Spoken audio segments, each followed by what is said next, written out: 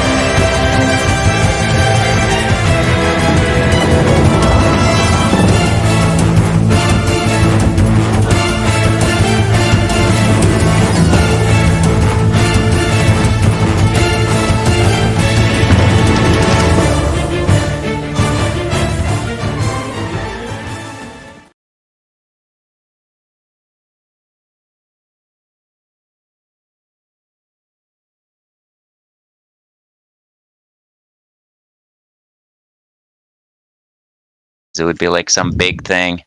Oh, yeah. We almost had. We are back. We turn our attention to the kingdom that occupies the lower southwestern portion of the continent of Loropa, a fascist regime known as the Kingdom of Golferin. It is a place settled by the worst sort of humans that unfortunately exist, the intolerant ones. Military service is compulsory for the Kingdom of Golferin and its citizens. They are mandatorily enlisted at the age of 18 and must spend at least 3 years in active service before they are eligible for discharge. Of the soldiers of Golferin, the toughest, bravest, and most foolhardy are sent to guard the Shadewall, a 7-mile-long, 120-foot-tall wall of solid stone that protects the realm from a strange anomaly that exists in the northernmost mountains, that also serves as a border for the small human kingdom. None but the hardest soldiers survive long on the wall, for it serves as the first line of defense against the horrors that regularly come through Loropa's one and only portal to Shadowfell, a dangerous mirror dimension to the material plane, but one that is twisted and dark and full of horrible creatures.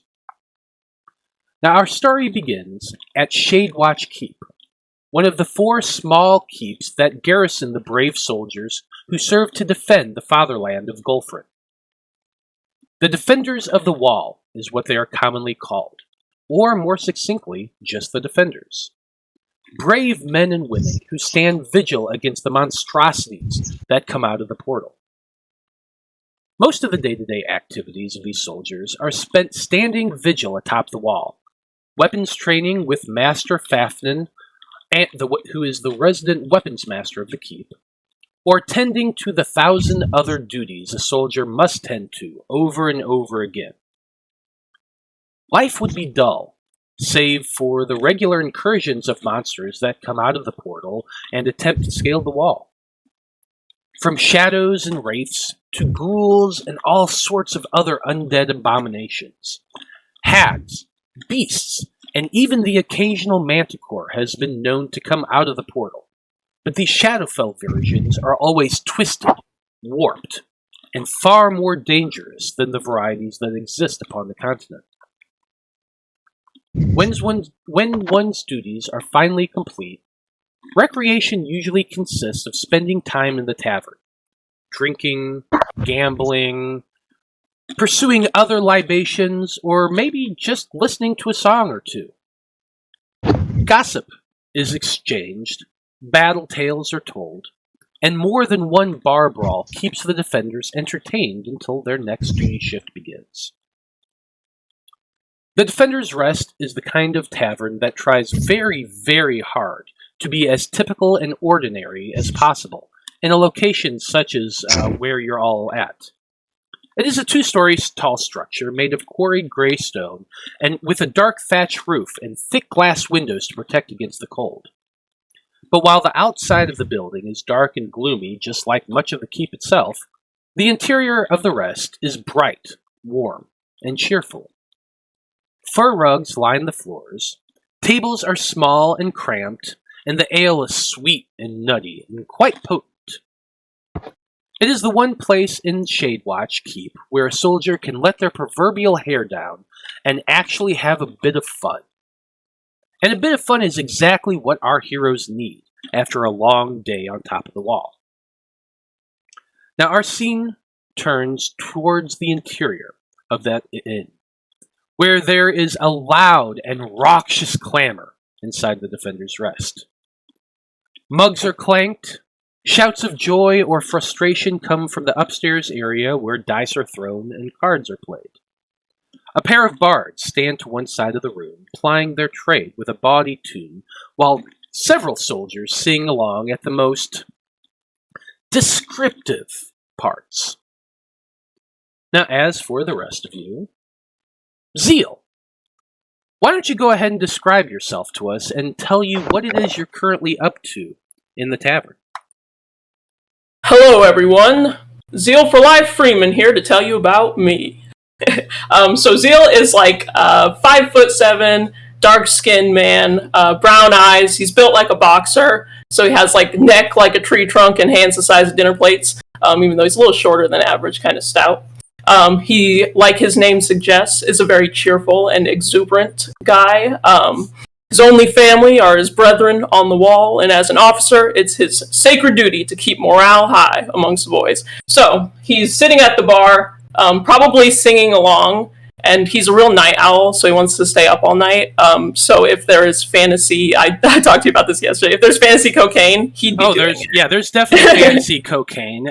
You can actually get that from the bartender, who is your typical portly man, big beard, bald head, and he'll slip you a little sood for 5 gold pieces. A little sood. Alright, I give him 5 gold pieces, and I say, "Thank you, bartender. Good night as always, huh, boys?" And then I slap the boy next to me. Really hard. And as you slap the boy next to you, he is massively huge. Probably the biggest human you have ever seen in your life. Mulligan, why don't you go ahead and describe yourselves for us and tell you what you're doing in the bar. Oh, and we just lost Steven. As soon as you say it. As soon as I call him, we lose him.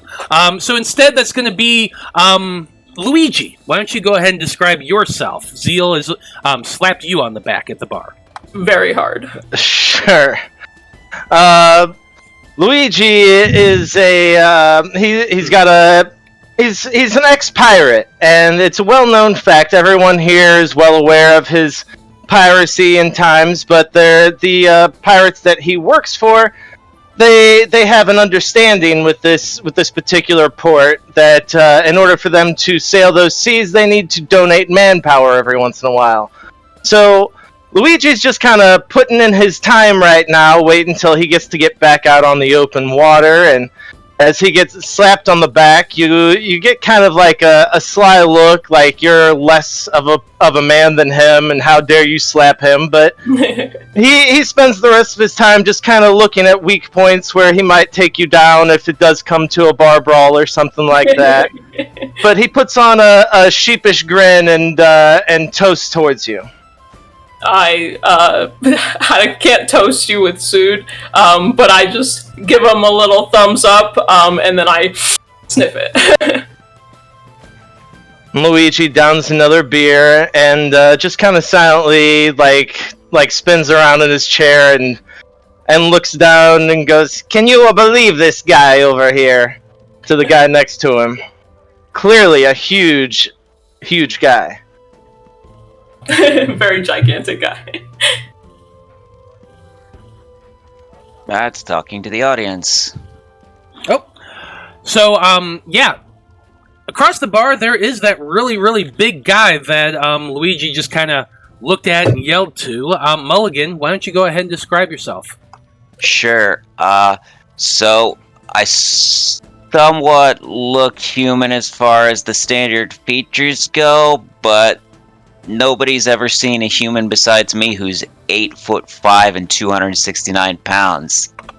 I'm currently at a table where there's lots of yelling because there's gambling going on. We're not actually throwing dice or anything. It's arm wrestling.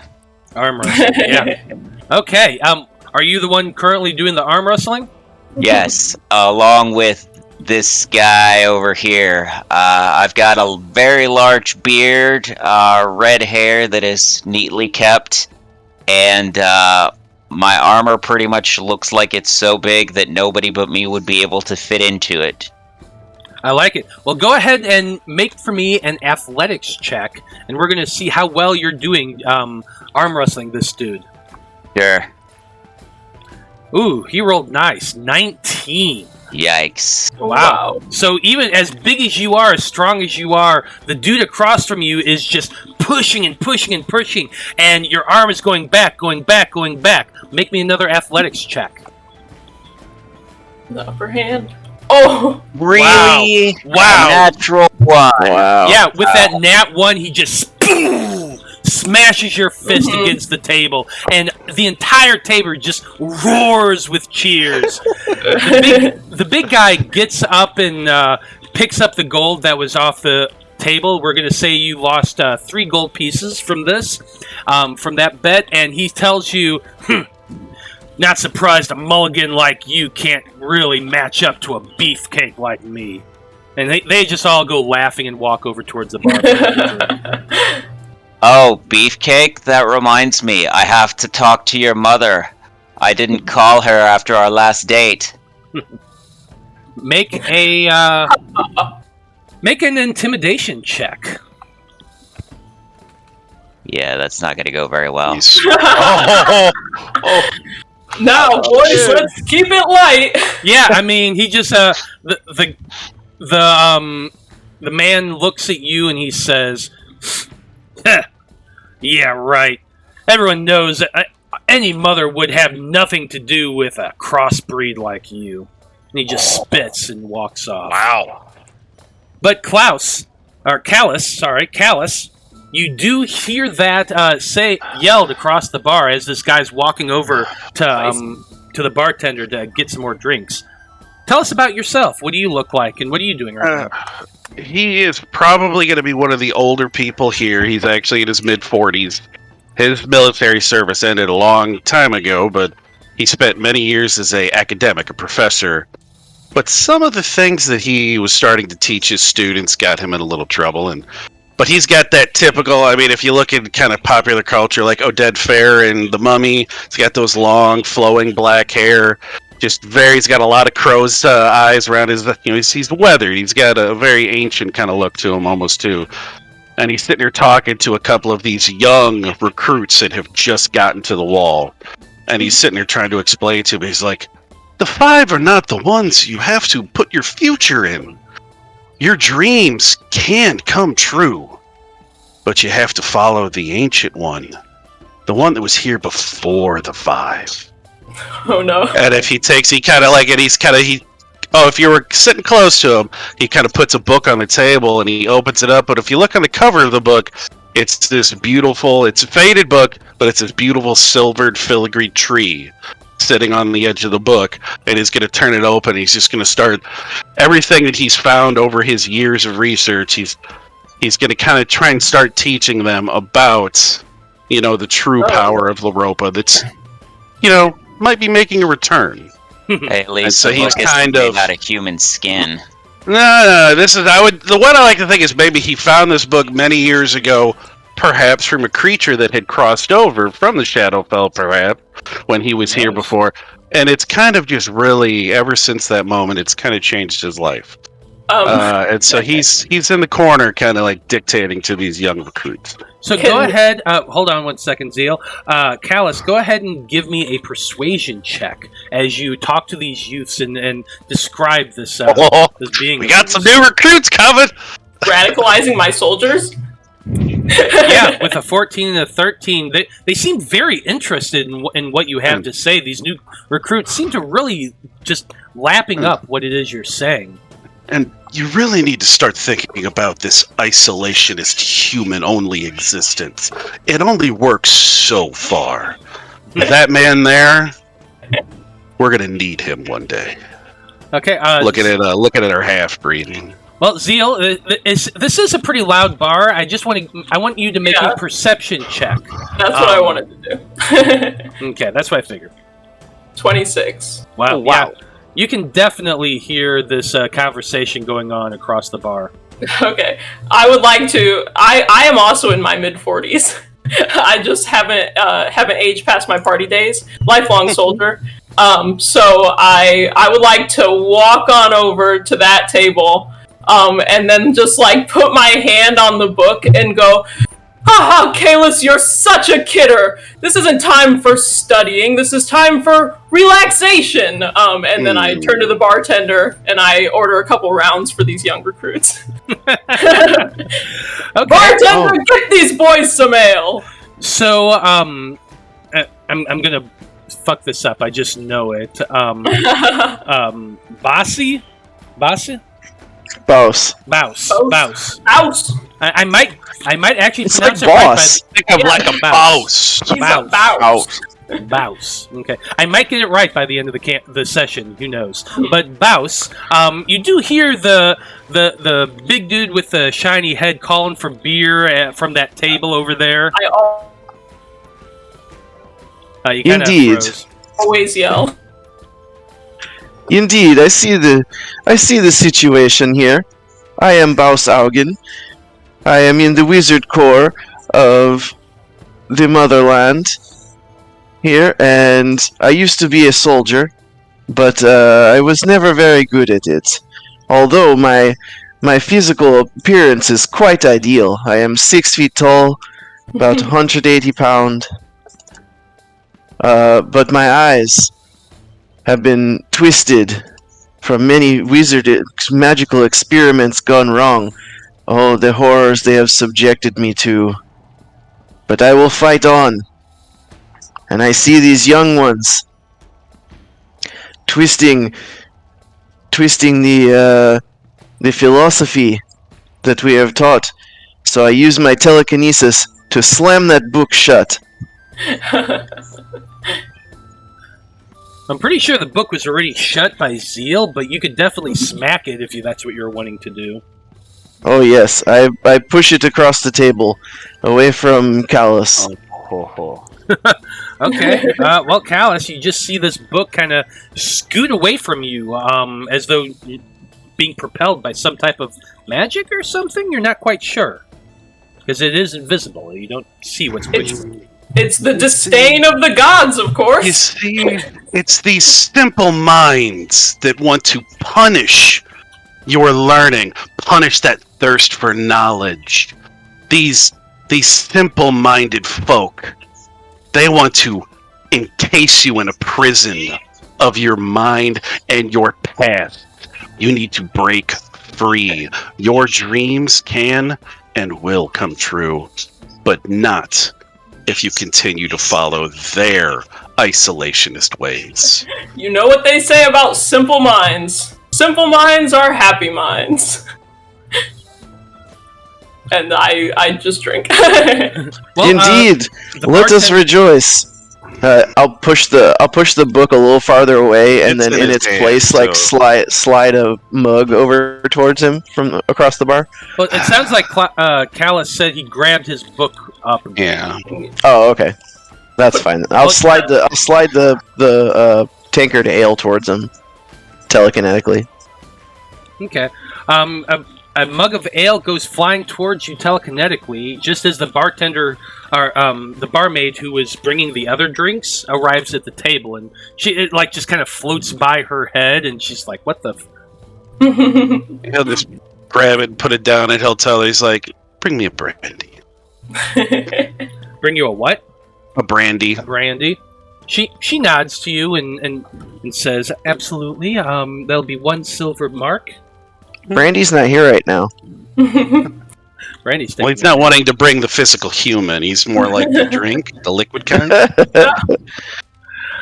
Yeah, bring me a brandy in liquid form. That's not something you usually need to specify. You'd be surprised. You'd be surprised in our group. But yeah, 1 silver mark, 1 silver piece is what a tankard of brandy would cost you. Yeah, you give it up. Okay. She does go back, and it takes a moment before your drink's brought to you. But your entire table now has mugs of ale in front of you.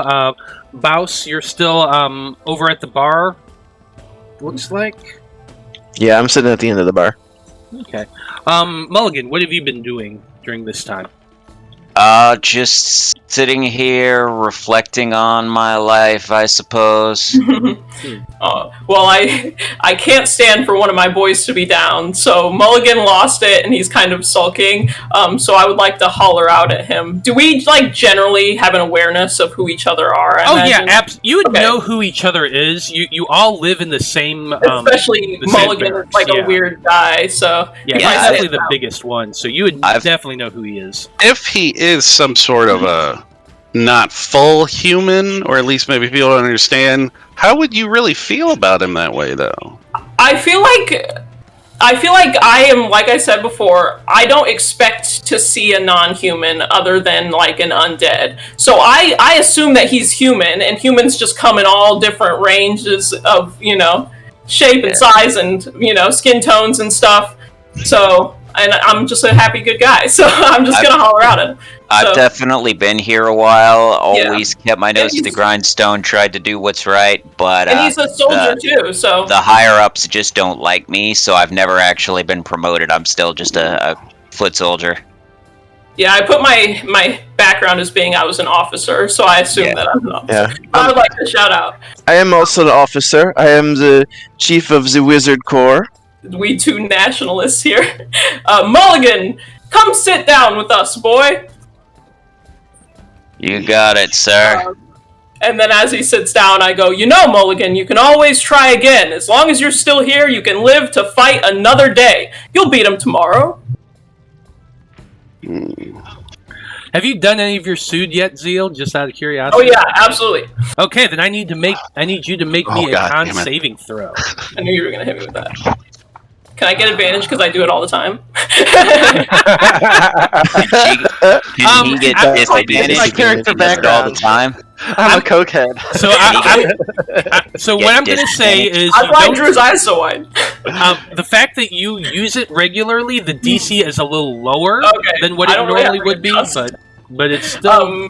I'll get myself guidance though. Does he tweak if he I doesn't just get nat 20'd it. I do coke all the time, guys. It's fine. I just love to be awake all through the night and stare at the moon that our graceful moon mother Amentress gave us. Amen! Yeah, you just get really, really hot, really, really happy and really, really bubbly and like super like in the zone. But I put my arm around both of my boys next to me and I go, "Good fighting today, boys!" Yeah, absolutely.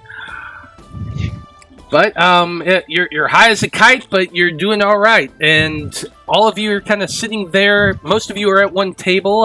Looks like Baus and Luigi are still at the bar, drinking and chilling.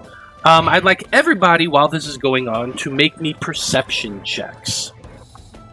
Sure. Perception. 22, good sir. 19. 6. Team. I have rolled a 13, regrettably. Okay. So let's see. Kalis, Mulligan. Oddly enough, it's the two of you who hear this. It's kind of hard to hear over the loud music that's going on, the talking and the cheering in the bar, but over all that din, the two of you are able to hear that king king king king king king king king clanging sound that's coming from outside, and you both immediately know what this is. It's the alarm bell from the top of the wall. So the keep is under attack. I'll just stand up to my full height and yell to the bar, "To arms!" Ooh. I would like to give Into vigilance positions! to Mulligan, because I imagine I was touching his back, so I'll quote this right. So he gets advantage on the next initiative roll. I like it. So In fact, I'll just use thaumaturgy, since I can cast it, to make sure that my voice is loud enough that everybody can hear me. oh, it absolutely does. The entire bar rings with that huge yell from Mulligan. And I need all of you to roll me some initiative. Cool. Yay. I get to add my charisma to initiative. I got a -1. Ha! Wow. 24. Jesus H. Christ. I got a nat 20. Nice. I mean, I have a paladin that's got a -1. I've gotten a 0 before. Never gotten a -1. That's awesome. I got the -1 because as everybody's running out, I'm slapping them on the back and going, "Go boys, go! Go boys, go!" And I wait until everybody is left, and then I go. I figure as Kalos walks by, he goes, "Do you really need to be under the influence every time we fight?" He's gonna look back at the other two and be like, "Use this, not this," as he's running out. Zeal slapping all the soldiers on the butt, making them Callus, feel good luck slightly out there, uncomfortable. soldier, and I salute you.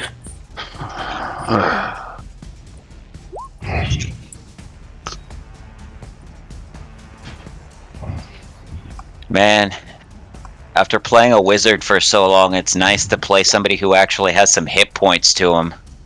Oh yeah. None of this, oh, 2 hits and I'm worried about being downed. Rogues are pretty squishy too. But Yeah, hell, we're still I've got even level 6. I was like, I've got even less than I was a rogue almost. So yeah, casters, baby. Hey, that's Yeah, a lot I of shadows. Are you Like sure about 40 or 50 hit points maybe. And then my AC sucks because all I've got is high dex and mage armor. Oh yeah. Of course, Roll20 is not working for me, so I have to reload. Bear Dude, I with feel me a like I'm about to second. fucking charge into the keep on fucking Doom right now, man. Jesus. This music. that? It's so Good. intense. Good, that's exactly what it's supposed to be.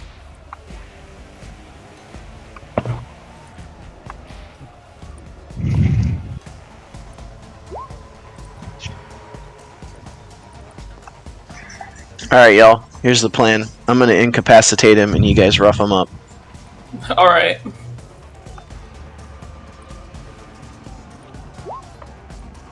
Okay, you ready for this? There's too many. Y'all ready for this? Da da da da da da da da da da da da da da da da da.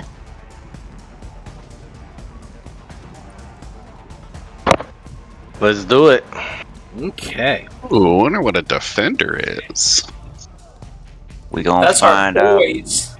It is indeed. You're That's It's our your boys. boy. Luigi's not an initiative. Oh, I'm not?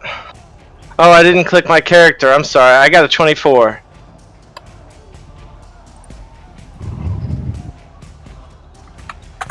Okay, is that everybody? Is everybody in initiative now? Looks I good think to so. me. Yep, looks good to me. I like that Zeal got a negative do it. 1. It's amazing. He's I'm just gonna be chilling back here, boys. I'll he's get in so there. so slow he only gets to go every other turn. I mean, that's what those drugs just fuck you up. What can you say? Yeah. Should be moving twice Drugs as are fast. Beckham kind. Yeah, I should have haste on me right now. Apparently not. But let's go ahead and get things moving. We're starting off with Luigi at top of the order. You just heard the big tall guy yell so loud that your teeth vibrated. But Yeah, he called that the alarm is going. You know that the door is actually right over here. I'm just going to go ahead and remove it for you, so you can see where the Shit, door I was is. gonna say, I moved to the other side of the room to run out. So there you go. Alright. Now you can actually see where the door is leading out. So what are you going to do, Luigi? I'm moving pretty central right there, and I'm going to hold my action and Eldritch Blast to the first thing I see coming through. Coming through the door itself? Yes. Okay, if that's what you want to do, that's totally fine. I will just remind everybody that there are some things you know about the keep, and one of those things is if the alarm bell's going off, typically that means that the keep is under attack. The wall itself is under attack. So I'm just Means going to get your ass throw that outside. out there. Oh, so they're not coming in. We need to go out. I got you. Yeah. Yeah, that's Means what get your ass outside. All right. So Well, I mean, you can certainly wait if that's what you're wanting to do. I'm just letting you know that that's what's going on. no, I'll go ahead and get to about there then, and I use dash to get there. So, Okay. I guess as a rogue, I can bonus action dash, right? Yes, you can. And we will say that if you get there, you can just free action open the door. All right. Free action, open the door. Then I'm gonna come out, and I've got enough movement to get to a right about here. Okay. And that's all I can do. Well, now, as you step out into the slush and snow of the keep, you are horrified to find that the courtyard is already engaged in battle. Awesome. Small pockets of defenders are engaged with shadowy bipedal creatures that seem to glisten under the waning sun. Shadow spawn is what the term generally used by the defenders of the wall. They're creatures that have come out of the portal from Shadowfell, and they're all inside the keep right now. You all know that the general order for any kind of incursion is to immediately dispatch any threats on this side of the wall, and then report to your duty stations. So, just so you know. All right. So just so I'm clear, this white stuff is snow. Yes, that white stuff is snow. Okay. All right. Well, that's all I can do with my turn. Just happy to have a fight. Here we go. Yeah, here we go. And next off, boss, what you doing? Yeah, we must defend the motherland.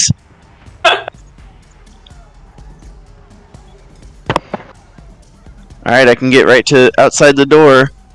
Let's see, where are the enemies? Oh, they're up here. Yeah, as you're stepping out, you can see there are some groups of shadowy creatures coming towards the tavern itself. Down here, right in front of you, there is an almost dog-like looking thing. Like, remember the Gozer and all them from freaking Ghostbusters. Ghostbusters? Yeah, that's Okay. basically what these look like. Giant, mastiff-like dog creatures, but created from shadow and kind of wispy and slightly not all together there. He is currently on top of a defender soldier, and the defender has his Right. spear up in the dog's mouth, kind of holding him back. Yeah.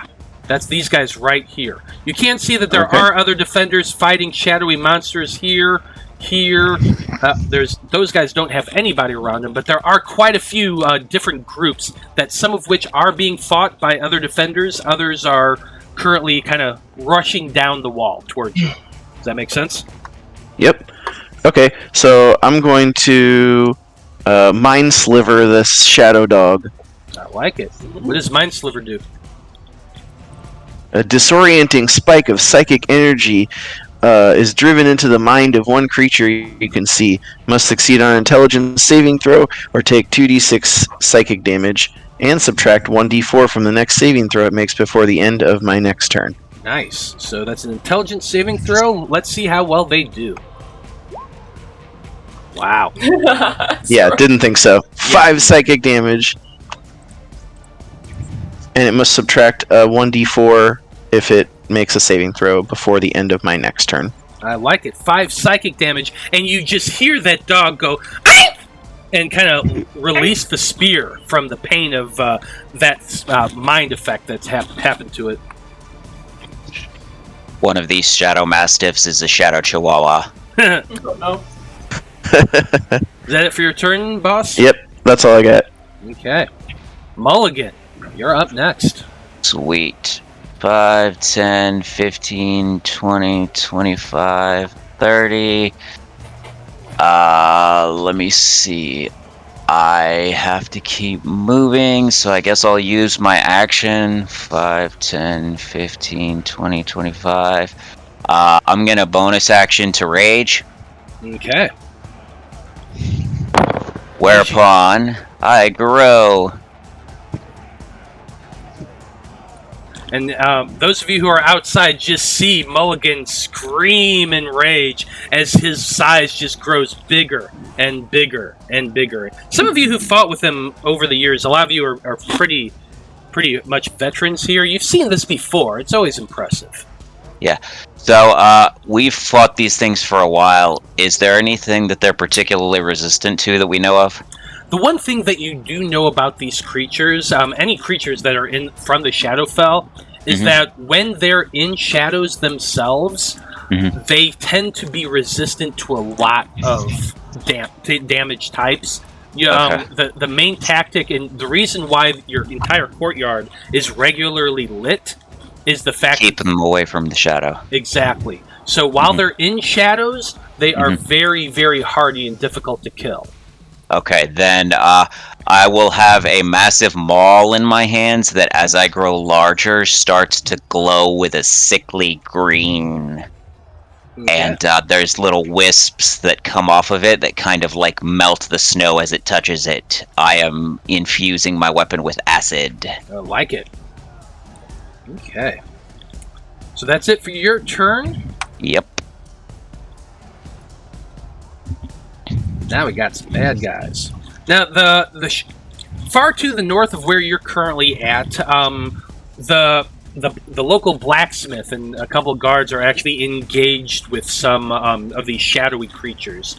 So the shadow themselves, this one on its turn, is actually attacking the blacksmith. Ooh, that's an 18. Everything is on freaking... I hate it when Roll20 does that. Yeah, it always defaults to rolling with advantage, which is so weird. Well, the thing is, like, I have my settings set to not do that, and it still does it. That's what's annoying. Anywho, 18's definitely gonna hit. Ouch. 8 points of necrotic damage to the blacksmith, and his strength score... Let's see, he needs to make a... let's see. Yeah, the strength scores... He doesn't make any save. Nope, it just happens. Why, they're so nasty. Yep.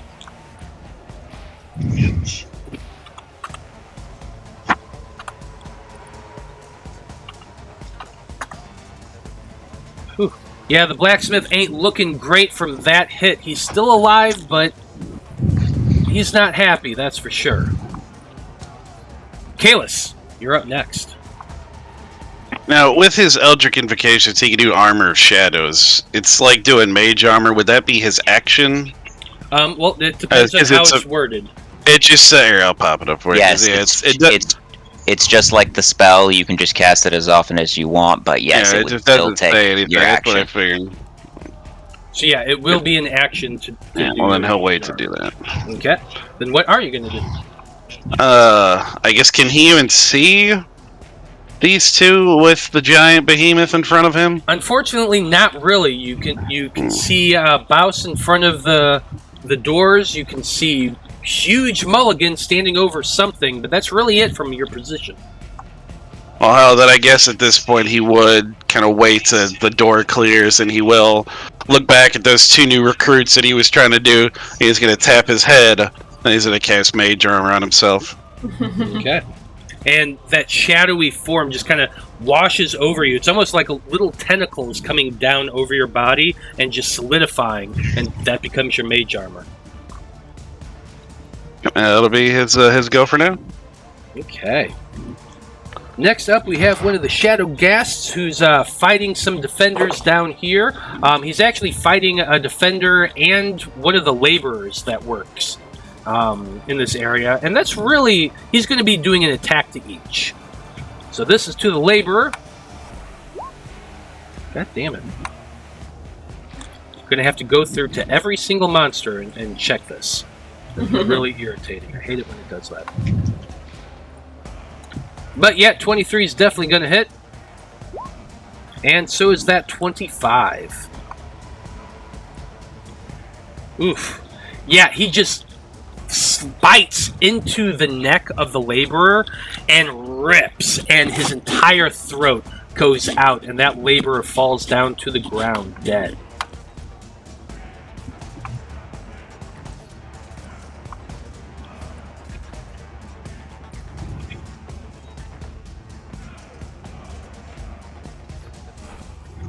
Okay, the defender takes 12 points of slashing damage and has to make a con saving throw.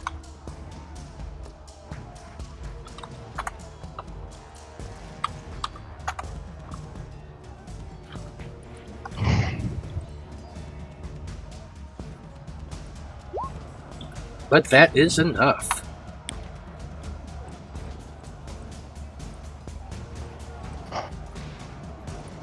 So it does succeed, is not paralyzed, but has taken a hit. Next off, we have the shadows that are from the top of this area, and they, yeah, definitely coming right at you, Luigi. You're the first one they see. Yep. Wah. Wow. They can move 40 feet total. So move right up to you. And it's going to make an attack. All right. But that is a 7, so Nope. easily 7's knocked not. back. I I guarantee that wasn't going to hit. That's it for the Shadow's turn. Actually, I forgot something. He's at disadvantage right now because he is in the sunlight, so I got to remember that. But a 7... Sure. Yeah. No need. Yeah. Is it daytime? It is technically still daytime. Okay. It is evening time. So like, or it's like getting towards evening. So the sun is beginning to set, but it is still up right now. Okay. Which is a good thing for your group. You got one more of those shadowy dudes coming up right at you, buddy.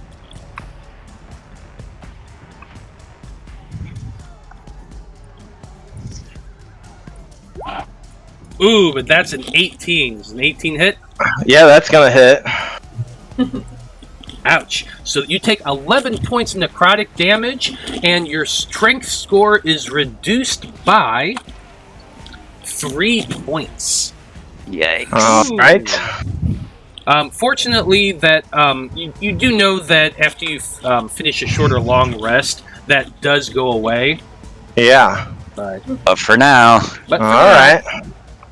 Then when he does that, you hear yay, and I cast Hellish Rebuke as a reaction. I like it.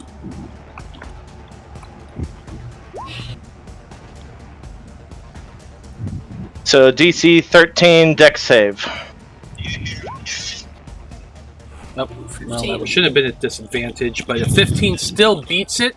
Yeah, so he'll take half. So he does take half. Like you cast your Hellish Rebuke on him, and you see the fire hit him. But even the fact that he was able to jump back and miss most of that, the flames barely seem to like even catch onto this creature.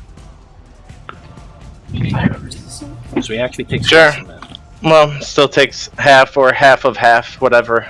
Half of half of half. Sure. Yep, half of half. Of course. Great.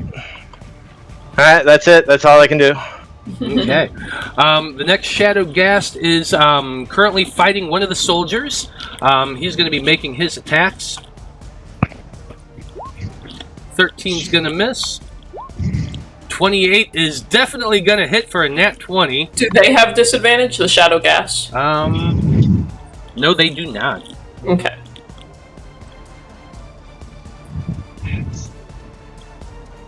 Okay. 18 Yikes. points of damage to the defender.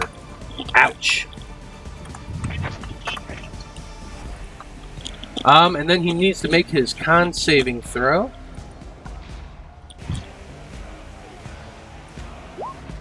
But a nat 20 again. Oh, wow. Getting these out of the way quickly in this game. But he definitely saves. He took some damage. He's not looking the best in the world, but he's not like dead. Hey, Matt. Yes. Can you save some of those for the rest of the class? Sure, I'll try to roll one on you next.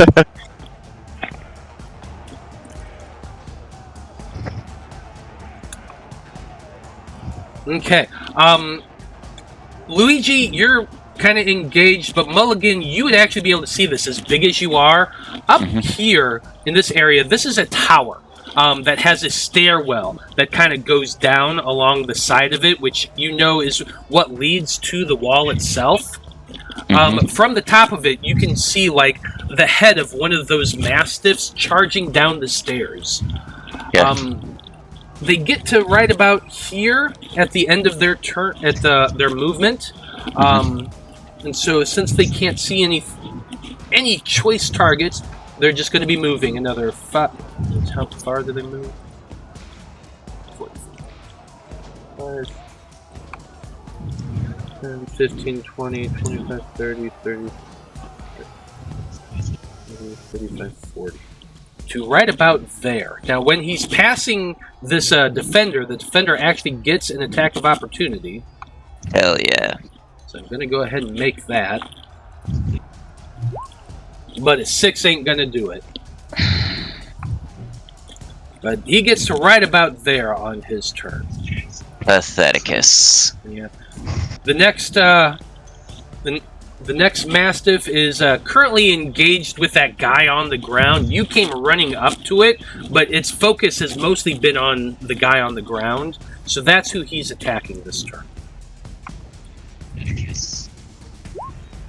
17 is enough to hit.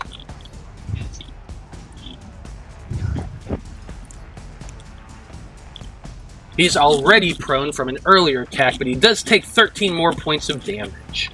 And with that soldier, he is looking severely, severely hurt. Well, I tried to provide an alternate target, but the doggo just wasn't having it. He was focused on the guy on the ground. Actually, I should have had advantage on that, so let me see if I get a crit. No. I did not get a crit. But anyway. We got more shadow creatures coming up. Let's see here. They're climbing down the walls right now and moving towards the group. So...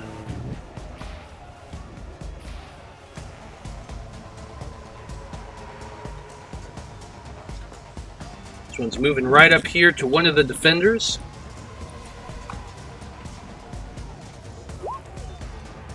$17 does hit. 7 points of damage, and his strength is reduced by 4. Ow. That's a lot of strength drain. Yes, it was.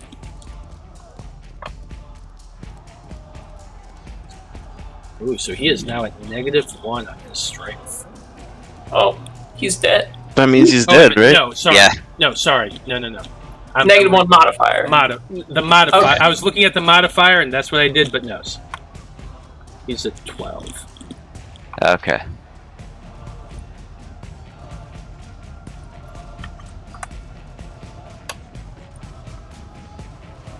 Yeah, no, I just said that weird. That's my bad.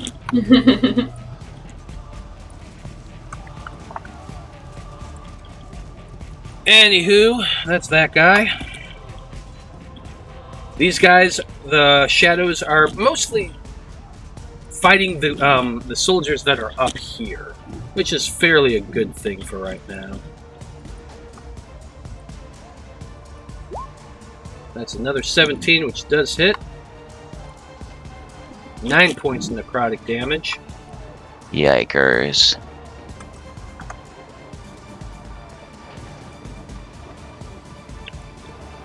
At least it's only one. Yeah, that one's only one, so that's good at least. We're pretty severely outnumbered here, guys. We need to do something, but they got so many turns in a row. Mm-hmm. Yeah. Well, I'm almost done. And then, see, all of the defenders themselves are moving on the same turn. That's the veteran. Mm-hmm. So now I'm about to do a bunch of back attacks at them. So, Yeah. So just bear with me a second. Okay. It's Y'all also just just roll the really fact shitty. that I had to move and rage, which took up my turn. Couldn't get far enough to attack anybody yet. Well, you're about to get attacked because this guy's coming up towards you. Oh, Lord. So you see the shadowy form just start swooping up towards you. It pulls a hand out and just slashes, trying to hit you. Does have disadvantage because there is light right here, though, unfortunately. So that's an 11, which does not hit. Gonna do it. Okay. Now the veterans are going again. I'm going to be doing these attacks really, really quick.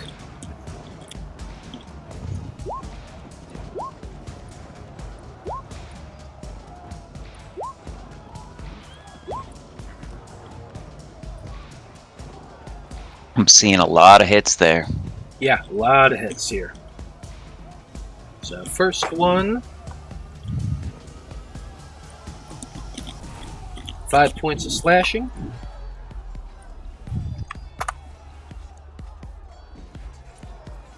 $11 points of slashing.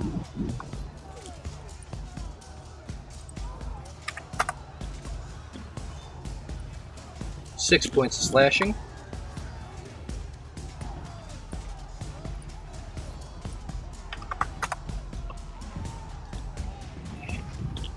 $7 points of slashing.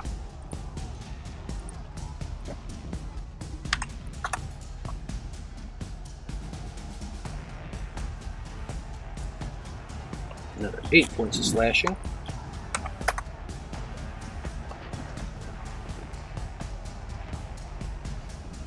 And then everybody in the bar is kind of starting to rush out. Whoa. So I'm just going to kind of move people around real quick. Zeal, your turn's coming up in half a moment. Think about what you're going to be wanting to do. But 10, 15, 20, 25.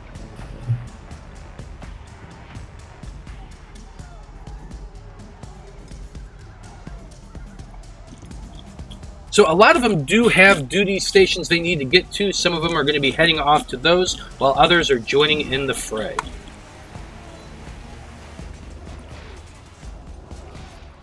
They at least come to join you. They had to use their full movement to get up to you, Luigi, but a couple of them are coming up to help. Hey, don't use fire.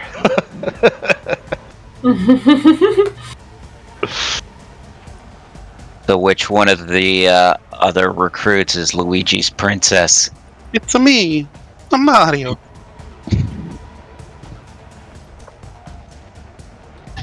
No, you got it wrong. His captain is Green-haired King one. Bowser. Green-haired one right here. Matches his aesthetic.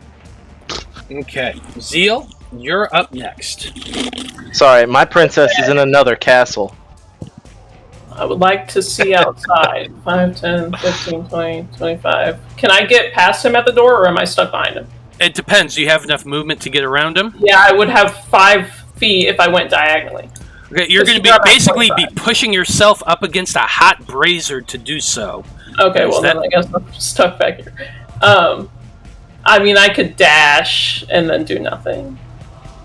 You can at least see around him, but what are you wanting to do? Okay, if I can see around him, I am going to cast Moonbeam. And I'm going to put it on this fella right here. The clouds part. The sun is going down in one spot. The moon is in another. 5-foot radius cylinder. Mm-hmm. Yep, let me pull that out real Shines quick. up.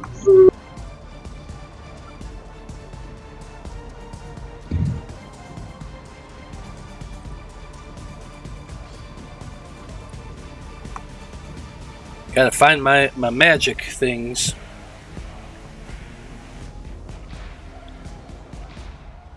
Moonbeam is sick. Moonbeam is very sick. My girlfriend turned into the Hit him moon. with the space laser. That's rough, buddy. Yeah, that is kind of rough. Poor dude.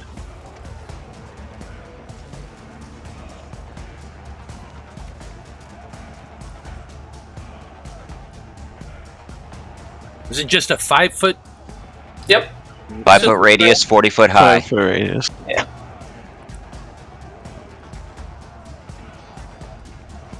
A 5-foot radius, so that. Yeah, Yeah, so yeah. it could hit two dudes. Oh, yeah. Get both of these guys. Both of these nuts. Both of these boys right here. Well, you can now move that thing around, Zeal. So you put it where you want it to be. Okay. Both of them. Gotta make Perfect. Constitution Well, save. they got to do that on their turn. Yeah. Yes. Okay. But do you do anything else on your turn? No, Groovy. I'm good. Well, with that, we're at Luigi. What are you wanting to do? Well, you've got multiple people next to me, so I can't really do very much at all. So I'll take a slash with my rapier at the one on the right, Okay. and that's a natural 2, so nothing. Yeah, unfortunately, that's a nothing with that two. As a rogue, you can bonus I can action. wait. Sorry. Let me say it. Turn's not over. As a bonus action, I'd like to disengage, though. Woo! So I'll back up to right about here, Bottlenecking that door. Love Yeah, really. bottlenecking that door, defending the beer. it. Okay, so that's it for Luigi's turn. Yes. Mouse, what you got? Yeah, I will move into position. Over here. Und then I will cast a sleep spell. Oh, yeah?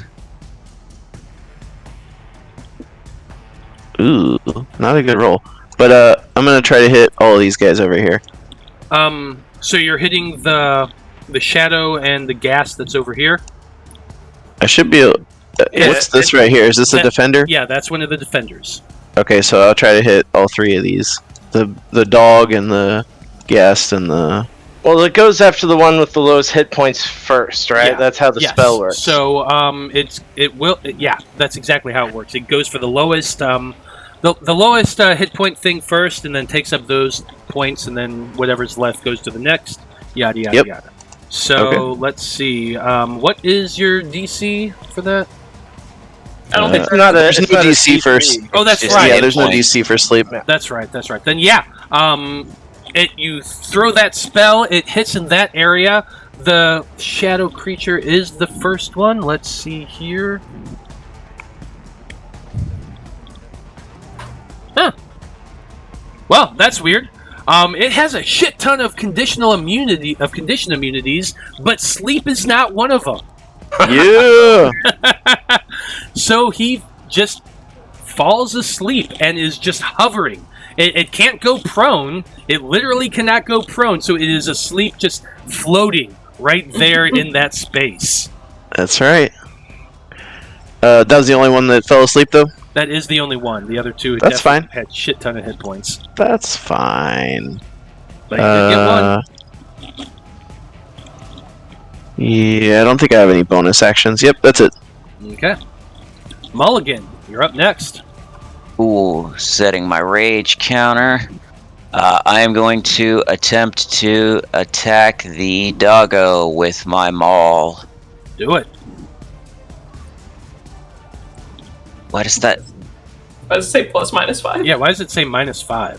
I have a global attack modifier for Great Weapon Master, but I don't know why it didn't just add that in. I think it's maybe you have it entered in as -5. This is just the way it put it in as the feat. Well, if you use Great Weapon Master, then it's -5 to the attack, but if you hit, then it's +10. Yeah. Oh, so, that- Yeah, it's a so damage. Were you using Great Weapon Master? Yes. Okay. Yes. Yeah, it's like sharpshooter in that effect. Yeah. So whenever you're wanting to do that, you call that you're using your Great Weapon Master just to let me know that counts. Sure. But yes, that is a -5 to hit, so that does not hit. Okay. I will take my second attack, and this time it'll just be normal. And I got a 16. Okay, a 16 definitely hits. Cool. That is 17 points of acid damage. Nice.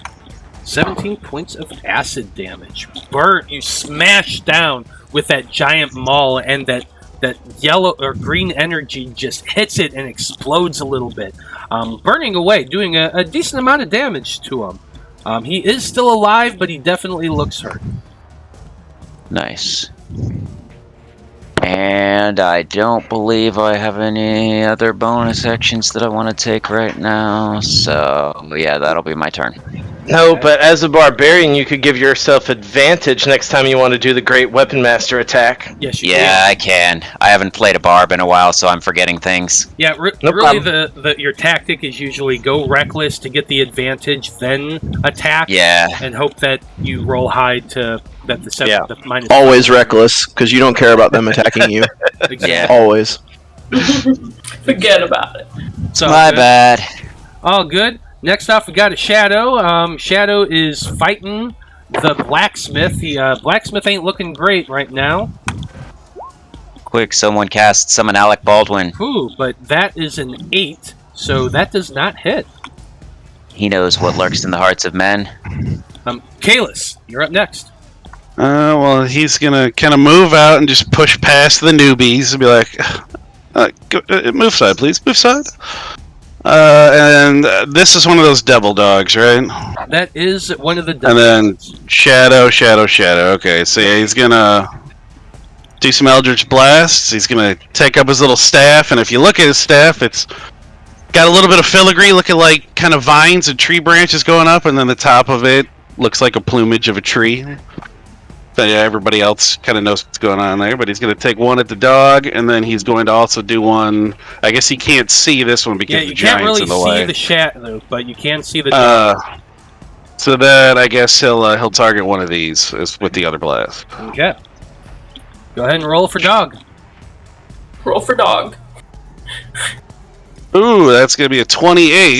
Yeah, And I guess it definitely does. auto-rolled the damage already, but for Agonizing Blast, it's an extra 5 plus a 7 force, so it's 12. 12 points. of And damage. he gets pushed 10 feet away in a straight line. So when you hit the dog, that Eldritch Blast smashes into the side, shoving it back off of its feet. And when it lands, how many feet did you say? 10 feet? 10 feet. Okay. He does not get up. That dog is Yeah. dead. Down boy. That's your first shot. And then the second one is one of the shadows. It's over there by Luigi. Okay. It's 23 and another 7 to that one. Oh yeah. Another 7 I'm points gonna to turn that off one. that auto damage. It's weird. Ooh, yeah. Eldritch Blast. You said And this that's guy also here, pushed right? 10 feet. Yeah, the one on the right. Yeah, this one right here. Perfect. So it's pushed 10 yeah. feet back. Why? Well, unfortunately, pushing it 10 feet back gets it Yeah. out of the moonbeam. Well, that's Thank fine.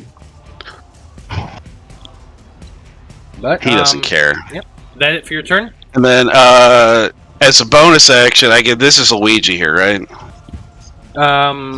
Is this No, one? Oh. no, Luigi's in the center. Oh, right here. Is that?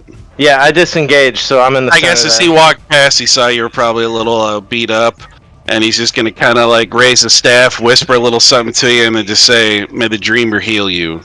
And he's gonna give you some healing light, and he's gonna roll 2d6. Okay. That's so you get 5 back. Oh, nice. Yeah, it probably feels a little creepy, like suction cups going up your back a little bit. But you are healed for 5. Alright. And that's his turn. Okay. Next up, we come to one of the big things, a Shadowghast. He is currently fighting one of the defenders. He already killed one of the laborers here in town. You know that guy, actually. His name is Steve. He was a nice guy. Was. Steve! 15's not going to do it for the bite. And a nat 1 is definitely not going to do it for the claws. So this defender is just, when the thing comes out and bites, he just shoves his sword right in the thing's mouth.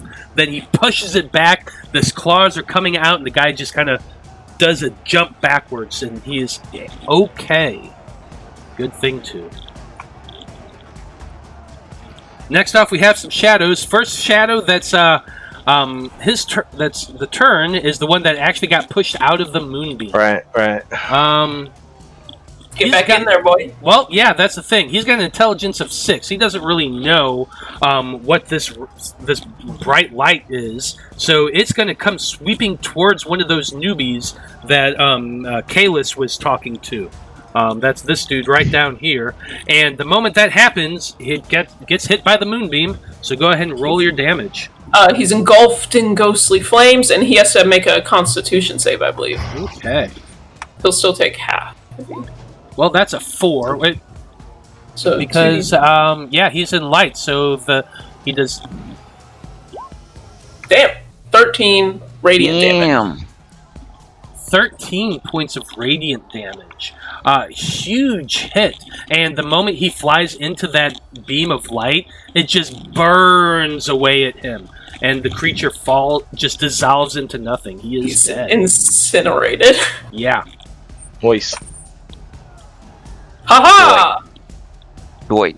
Yeah, and the shadow next to him, it is his turn, so he's got to make that con saving throw as well. Ooh, that's a 9. That is a failure. Radiant damage. Yeah, 10 point of radiant damage, and he is vulnerable to this. You just watch as that light that's engulfed around him burns away this shadow, and he just dissolves into nothing as well. Boom. Boom.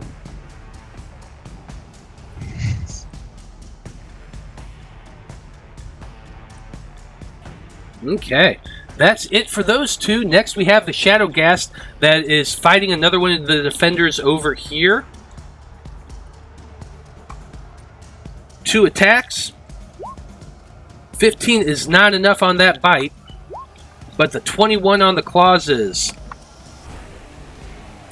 9 points of slashing damage.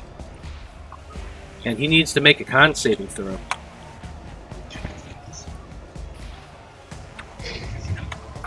Yeah. Whoa. There. Uh-huh. There we go.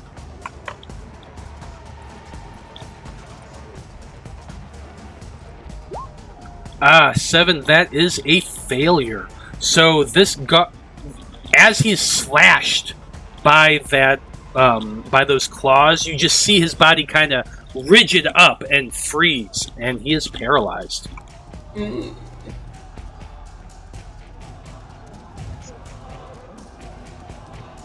There we go. Next off, we have the Shadow Mastiff. It is coming towards the big guy. 5, 10, 15, 20, 25, 30, right up to you, Mulligan. Sure. You're big and beefy and look like a snack. Yep.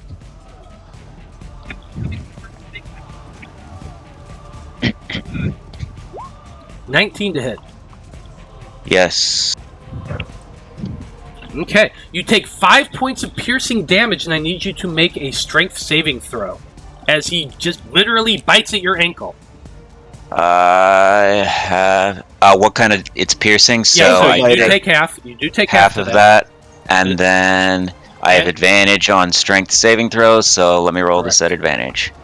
20. 20 is Dirty more 20. than enough. He bites at your ankle, and you just kind of kick him off, taking a tiny bit of damage, but not a lot.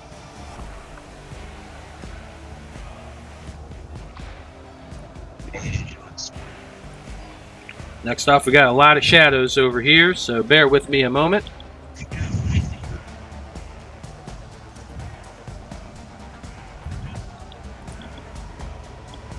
Oh, do you round up or down on that, Matt? Down. Okay.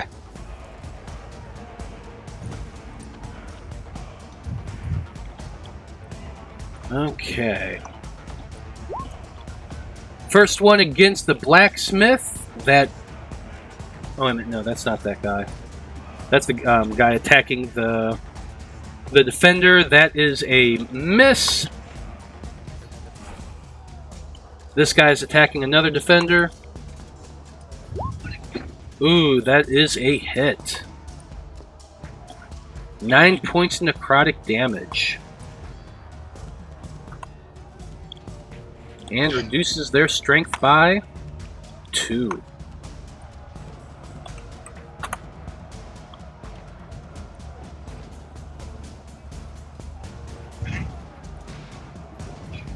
Okay, next up is the one that is in front of you, Mulligan.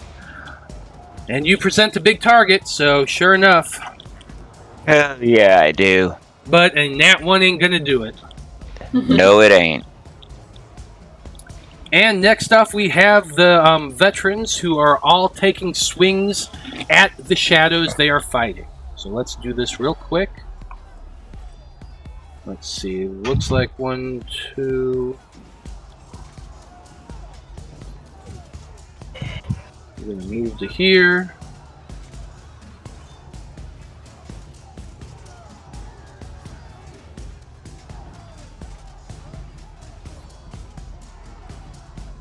There.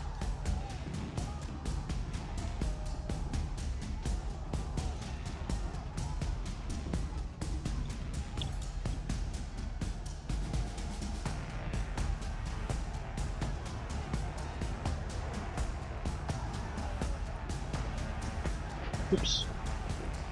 Sorry.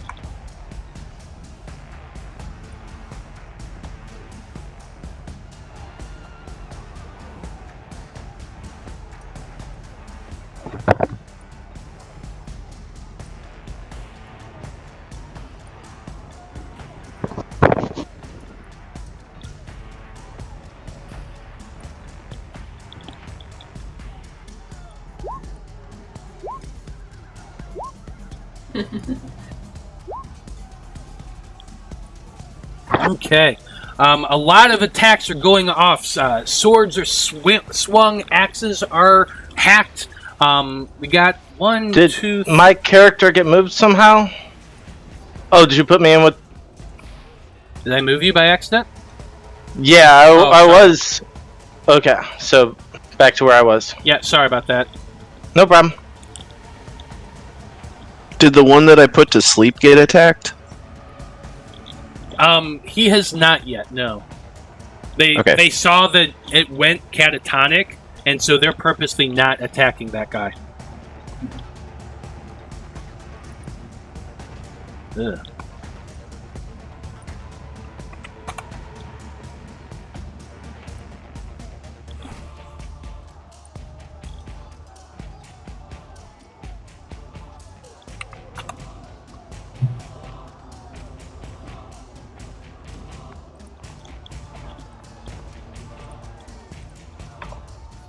Okay, one of the defenders was able to take out another one of the shadow creatures. Cool. That's good. Oh, we got second one down. There we go. Okay, more of the defenders are rushing towards their places where they have to be. Your group is still engaged with everybody. We do have a first-time chatter I haven't gotten a chance to talk about yet. Lindy Ev for life. She's saying that she's been laughing at the Mario jokes so far, so appreciate that. Also saying, went down to a list of comics that I have, which includes a 1977 Brave and the Bold Batman issue with Mr. Miracle. That's cool. Okay. I have no idea what that means, but... Well, we're at the I'm a bottom. nerd, just not that kind of nerd. Just not that kind of nerd, but I'm familiar with Brave and the Bold. It's just a Batman series that's kind of more cartoony, but fun. Anyway, Zeal, you're up. Well, if it ain't broke, don't fix it. So I'm gonna move my moonbeam to these two guys here. Okay, like it. And then I'm also going to use some movement to get out here. Right there. Still gonna stay back a little bit. I imagine everybody looks pretty okay. Yeah, it looks like pretty... other than the guy on the ground, he's managed to get up by now, but he's looking really fucked up. Who's that guy? This guy right here. Do we got a dog next to him? I'm gonna hold off. Okay. Fair enough. But we're at the top of the order with Luigi, so what are you wanting to do? Alright, Luigi is going to move 5, 10, 15, 20 down to here. So he's got line of sight. This guy. And he's going to send an Eldritch Blast. And his Eldritch Blast comes out like green fire, but it doesn't shoot straight like most Eldritch Blasts. It bounces on the ground a little bit before it gets to the target. God. Stop. God damn I it. love it. Alright. First one's a 15. 15's gonna hit. Your little Koopa shell goes bouncing down off of the road and jumps over the guy and hits the dog. I hate you. I love you so much. Okay. Just 2 damage on that one. Oh, 24. Excellent. So down and So- gonna hit. Oh no! Oh, terrible rolls. Wow. Oof. So these things just lose momentum as they bounce along Yeah. the ground. Yeah, they do. It just bonk, bonk. It barely does anything, but you hit him. Ay, ay, ay. Mamma mia. Okay. That it for your turn, Luigi? Yeah, there's really nowhere to hide, so no point in bonus action right at the moment. I'll stay right there. I'm fine. Okay, fair enough. Next up, Bouse. What you got? Bouse. Like a boss. Yeah, I will. Let me see here.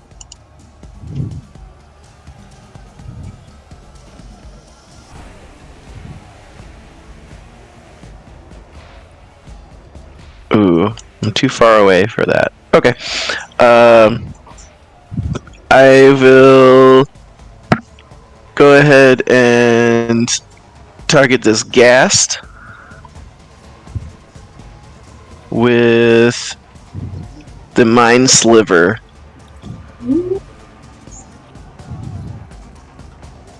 This guy right here. This guy right there? Okay. Perfect. He's got tons of intelligence, so we'll see how he does. Dripping with intelligence. Well, he's Natural 1. He's at least smarter than the shadows, so that's good at least. But yeah, fucking nat 1. Called it. Alright, the psychic energy is driven into his mind. And he takes 10 psychic damage, and if he makes any saving throws before the end of my next turn, he has to subtract a d4. Oh, he will be making that save. We'll find out. Yeah, you will. I like it. Yeah, just keep that in mind that it is that guy. The creature yelps in pain. It definitely hurt him, but he is still up. Mulligan, what you doing? Alright, let's see if I can do this turn right for once. Okay, so I'm adding this. I am activating my reckless attack. I am going to also be using Great Weapon Master. Okay. So I'm gonna advantage attacks and -5 to the swing. Yeah, so I'm gonna attack the dog first. So that'll be an 11, An 11 unfortunately does not hit. which misses for my second attack. 23 is gonna hit. Okay, With a -5. Oh yeah. so that is 29 points of acid damage. Ouch. Nice. Nice. Nice. Yeah, and he has no resistances to that shit. 29 points of acid damage. Honestly, so, like, he had 30 hit points, but that's such a big hit. I'm just going to give it to you. This guy's So- dead. So here's what happens. I turn my maul upside down, and it looks like a giant, oversized, like, golf or croquet mallet, and I just swing his head off. And it just goes flying up over the, that's a stable, this building down here, and it just goes flying up over the stable and lands somewhere beyond. It twinkles. Ding. Love it. You got anything else for your turn? I believe that is all, because I think I only get my bonus attack if I critical. Yeah. No, if I reduce a creature to 0 hit points, I can make a melee weapon as a bonus action Nice. Do it. attack. So I'm going to attack the shade guy who's there. 16 16's gonna hit. Nice. for 16 plus 9. So 25. 25. Yeah, you just 25 acid. you just pull your maul up and take it double-handed down and just smashes this shadow completely, just dissipating it. Like it just, you watch the maul just flatten the thing, and there's nothing Nice. else left there. It is dead. That's my giant. Alright, then I'm gonna move 5, 10, 15, 20, and I'll go right there. Okay. Actually, that's 25. That would put me in range. Cool. Yep, and Because I have extra reach. there is that radiant thing. You can't really see it very well because of the snow, but there is that circle of that beam of light from the moonbeam right in front of you. Yeah, that's Literally. there and there, right? Yep. So Yeah. you're not in it Okay. yet, which Okay. is good. Attaboy, soldier. Okay. Next is the shadowy turn. I accidentally hit the turn order again. He's still fucking with that blacksmith. Poor blacksmith. Yeah, poor blacksmith. Former blacksmith, probably now. Yeah, 9 is more than enough. Your friendly blacksmith, the guy who's been working to keep your weapons maintained, your armor tight. You watch in horror as the shadow creature just reaches into his chest, pulls out his beating heart, and the man you've all grown to know and love dies. Rip. Blacksmith killer. Man, screw Blacksmiths that are guy. off limits. That's an understood thing. How dare you? Kalis, you're up next. He's just gonna move over 15 feet, and he's gonna target this little guy here with a sacred flame. Like it. Get back there. The 17 dex. The agonizing blast is there, but it'll be 9 radiant if he failed. Okay, point out which guy you're doing it again. This one right here, and actually, the radiant soul would kick in, so it would still be He's 5, so asleep. it'd be 14. Yeah, he's. So I guess he. That Well, I one mean, was- then I guess he would fail his dex save then. If he fails automatically. because So that he you're takes attacking with 14 radiant. that. 14 radiant damage. Huge hit. And these guys are, like I said, Vulnerable to radiant. to radiant. So that is more than enough to take out that sleeping one. And then I guess these are just extra fighters here for our side. Extra, yep, that's he's gonna. I guess he was here, so 5, 10, 15. He's just gonna move up another 10 feet to start closing towards where the stairs are. Like it. They go down to the wall. Okay, yeah, those stairs are right over here that go up to the wall. That is his turn. Okay. Next up, we have the Shadow Ghast that's been fighting this this veteran. First thing he needs to do is his saving throw, which is what again? Constitution, and he gets minus D4. Yeah. Okay, love it. So failure automatically. Yeah. Damage. He takes 10 radiant damage. 10 points of radiant damage. Unfortunately, these guys are not vulnerable to the radiant, but he does take the damage, and he ain't looking great at this point. He's definitely looking a little worse for wear, but he's not too. He's bright enough to know that he probably still needs to keep fighting. So the veteran, the guy right here, which is as far as he can tell, is the only thing that's threatening him. He's going to be attacking. 19 definitely hits. The 14 does not. So he just pushes forward, biting down onto the neck of that defender there. 12 points of slashing damage and 3 points of necrotic. Still, the defender's still up. Good thing.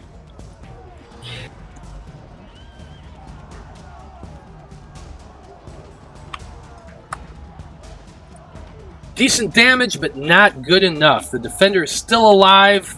So is that Shadow Ghast. The next Shadow Ghast is fighting this defender over here who is currently paralyzed. Sucks to be him.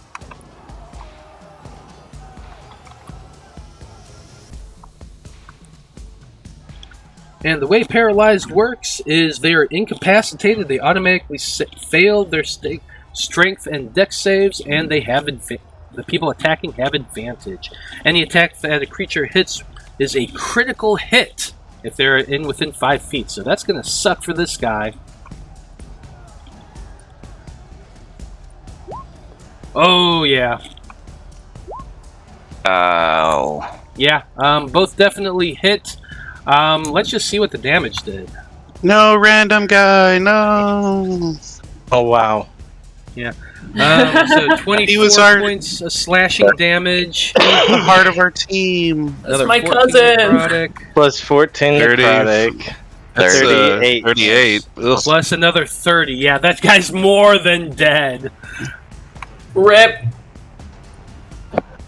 Yeah, this Shadow Ghast just jumps onto this defender, knocking him to the ground, ripping his throat out with his teeth, while at the same time shredding his chest open with those claws. That is a massive amount of damage, and more than enough to take this guy out. I'm sure he can be healed. That's a scratch. Yeah, stay in the infirmary. Walk it off! 2 at most. Whiner! He's still alive until he shits his pants. So we got a lot of defenders now who need to kill these guys. Hey, at least that guy's not paralyzed anymore. Hey, bright side. Hey, 2 criticals and a lot of 20s I'm seeing, so that's good. Oh yeah. They're definitely moving in at this point. Roll20 definitely has issues with its rolling, because the amount of times I see nat 20, nat 20, nat 1 in a row is just impossibly. I know, it's insane, right?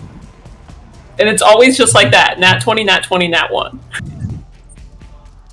We got it earlier in this very session. Yeah, telling a computer to do random numbers, it's a difficult task for it. Mm-hmm.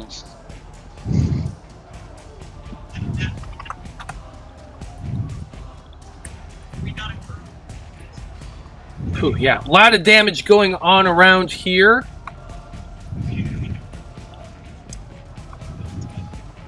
The last of the shadows seem to have been pretty well defeated.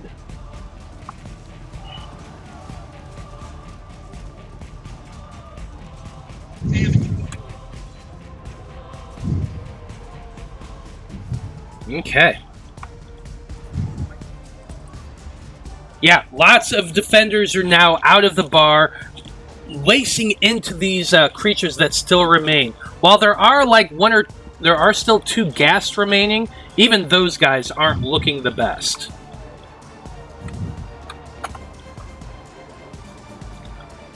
But all of the shadows do seem to have been defeated, and a lot of the patrons are now making their way to their duty stations. But it is the bottom of the order with Zeal and your -1 AC, or -1 initiative. God, I can't talk today. But anyway. Okay. -1 AC would be the literal worst. Yeah, that really would, but it really, really would. But yeah, anyway, you're at the bottom of the turn order, so what are you doing? Since that thing is still up and there's really nothing else within my range, I'm just gonna leave my moonbeam right where it is, and I'm gonna dash. So these are the steps, right? Yes, those are the steps. And we're in bright light right now? Well, it's not bright light, because... Are we in dim light now? It is, well, yeah. I mean... What is it? Yeah, I would say yeah, probably. We're in dim light? Okay. Then in that case, how tall is it to get up to the top of the wall? Oh, the wall itself is 120 feet tall. This is? So when we go up the stairs, we're going to have to run 120 feet? Yeah, it kind of goes... 12 flights of stairs? It kind of goes around. It's 12 flights of stairs. Okay, well, I'm still going to bonus action, use Steps of Night, to give myself a flying speed. Equals my walking speed.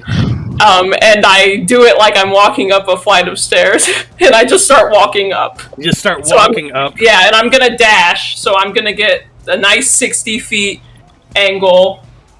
So I'll probably be hovering somewhere around here, but pretty high up in the air. I don't know, you can tell me. Pythagoras. Yeah, 60 feet up, going in that direction. I'm fine with this. Okay, sure. It's going to take you another round to get to the top, but you can... I'm fine with that, but I'm just doing it like I'm walking upstairs. Like, yeah. Just going. Okay, fair enough. I'll see you boys up there, and I salute everybody. Love it. Luigi, your turn. So I can see this guy who's 55 feet away from me. Mm-hmm. I'm going to use steady aim to give myself advantage on this. Now keep in mind that once you use steady aim, you cannot move.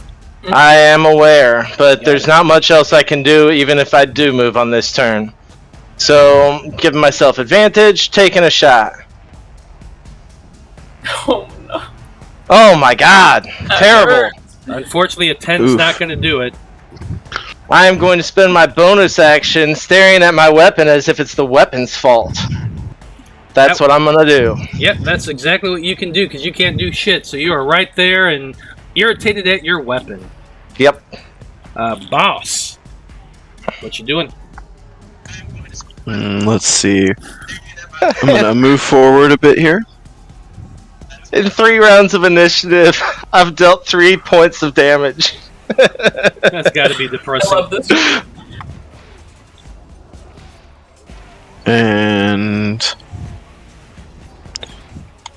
yeah, I'm going to go for the Mind Sliver on this ghast again. Okay. Which one? Are you doing the one up here? Got it. This one right here. Got it. DC 15 Intelligence save. Should not Is have that been a an 10 or an advantage. 18? It should not have been an advantage, so it is a 10. Okay, take 5 5 points of- psychic damage and subtract a d4 from the next save it makes. Okay. Well, this guy is definitely looking rough. He has a little bit of hit points left, but he ain't going to survive another round. Do anything else for your turn?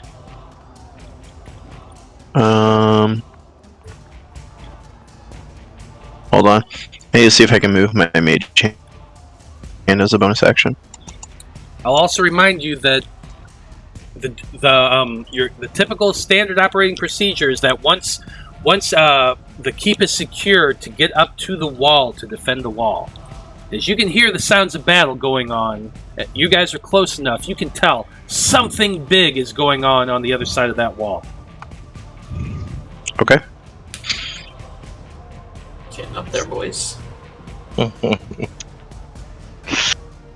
I'm a Luigi. I am Saga. Yeah, that's it on my turn. Okay. Luigi got a double jump. Okay, Mulligan, you're up next. Cool. I'm gonna take a swing on this guy with the usual Great Weapon Master and Reckless. Do it. 23 will hit.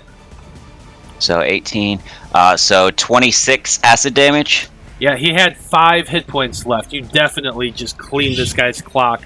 You smashed him down into the ground. Nice.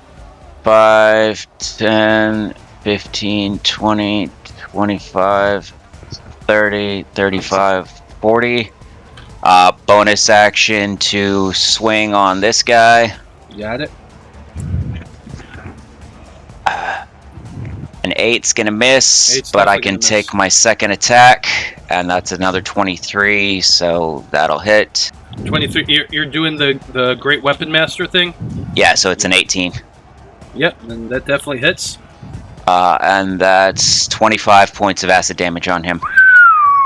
Yeah, once again, you just miss killing this guy by 1 hit point, and I don't want this battle to go on any farther down here, so I'm going to say you killed him. Cool. He dead. Yeah, you smash that maul down, smashing that thing's head like a melon. And then free action to shout to the others, to the wall! Indeed, to the wall. Well, with that, we're going to say that you all are pretty much out of initiative. Everybody that's down here on the lower area can handle what little is left. I don't think there's anything really here much to do. Some people are actually heading over to the wounded. At least 1 or 2 soldiers are over by the blacksmith who was slain. But, yeah, you all are free to start rushing up towards the top of the wall. Now, Mulligan... Can we take a break real quick? Yeah, we can go ahead and take a break. I figure we'll probably do 2 breaks this session. Yeah. Okay, that's what I figured. Yeah, so why don't we go ahead and use this opportunity to take a 10-minute bio, and when we get back, everybody, we're going to see what's going on the other side of this wall. So stay Sure. tuned. All right.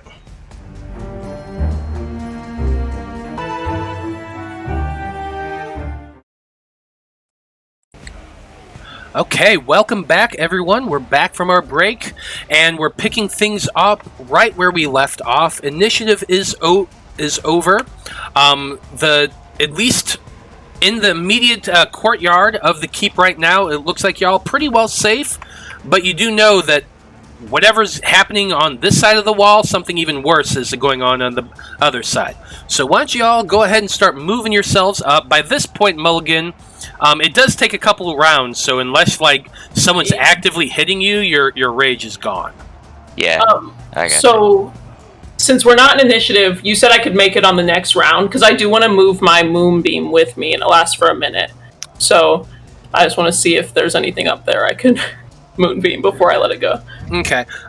So, yeah, on the next round, while everyone else is running towards the stairwell, you can start flying up and get high enough that you can see over that ledge. So since you're able to see it, I will give you vision up there. And while I'm coming up to the top of the tower, the wall, I will be retrieving my familiar from the pocket dimension. His name is Spiny. He is a little spider. And I will also resummon my mage hand, which is invisible. Absolutely. Well, Zeal, as you get to probably right about there, that's when you're able to see over the edge of the battlements of the wall. Once you guys, the rest of you get to the top of it, just stop where you are and give me an order right there on the edge of the stairs. Zeal, you basically get a free round before anyone else even gets up here. So what you're able to see is, well, kind of horrifying. The group is making their way up the staircase, and the scene that you see Zeal over the edge is enough to make your heart skip a beat. Hundreds upon hundreds. Doing that. Well, okay, fine, fair enough. Fair enough. It's more the cocaine than anything else, but hundreds upon hundreds of shadowy creatures in all shapes and sizes are rushing towards the wall at high speed. It is a literal horde.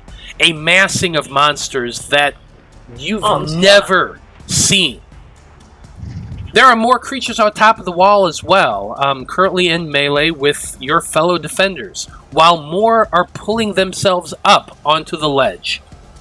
The Shadow Spawn are actually climbing up the wall.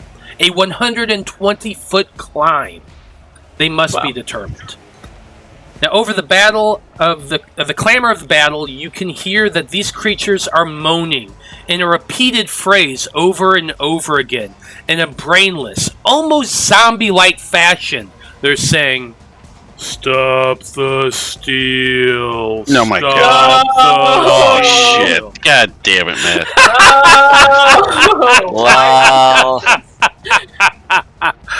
You do have time to move your moonbeam a little bit.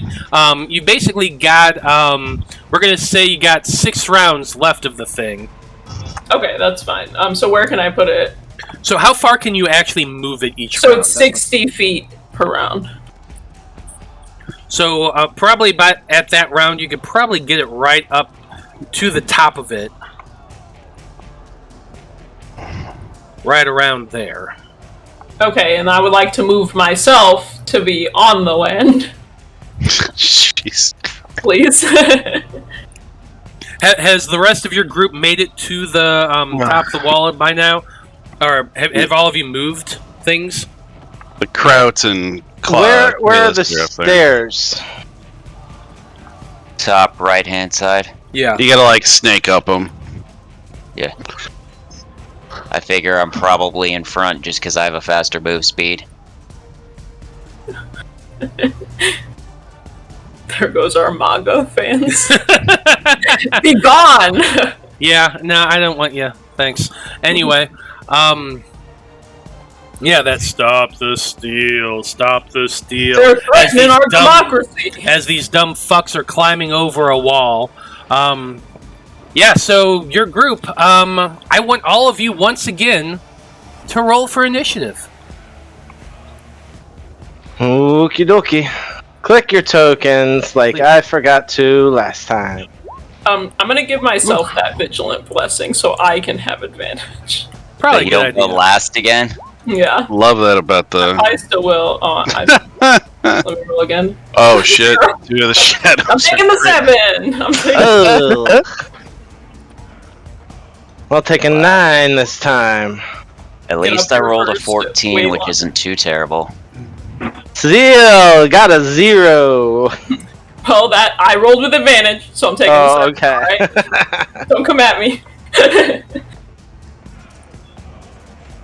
I just have to take in everything I'm seeing. Horrible.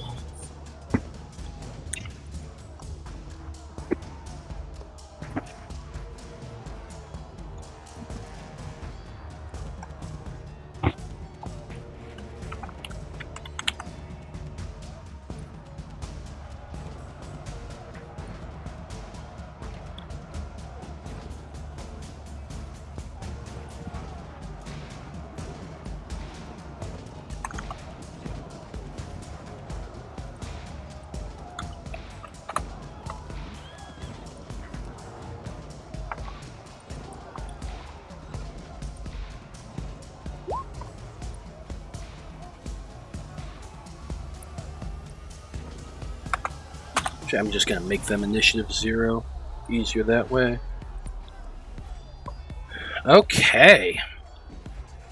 Well, like I said, you are able to get to that point on the wall. You're able to move your moonbeam up to there. That's really about it. The rest of your group are probably right where you are right now. So that's where you're going to be. Luigi, you kind of were taking up the rear. You took a little while to get to the stairs themselves. Right. Forgot to eat his mushroom. Yeah, forgot to eat his mushroom. I'm on the stairs now, though. He couldn't get there quickly enough because it wasn't his turn to play. Yeah, he's the second player. He's Yeah. the second Rolled off player. the You gotta edge wait into until the your pit. older brother dies, and then you can. Yeah, you can play the game when I die. But you have to be Luigi, because I'm Mario. Yeah, that sounds about right. Sounds like you all have some unresolved issues there, too. But that's okay. Yeah, we do. But that's okay. Yeah, we do. We're starting things off with two shadows who are... Well, one of them is currently engaged with one of the defenders, so we're going to go to that guy first. And a 16 is not enough, fortunately. The other shadow's turn. Moving up to that same defender. Ouch. Yeah, 14 still not enough. They aren't doing great. The Shadowghast, on the other hand, sees Mulligan coming rushing up those stairs, and it is his turn first. So he comes rushing up towards you, 5, 10, 15 feet to right there. Going to be making 2 attacks on you, Mulligan. First one is the bite attack. That's a 13, which misses.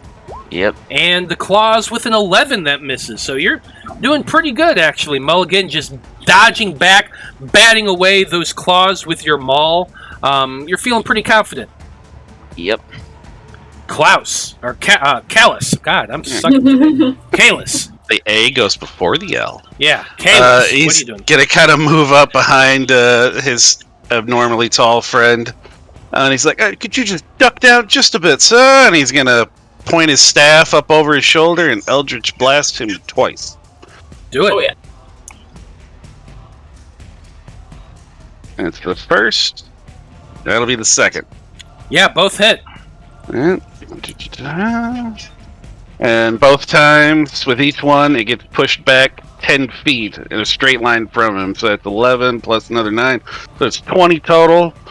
And I guess from there, I think he'd go to maybe here first. And then can he knock it off the wall? Is it really, does it have a corporeal form, or is it more just a... So these Here. creatures actually do have much more of a physical form, these ghasts. You're able to hit it to the edge of the battlement, and I'm going to make him make a dexterity saving throw to see if he's able to grab onto the edge as that second blast kind of like tries to push him over it. The DC isn't huge, but it's still okay, but we'll see how he does. Knock him out the box, Luke. Yep, I'm going to say 9 is definitely not enough. So he goes flying off the edge and just falls 120 feet. He's going to step up next to him, just tap him on the shoulder. He goes, "You're going to be okay, friend. I'm here for you." So's the Dreamer. Well, Hey, you guys don't know who the Dreamer is. Wait, what is this 12d6 for? that's the fall damage that this guy just took from being knocked off of a 120-foot wall.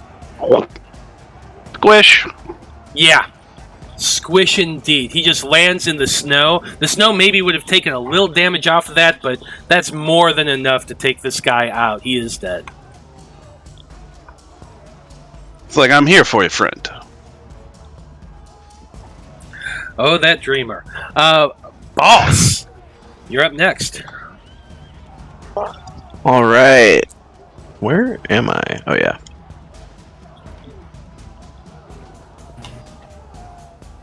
I'm gonna move over here, and I'm going to cast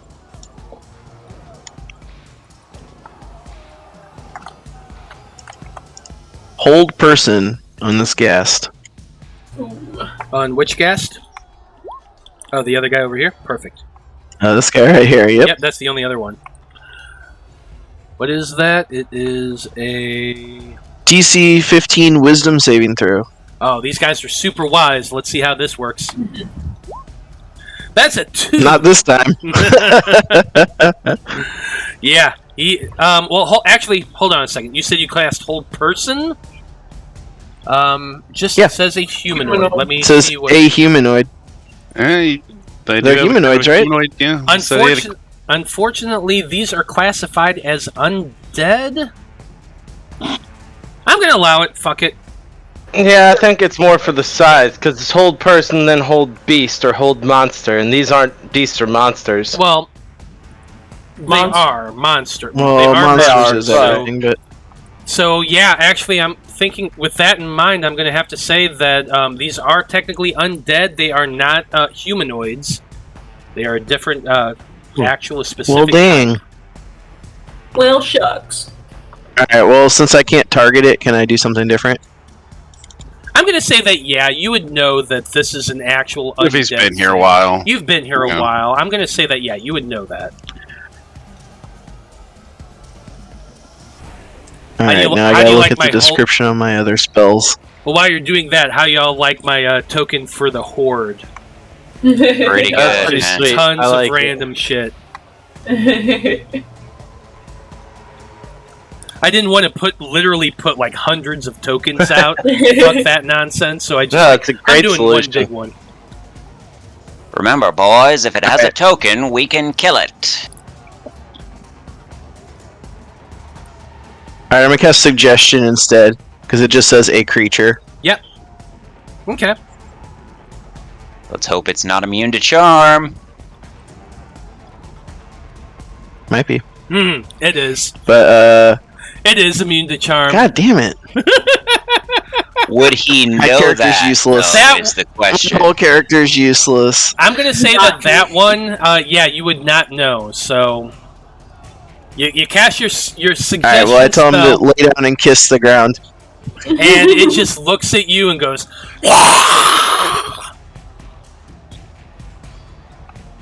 Wait. Oh my. Good thought, but fortunately, no. But you know now. Mulligan, Alright, that's all I can do. you're up next. Alright, bonus action. You know what it is. Riggedy Rage. Whoosh, you just go double in size. 5, 10, 15. I will. I guess this time I'll look like Thor. So, like, hair goes blonde, eyes turn blue, crackling with lightning. And I'm gonna smash this guy in front of me. I'm picking Thunder for my element. I like it. And I am going to use my Reckless Attack and Great Weapon Master. So 13 for the first one. Let's see. That's with the here. penalty. Unfortunately, a 13 does not hit. Okay, second attack is also gonna miss. Damn. That sucks. Yeah, unfortunately, that not enough. Oh well. Well, we come to that Shadow Gas turn, who's currently kind of surrounded by a couple defenders there. So he's going to be making one attack at each of them, one with a bite, which does not hit. Damn. Defenders have an AC of 17. They're not doing too good this time, but oh well. Next up, we got some shadows. First shadow's coming at, yeah, he's coming towards you, Bose. So, that is a 6. 9. Misses. Does not hit. Thank goodness. Luigi, you're up next. Alright. Don't need those casters Move getting up strength to drink. here. Then bonus action, dash to get to here. I guess I can see this guy, but he's kind of got a Bouse in between us? Yeah, his AC is a little bit higher because he does have the partial cover between Bouse and Mulligan there, but still hit him. Yeah. So, 2 little bouncing Eldritch Blasts along the ground to hit him. Oh, that should not be at advantage. Sorry. So that's a 7. 7's gonna miss. And then a 17. 17 will definitely hit. All right. 4. Hey, better than you've been doing. It is better than I've been doing. So your little bouncy thing goes bouncing over Bouse and hits him right in the head, just pink! Alright, 4 points of force damage. That's all I can do with my turn. Yeah, that's it.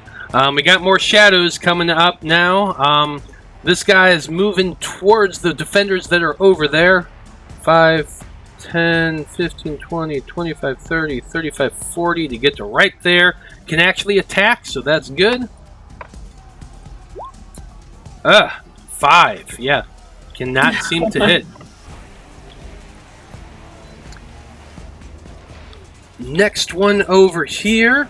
There seem to be swarming these defenders that are down here near what you can see are ballistas. Now, you all do know how to work these ballistas, and I'm going to take a moment to explain that as I'm rolling this this attack, which does indeed hit for 12 points of necrotic, and they get a minus D4 on their strength.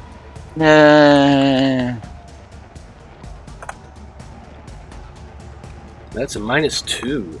No. Ouch. Okay, so all of you have been trained to use the ballistas, and the ballistas are kind of cool.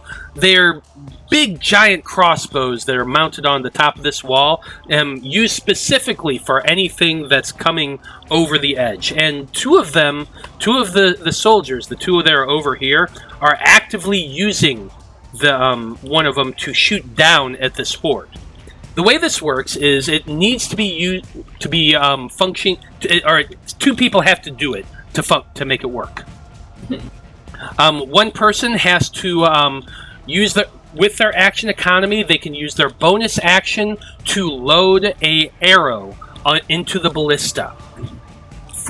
They can use their action if they have a flint and tinder or any other way to light something on fire to light these arrows on fire. Because there's this basically a binding of pitch and tar and like thatch and things like that kind of bound up on it, so that you can light this on fire, and then if you fire, it does quite a bit more fire damage.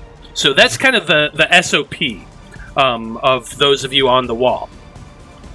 Now, for the second person, the person who's firing the thing, it takes their bonus action to aim, or you can choose not to use your bonus action if you're just taking a wild shot. But if you don't use your bonus action to aim, you fire at disadvantage. The damage, just to get meta for a minute, 4d8 piercing for a regular ballista shot, and if you light it on fire, it's an additional 4d6 damage. So, pretty heavy hits. Hey, Matt. Yes. If I'm firing the ballista, let me infuse one weapon of your choice that you're holding. Would that work? Or no? So, yes, technically, if you were to hold one of those arrows and then rage, would that damage go into the arrow? Yes. However, once you fire it, okay, it's gone. It's just the arrow? Because it says a weapon. So yeah. the ballista itself should be the weapon. It also says it reappears in your hand the instant after it hits or misses a target. If you throw it. If you throw it. Oh, only if you throw it. Oh, okay. Yeah.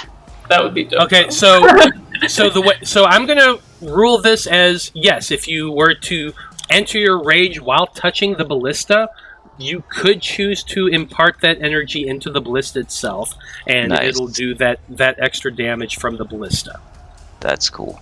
I probably wouldn't do it because I'm assuming that the attack roll is still going to be dexterity based, Yes. and my dex is not good, but So the way I did it on the sheet is that I didn't add anything to hit. You're going to make your roll, and you're just going to manually add your dex stuff. yeah, that's fine. Okay. But everyone who's worked on this wall does have proficiency, so you can also add your proficiency modifier. Cool.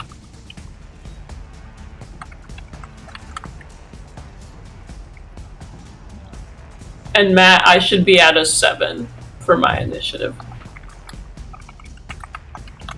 Are you not in there?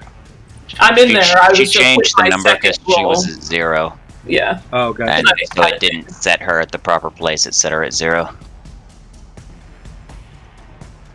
No, it says 7. It's just... I know. I changed it, but I'm just not in order. Oh, okay, I gotcha. Yeah, so you're technically next. Yay. So yeah, go for it then. Okay. I would like to. I think I'm going to.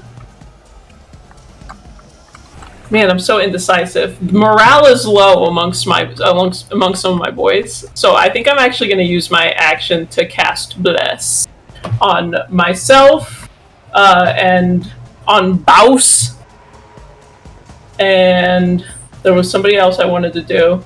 Not Mulligan. Mulligan. Who's the other one? Not Mulligan. Not So Caleb. I'm going to stop you one Wait. second, Zeal. Isn't Bless a concentration spell? Bless. It is indeed a concentration spell, so I would So- have to get rid of my. So you can do that, Moonbeam, but yeah. you would have to lose your moonbeam to do so. It's up to you. I'm really torn. Okay, That moonbeam's really nice. it's really nice. I think I'm going to keep the moonbeam, so I'm going to move it. I'll move the moonbeam to get these two guys. Okay, well, And you then- should also have access to the ballista sheet now. Yeah. For those of you who choose to use it, if you choose to. Once my moonbeam is gone, I'm going to bless the crap out of you. So I'm going to move the moonbeam to get those two guys, and then what is not a concentration spell is a spiritual weapon. So I'm going to use spiritual weapon to whack this guy right here. Cool. Let me No, I'm gonna bless the crap out of you. How dare you? This is what Let's I like get- to see, boys. Time Teamwork. for a bless off. Let's get ready to gospel. Okay, well, you there, can shove that bless up your butt. so Alright, there you so go.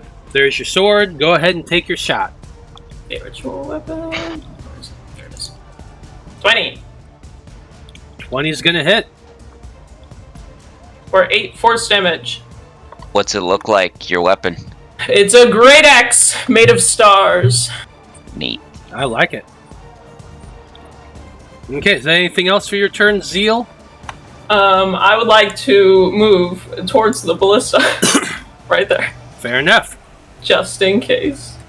Fair enough. And as you get closer, you can see those literal hundreds of shadowy creatures rushing towards the wall. Some of them are near the edge of it and trying to climb up. Some of them are in the back and just like... You can see some big guys, some small guys, some things that are like throwing magic at the wall itself. Like, this isn't just hitting your keep. This is hitting the wall itself. So, there's a lot of them out there. Can I assess what the best way to attack them would be? Because, like, I probably couldn't throw spells at this horde. Depending It's, on like, if you far have away. if you have range, like if you have anything that can hit over 120 feet, you can definitely hit the horde itself. The ballistas definitely can hit this thing and do a lot of damage to them. So it, like, those of you who can't hit, who can't throw spells beyond that range, that's what these are for. Okay. How are they getting up to the wall? Do they have like ladders, or are they climbing on each They're other? literally climbing over each other and using their claws to dig holes. And like, Yeah. like you can't see this from your position, but I just don't mind telling you. Like, Yeah. their claws are necrotic in nature. They're literally burning holes into the stone as they're Gotcha. piercing and climbing up this thing. Okay. Okay. Now, we do have the Horde's turn next. The Horde can do a few things. They're actually pretty fucking powerful. The first thing that's going on is a bunch of arrows are being shot at the defenders of the wall.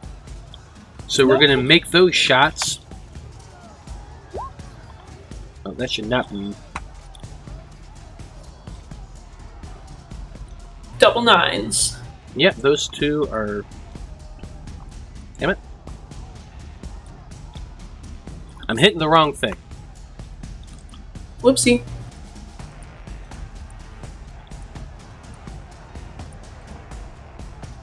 There we go.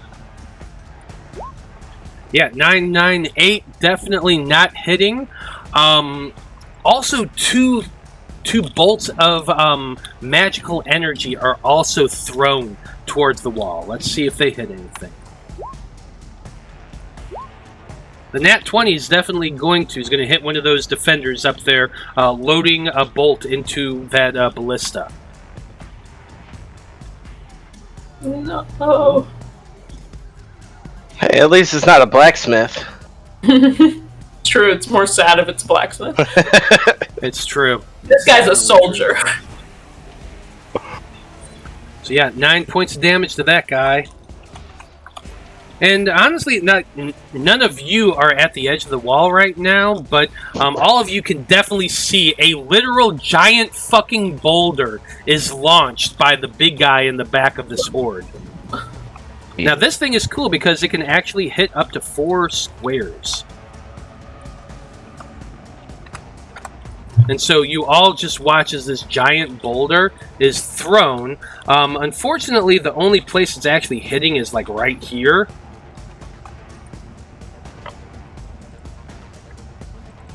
So that whole ballista and the two guys there, or like what would it hit? Just the wall? What? So basically, it's hitting the ballista itself and the guy. One guy, not both, at least. Okay. Where is it? A giant fucking boulder, but this time... A boulder? A boulder! No, it's a boulder! Boulder. Yeah, it didn't actually roll to hit. It Oh, just that's hit. why. It's because it's a DC. It's a dex that's why. save, yeah. Because I'm a it's a fucking giant idiot. fucking boulder. I'm an idiot. It's a DC. Boulder don't gotta roll. Boulder just hits. Yeah. I know. I'm an idiot. No, Anyway, I you like it? You like that big fucking boulder? Anyway, this guy needs to make a dexterity saving throw. You can do it, guy.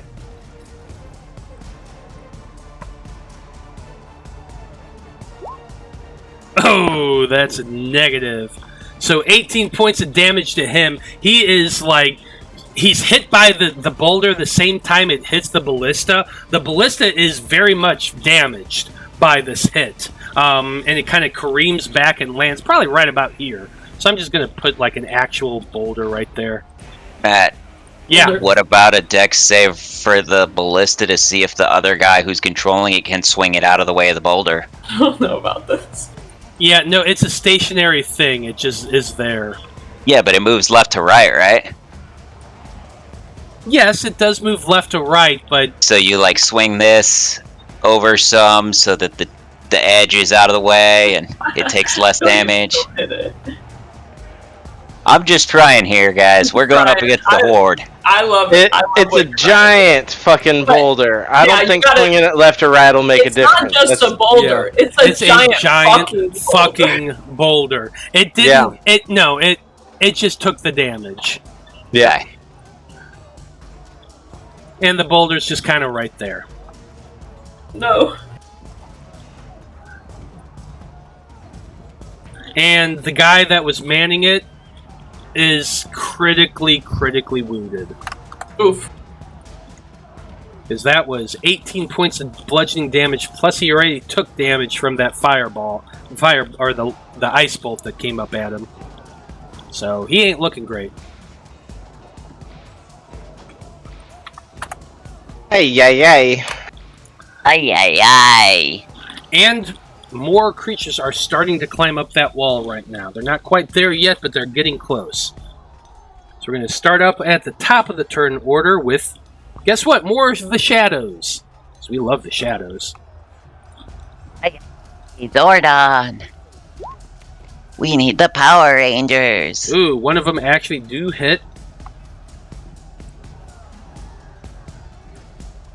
5 points of necrotic energy, and he's going to lose. Ooh, 3 strength. Damn, strength zappers. Even high-level adventurers are worried about those because there's no save.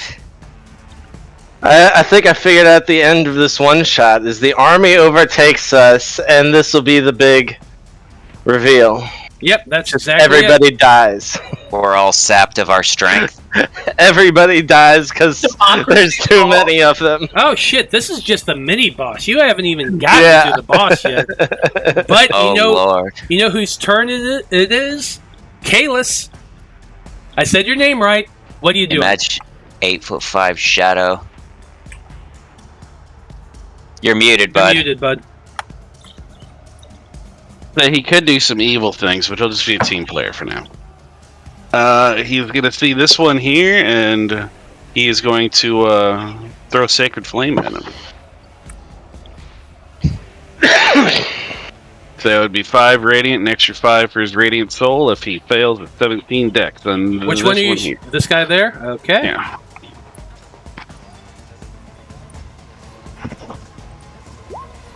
That is a 13, so failure. And that's 10 Radiant coming his way.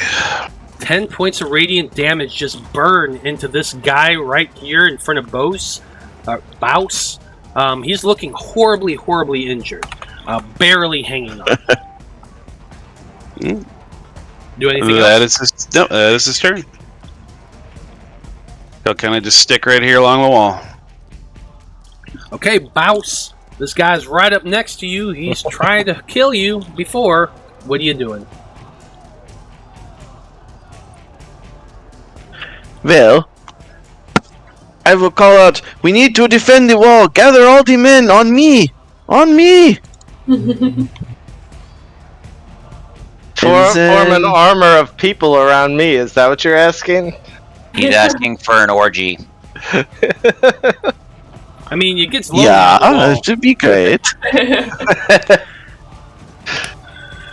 He wants So all where are the men. shadows coming up the wall? Are they coming up from, like, right in this area? Yeah, they're coming from this area, right over here. And this area, all over the wall. Okie dokie then. I will cast Web. Ooh. Okay. Okay, where are you casting the web at?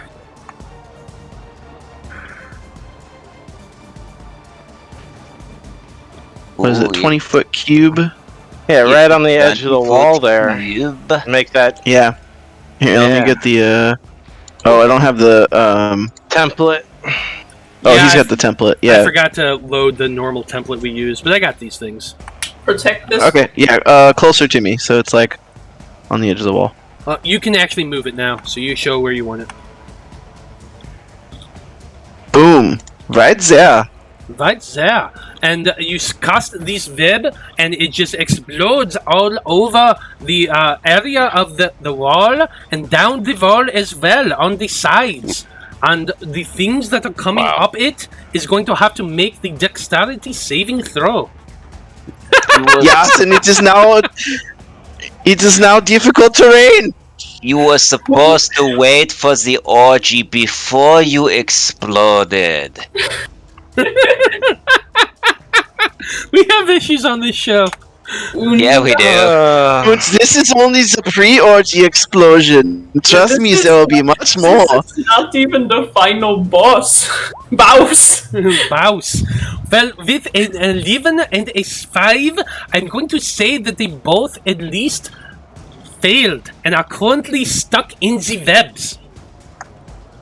Dungeon Master Albert Einstein. I love it. Next time I make a character, I'm doing strictly German accent. This is fun. Oh my god. It is so fun, is it not?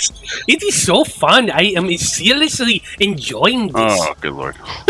I was trying to practice the accent and I was watching the Hans Landa from The Inglorious Bastards to try to copy his accent. Not even close, dude.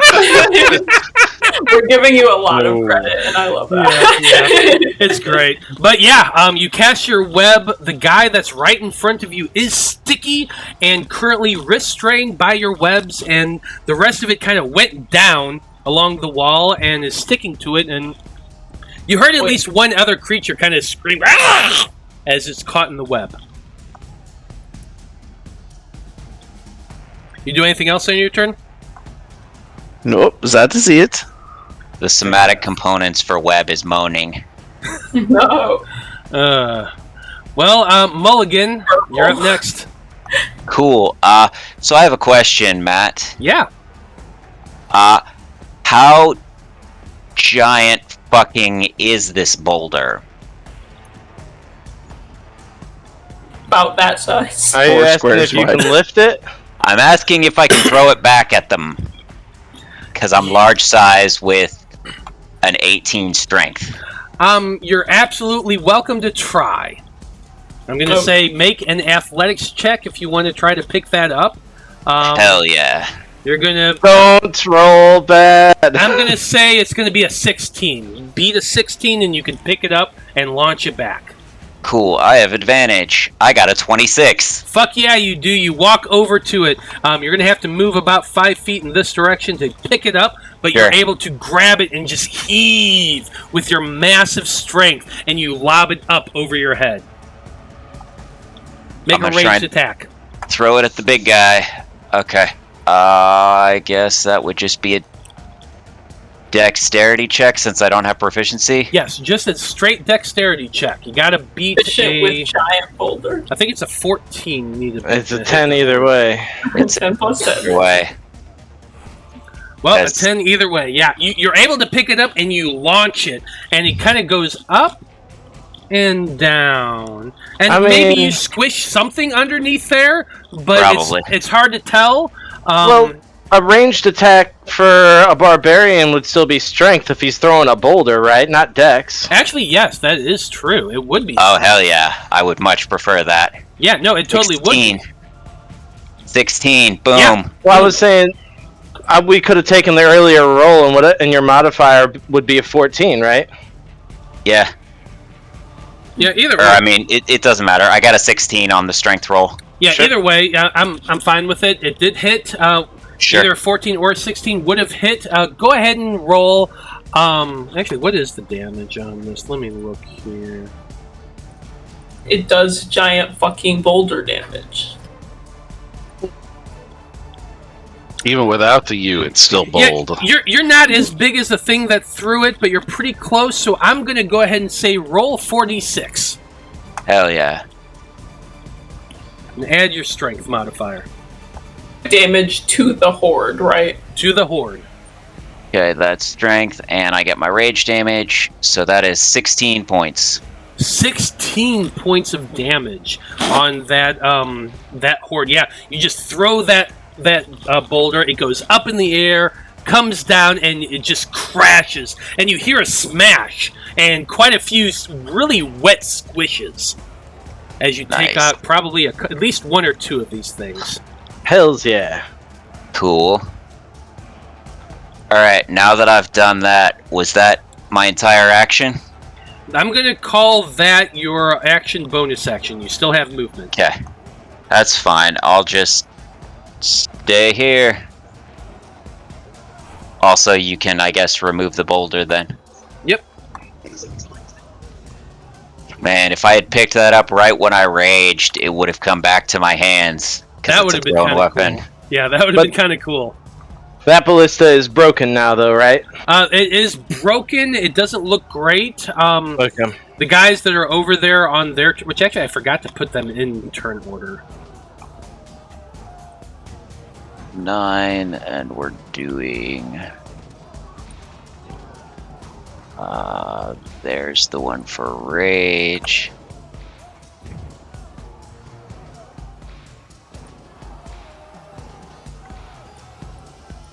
then I can just do thunder. Okay, That's fun. that was it for Mulligan's turn. Next, we have the Shadow Gaster is currently surrounded by 2 people, and Zeal's magical floating spectral great axe. So he's making 2 attacks at the 2 dudes around him. That's a 13, which misses, and a nat 20 for a 28, which definitely hits. Whew. Oof.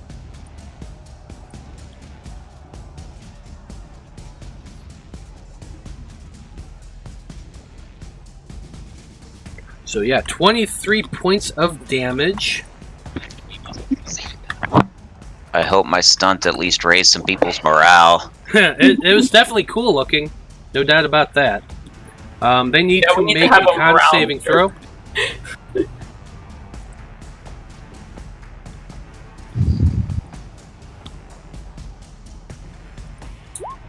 Unfortunately, that's a failure. So this guy right here is now paralyzed. How dare you get paralyzed, idiot? No time for breaks.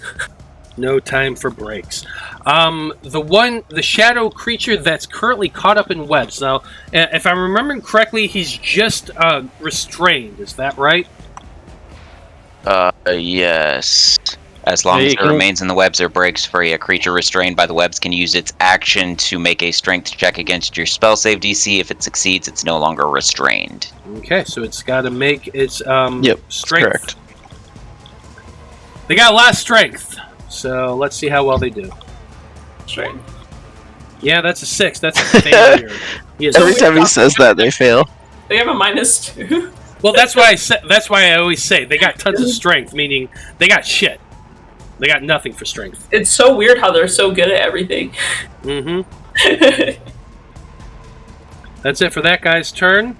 Next guy that's around this defender over here, he's actually in that moonbeam, so he needs to make his con saving throw first, I believe. Yeah. That's a 10, which is a failure, so go ahead and roll your damage.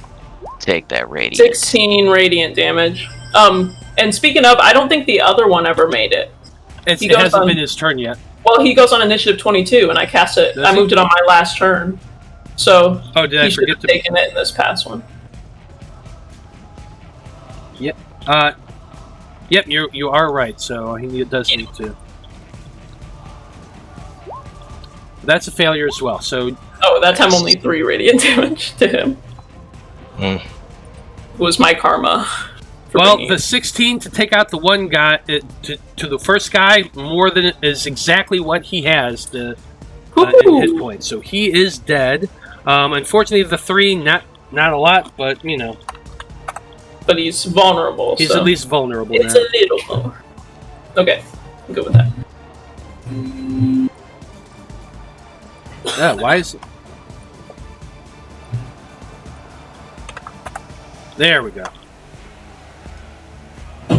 Anywho, that guy's turn, and the moment he's ready to attack, he's just burned up by that radiant light. And he is dead, and it is now Luigi's turn. What are you doing, Luigi? So I come over here and I pass by the big guy. Then I use the bonus action to dash. And I'm heading over to the ballista. And I'll hop on the ballista.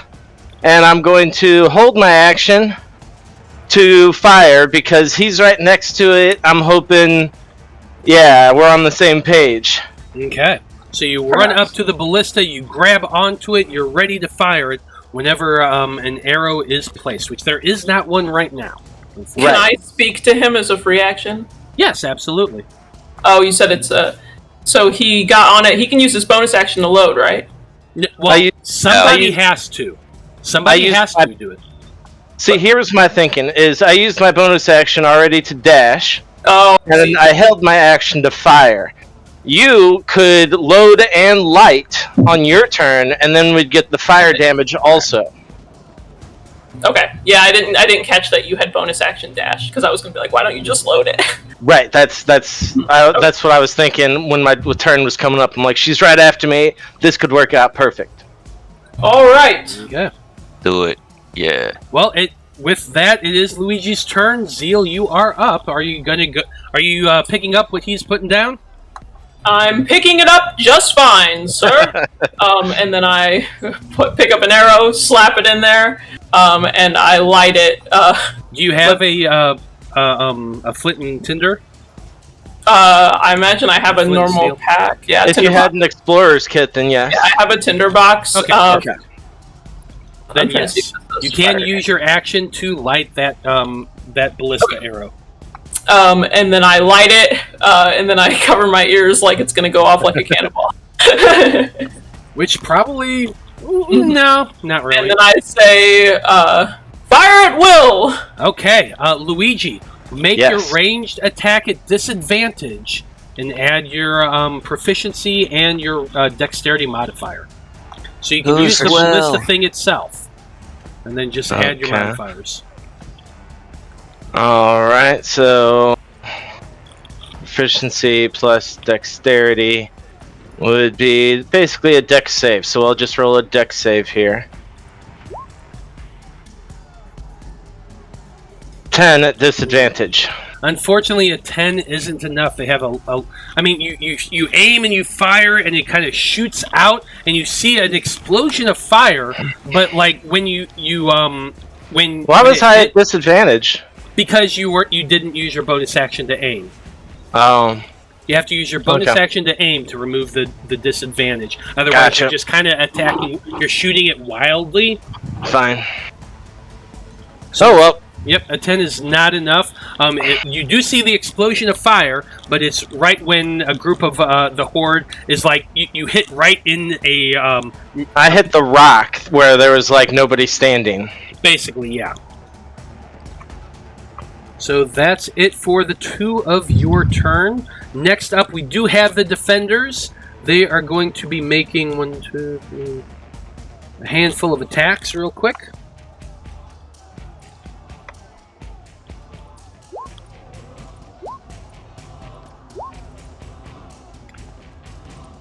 So only 3 of them actually hit. But each time 9 damage. That's weird. Weird.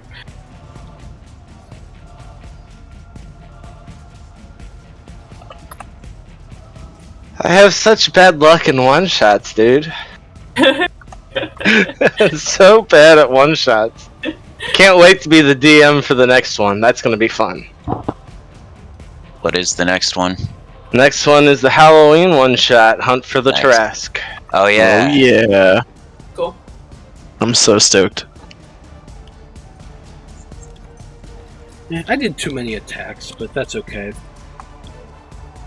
We're going to say that the dude in the web is now dead. He's going to use his bonus action to load the ballista. I'm going to make one ballista shot at disadvantage without fire. And an 8 is not enough, unfortunately. Even with his modifier of 2. Last up, we have one more Shadow's turn. Then we got the Horde. Nah. That's a 16, which is barely not enough. But now we got the Horde's turn. The Horde's going to have some fun. Zeal and Luigi are pretty visible right now. First off, 3 longbow shots just get shot over the wall. How's an 18 hit and a 20 to Zeal and a 22 to Luigi? Oh, that hit. Oh, yeah. You said 18 to me? 18 to you, Zeal. That does hit. So 5 points of piercing to Zeal, 12 points of piercing to Luigi. Of course. Da-da-da-da-da-da-da-da. Next off, because these are always fun, 2 ray of fires coming up. One, the ray of the firebolt is going towards Baus. That's a 16 to hit. Nope. Miss. Okay. And then this Ray of Frost adds Zeal. That's an 8, which misses.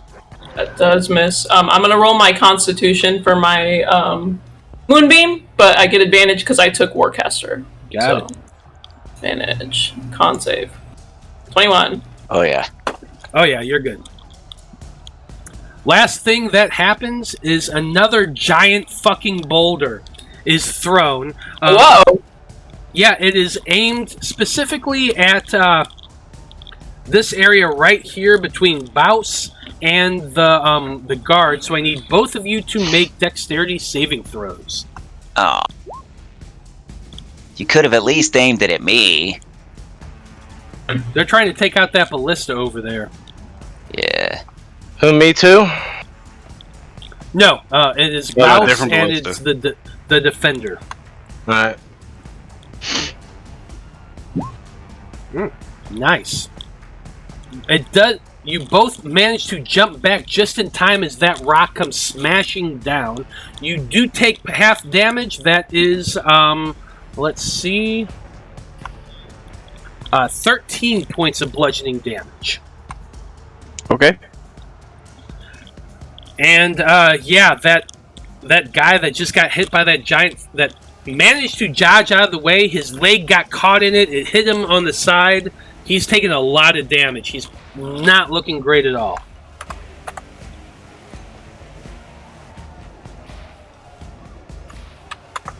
Probably one more hit's going to take that guy out.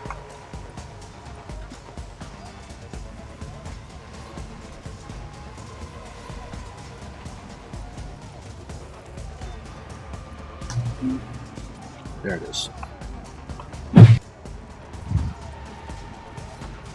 Okay. At top of the order, Shadows are fighting this defender over here. That's a 6, which misses.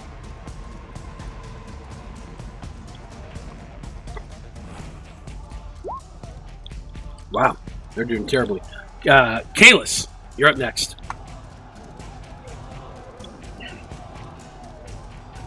You're muted, Kalis. Yeah, there's a big ass boulder here, so you can't really see around that.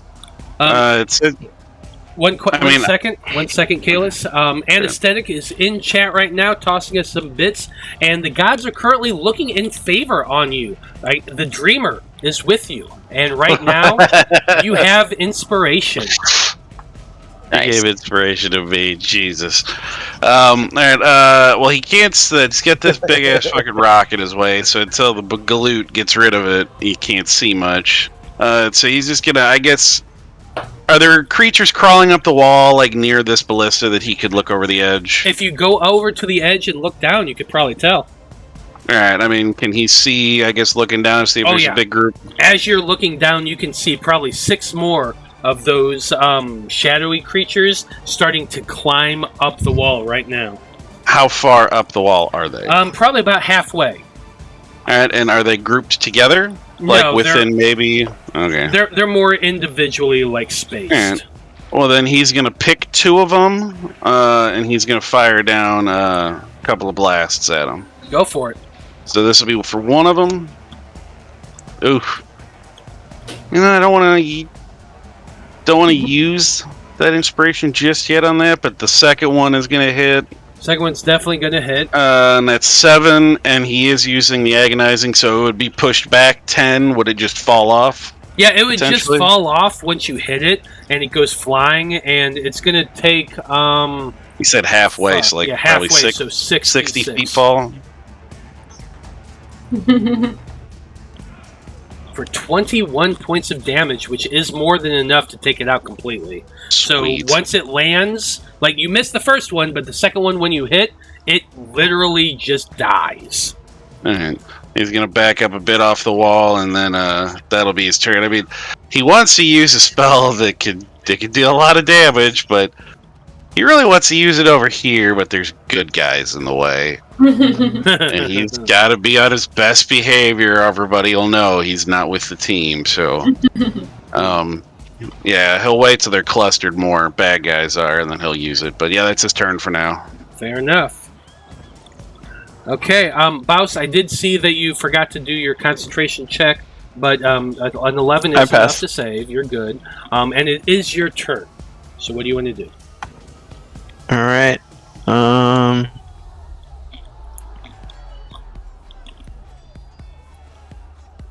I've hold down the line over here. All right, I'm gonna come up here and swing on this ghast with my rapier. Go for it. Ooh. 18 to hit. 18 definitely hits. That's a 2. A mighty 2 points of damage. Yeah, Wow. stab him. It's rough out here. Is the stairs that are right here? Is there like a wall beyond that? There is Or no? like along the edge of it. It's the buttresses, the tall things with the spaces for you to shoot arrows down. It's probably like a good 30-foot drop right here, if not more. So you could Okay. you could climb up and jump over it if that's what you wanting to do. But it's definitely like No, I'm more trying to use my telekinesis to shove this guy off the edge.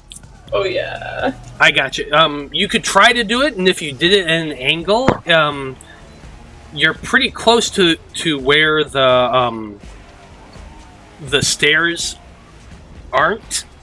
Because you would So- shove him like right here. Yeah, so if you shove him Okay, at an so- angle, you could get him just over the wall itself. Yeah. If he fails. It says 5 feet toward or away from you. So yeah, I'll try to shove him with my mind 5 feet diagonally. It's a DC 15 strength save. Awful. Okay. So Woo! you hit him, and he just goes tumbling between two of those buttresses and backwards in that gap, and he just begins to fall. Down, down, down, down. Splat!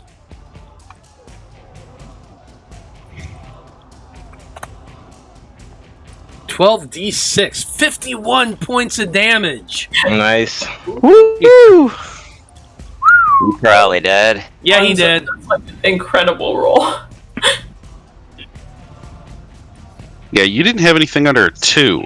Yeah. That's a great Jesus. roll. Holy Hell yeah. shit. Mm-hmm. There you go, dude.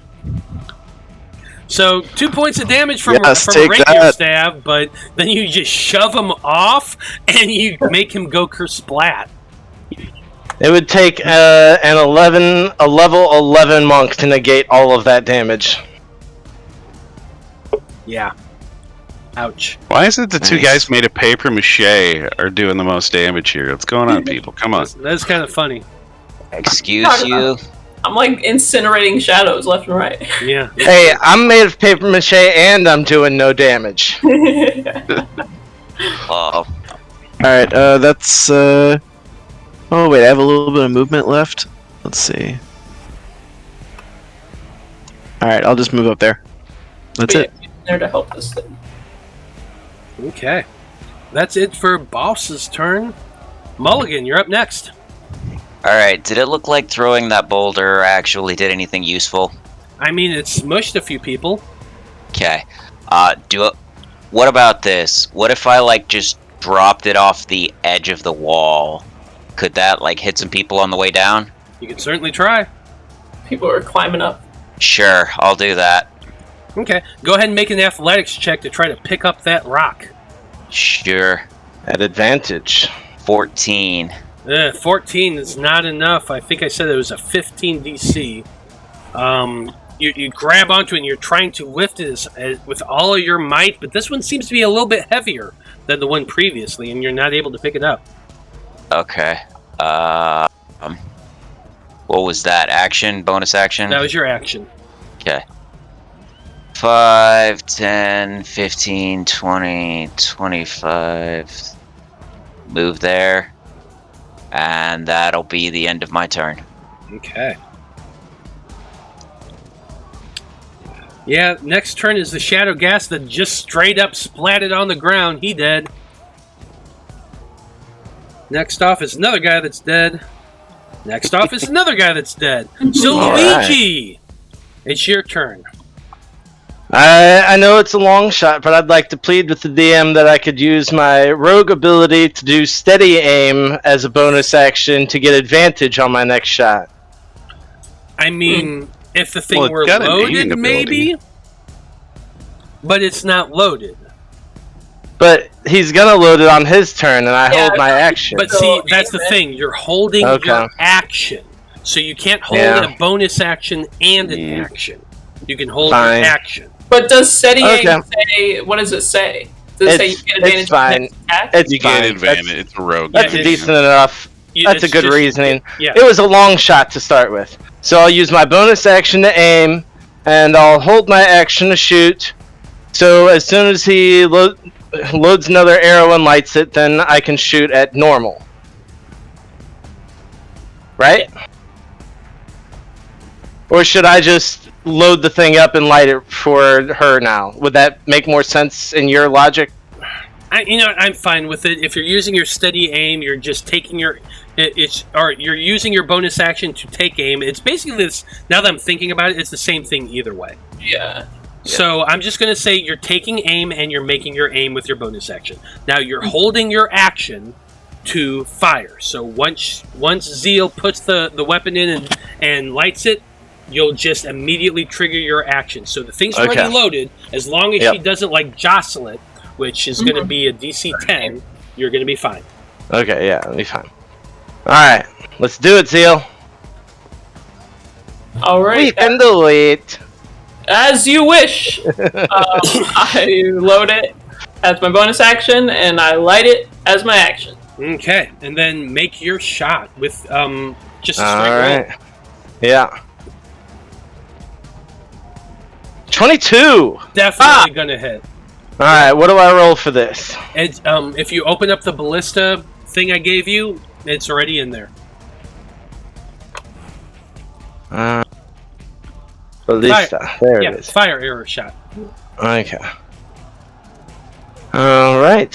Fire arrow shot.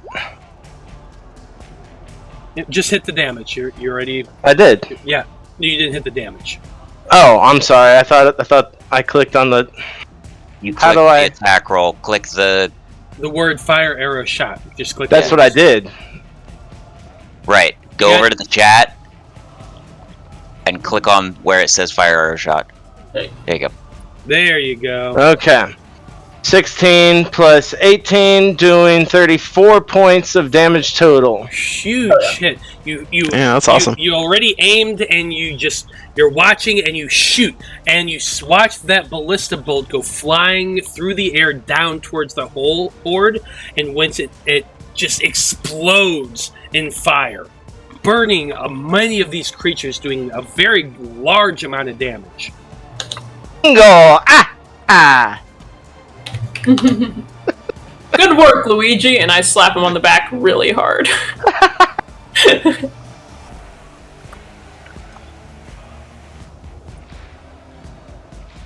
Awesome.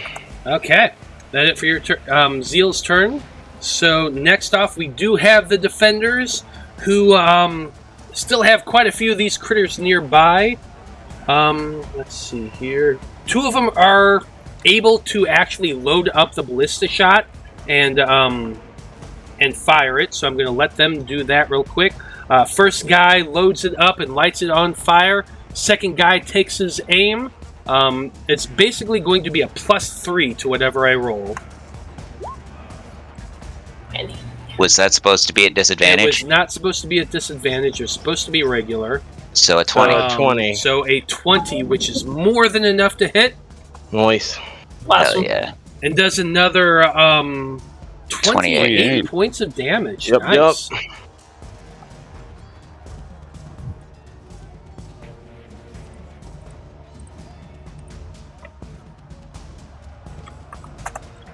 Whew.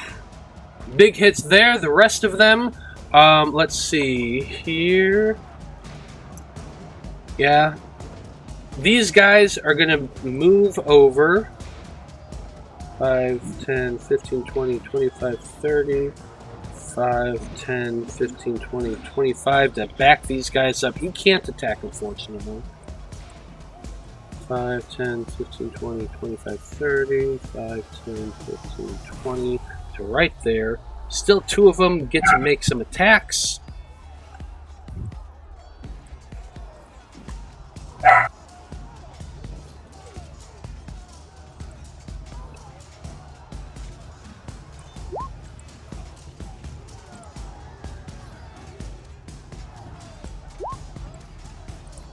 Hey, a 20.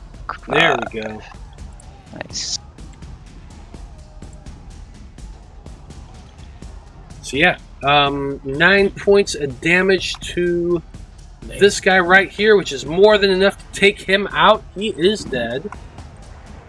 And that guy only had 1 hit point left, so the 5 is enough to take that guy out as well. So we're starting to winnow down these shadows, and each of you are starting to throw these bolts at this horde, taking a little bit of them out, which is good.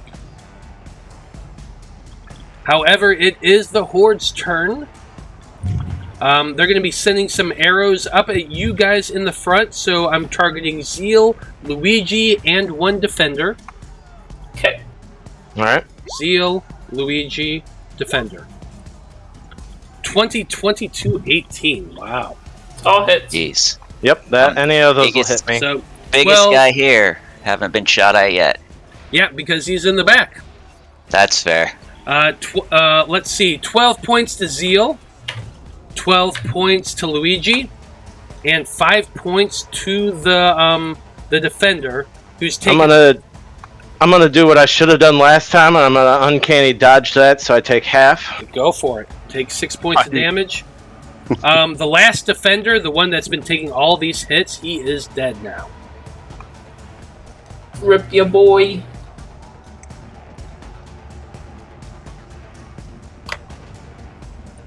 Next off, since Steven was bitching about it, 2 magical shots at Mulligan. Law. 5 misses, but the 17 will hit. Okay. So 2 points of cold damage, and your movement is reduced by 10.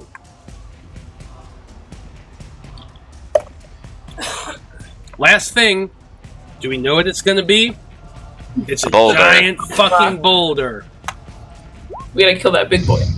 And that's coming at, let's see, it's coming at the ones that it's been throwing at, this damaged ballista over here. Mhm. The ballista is just straight up going to take the damage, but the guy using the thing has to make a dexterity saving throw. I just need a magical baseball bat that allows me to react to try and hit stuff like that back at them. 20 does Like save, fireball, so he only takes 7. However, that ballista is fucking toast. It is gone. Yeah. No. So I'm just going to put a big O X. Now that's thin. Thin ol' X. There we go. That's a big That boy. thing is destroyed, and there is a second boulder right there next to the first.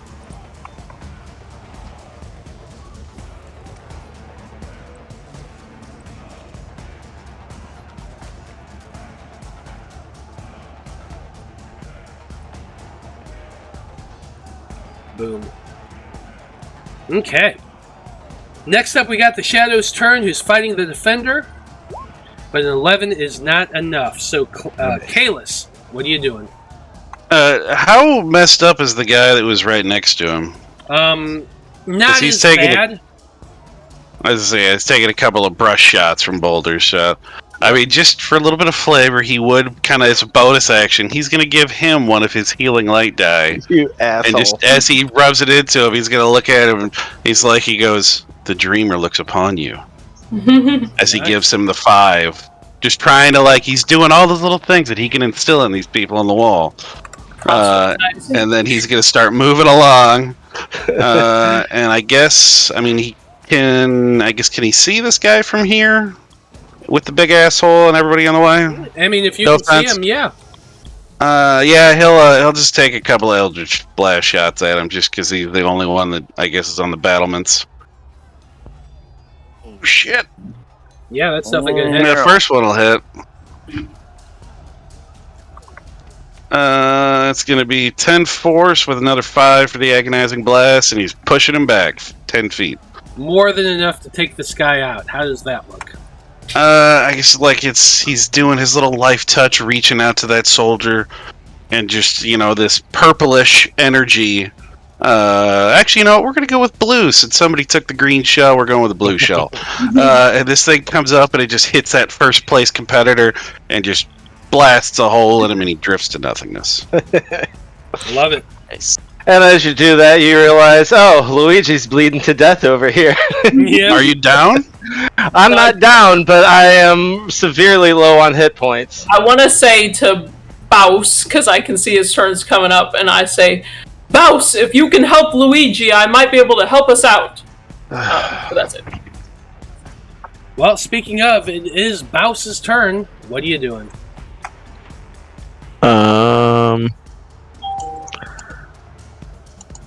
Yes, I will help our comrade. I don't have anything to help him. Can I do like a medicine check? I meant with the ballista. Because I'm not going to use my action to load it for him, or to light it for him. Sure. I guess we can do that. There's bolts there. All right. Yeah. I'll help. I'll You'll take a have to bolt get and to I'll that. light it on fire. You'll have to get to the other side. That's where the bolts are, but that's totally fine. That's fine. I have plenty of movement. Load it and light it, baby. Yep. Yep. Bonus I'll action, load it load and light it up. Nice. So you load it up and use some magic to light it on fire. Prestidigitation or whatever. It don't matter. But I'm sure as a wizard you can figure that shit out. And it is now lit and aflame. Are you doing anything else? That was my action and my bonus action. Do you have any other movement? Yes. Oh, okay. Then no, that's it. Okay. Mulligan, you're up next. Alright, I don't see any more enemy combatants on the wall, do I? Right this second, no, you do not. Okay, and there's nobody else manning that ballista, so I guess 5, 10, 15, 20, 25. Just move over to the boulder, try and pick it up and throw it. Make an athletics check. Sure. Beat a 15. It's a 26. More than so that enough. definitely works. Put my rage timer down, and then strength attack roll. It was an 18. 18's gonna hit. Okay, and then you said it was 4d6, I Six. believe. Uh-huh. Yep. So 22 points. Nice. 22 points of damage. You launch that boulder, and it just goes flying overhead and down and just smashes and takes out several of those shadowy creatures. Nice. One more boulder's gone. Oh, don't worry. There'll be more. Oh, I know. Luigi, you're up next. Alright, did we agree that last time if I could do it all on the same turn that I could get advantage? Well, you have to use what. So here's the thing with the ballistas. When you just fire the ballista normally, you have to fire at disadvantage. If you use your bonus action to aim, you can negate that. Right, Get I was a just shot. thinking, as a rogue, I have a special ability to do steady aim and get advantage. Can I not use that on this? But it's basically the same thing. You're using your bonus action, take steady aim to get advantage. But if you automatically have disadvantage, the advantage cancels it out. So it I literally understand. functions the same way. Okay, fair enough. Alright, fire arrow shot. 13! 13 plus your dex plus your proficiency. Oh, right, yeah. So 16. 16 does hit. Excellent.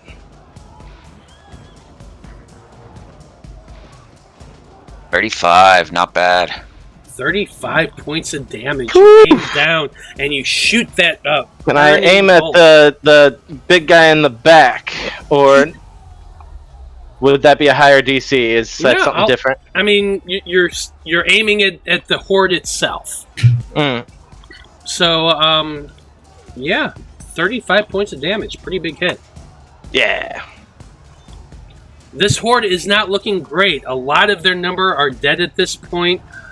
Sure, we'll say you aimed specifically at the big guy, and it exploded, and that guy is looking seriously hurt. Cool. Nice. So I'll say that the boulder throws are at disadvantage. Or actually, that really wouldn't work because it's a. Yeah, it doesn't make a difference. It doesn't make a difference because it's a fucking. You guys. But he looks hurt while he's throwing them. Yes. But the horde itself, you've taken out a lot of them. There's not a lot left.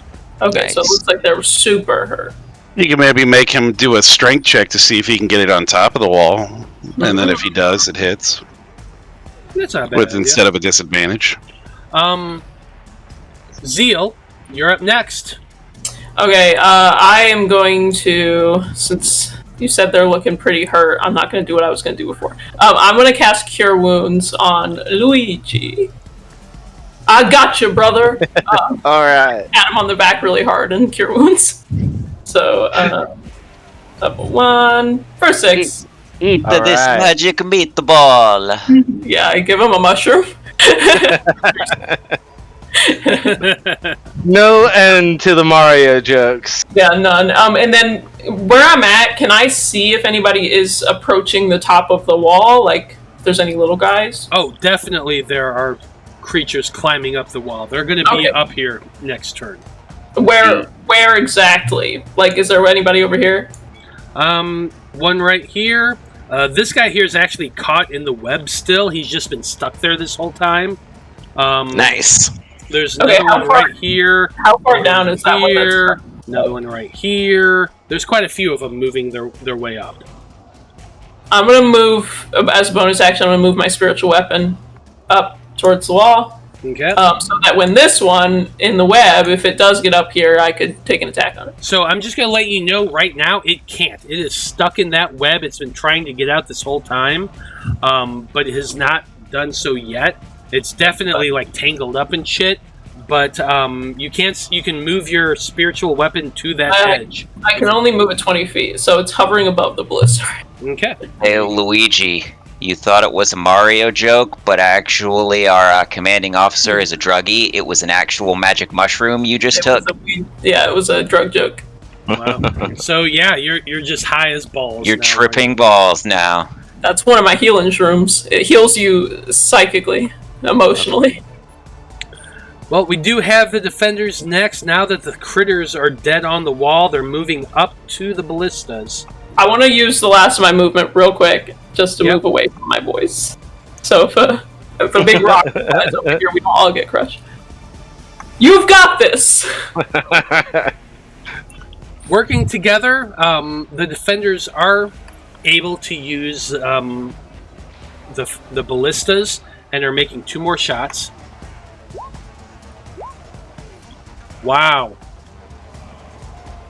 Just fucking wow. Yeah, neither hit. Even with their... Yeah.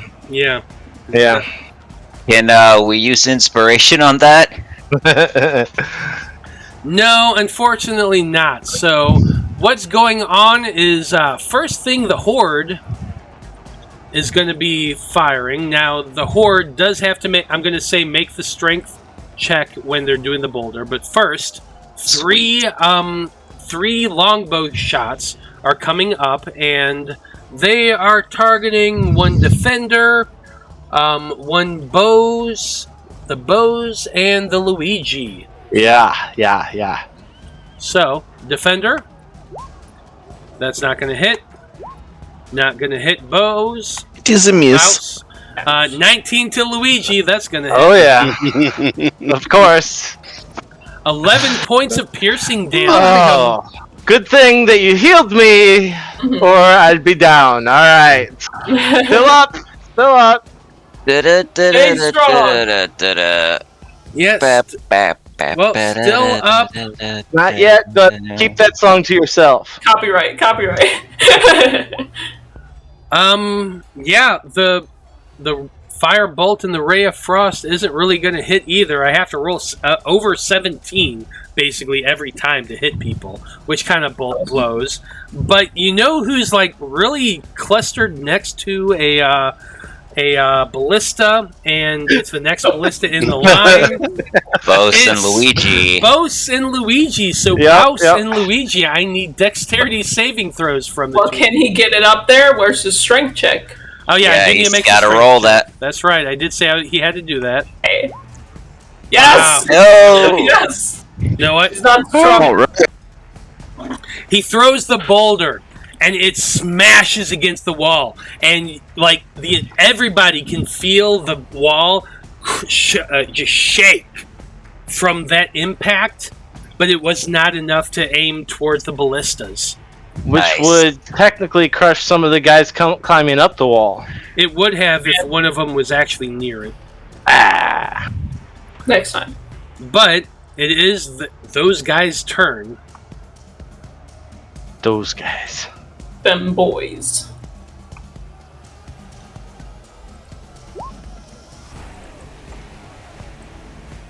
Initiative. Be gone. They're climbing up here. No. No. 9. Stay back, foul beast. 9.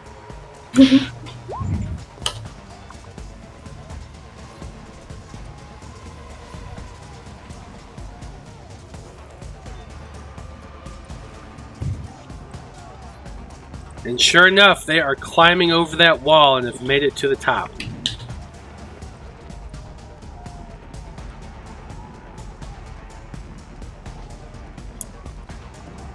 And, you know, Bouse, you are a choice target right now, my friend. You're right there. You're manning that ballista. You're putting the things in. When it gets to the top, it doesn't get all of its attacks because it had to use some of its energy to get up, but it is going to make a swipe at you, Bouse, with its claws. Okay. And that's a 26 to hit. Yikes. So 16 slashing damage, and I'm going to need you to make a con saving throw.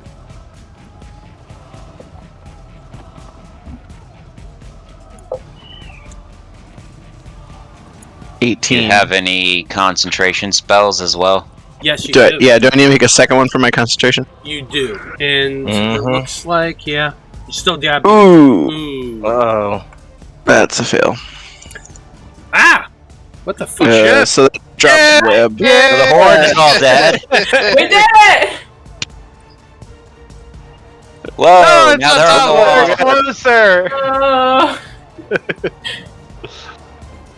Yeah, sorry, I accidentally deleted the wrong guy.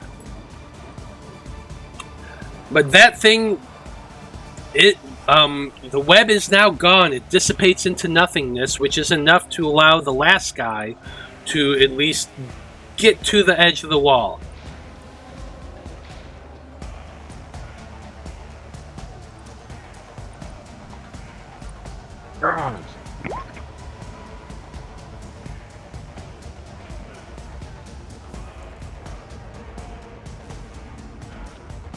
Ugh. Gotta reorganize. Yes, I do.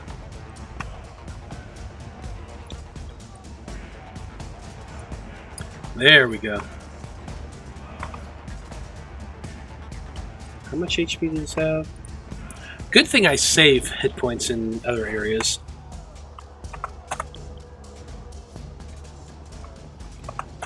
Okay, there we go. We're good again. So taking up the top of the order, we have some more shadows.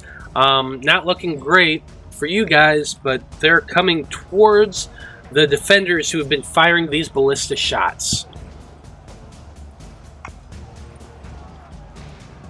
I wonder why. But that's a miss for that one.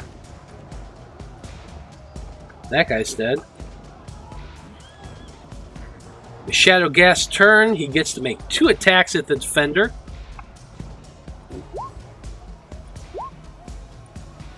That's a 15 and a 13. He still fucking missed. What the hell? I'm so disappointed in life. Oh well. Kalis. Well, still not grouping up like he wants to be able to do a good one. Nope, fuck you, Klaus. Just gonna kind of move over, and this one right here, we'll do one quick blast on him. It's gonna be a 16. 16 does hit. 12 points, and he's pushing him off. Which guy are you hitting again? This one directly in front. It just came over the wall. Okay, got it. Yeah, he goes flying. Like, that's definitely going to hit. Takes enough damage. He just goes flying over that wall because there's no saving throw for this. It just happens. So he goes flying and he's dead. He's shifting back over, and he sees this one that just popped up over his buddies over here. Well, I mean, buddies is a strong word. Acquaintances.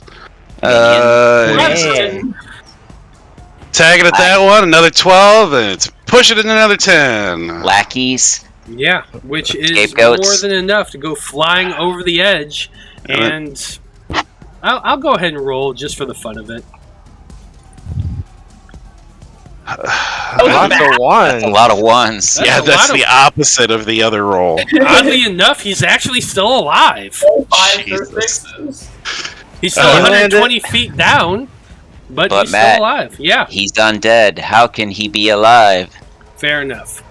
He's been unalived. And he's gonna look at Luigi and be like, I think the oceans are better suited for you, don't you think?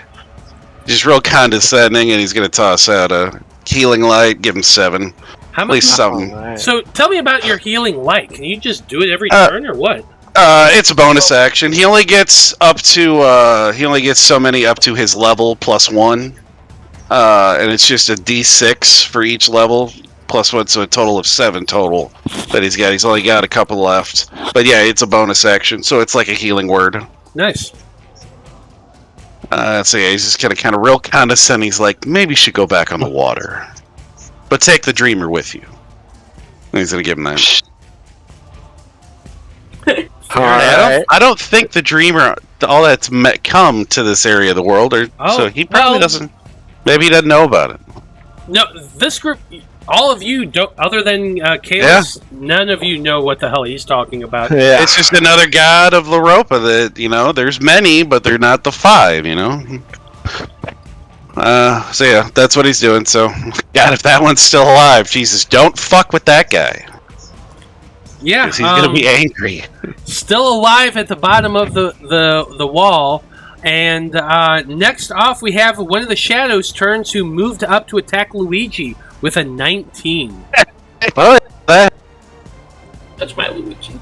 7 points necrotic damage, and you lose So 2 what I points just- to your strength. What I just gave. I lose 2 points to my strength. Indeed, you do. Oh boy, I am not very strong right now. Well, that's it for that guy's turn. Next off is the Shadow Gas that you just knocked over the wall. And he's like, you know what? No, I'm good with this. He's got a 12 intelligence, so he's running the fuck away. Yeah, he is. Bravo. And he's just gone.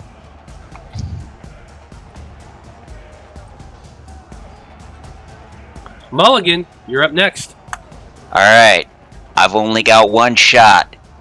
I'm not gonna miss my chance to blow. Because opportunity comes once in a lifetime. I'm gonna try and pick up that boulder. With a 20, I'm gonna do it. Damn right you are. And I'm gonna hurl it at the guy throwing boulders. Boulder guy. Boulder v. Boulder. Boulder v. Boulder, do it. For a 12. 12 unfortunately is not enough. You got to hit that 14. You throw that rock and it kind of lobs. And a lot of these guys have been destroyed. And some of them are starting to flee at this point. And the rock lands just in a space where, unfortunately, nobody is. Oh, well. God, I kind of wanted to save this, but can I give him the inspiration and tell him, why don't you take yourself again? Because his name is Mulligan. Try again. Yes, go for it. Go ahead and throw one more time. Hell yeah. This opportunity is truly coming once in a 17. There it is. 17. That'll do 17 it. hits. Yes. Alright. 46. Alright. We Awesome. can get rid of the boulder thrower, that'll be good. 18 points. 18 points of damage. Yeah. I'm going to say, yeah, you're able to take out that the boulder thrower with that. So I'm gonna say, since it doesn't really matter, he like raises his hands up like he's trying to catch it, but he forgets that he's already been weakened, so his hands aren't strong enough, and it just splats directly into his face. Yeah, absolutely. And he just drops to the ground dead. Nice. Yeah. Okay, Baus, you're on the other side of that that ballista right now, but there's one of those shadow creatures opposite you. What are you doing? Once, I'll look down over the wall and fire the firebolt at the nearest shadow. The ones that... I was just say there's one right there. Yeah, there's one right there. You're shooting at that Right guy? where? Oh, this Right one? next to you. No, right here. Oh, I literally didn't see that one. Oh, yeah, never mind. I'll This shoot that guy then. Yeah, he's the one that just took that 7 fucking health from him that I just gave him. I will shoot the firebolt. Hiya! 18 will to hit. Yeah, for 12 fire damage. 12 Oh, fire there's- damage. He ain't looking great. Well, actually, They're resistant, right? they are resistant to the fire. So he only takes 6 points of damage. That is okay. Then I will use my second wind to regain hit points. Yeah, they're resistant to everything. No, not everything. Just a Oh. lot. Except for Oh. Radiant. And boulders. Enforce. It's I not, will just, regain 7 hit points. it's not boulders, it's boulders. Balder. Balder, because there's no U. Okay, that was your action and your bonus action. Are you going to use your movement or anything? Yeah, I will step back to here. Okay. That's it for his turn. Luigi, you're up next. Right. So this thing is right next to me, and nobody else is, so I'll take a spinning stab at it with my rapier. 19 to hit, 19 does hit. 1. and because I am a swashbuckler, let me pull this up real quick. You get snark attack. I get sneak attack, yes. Because there it is.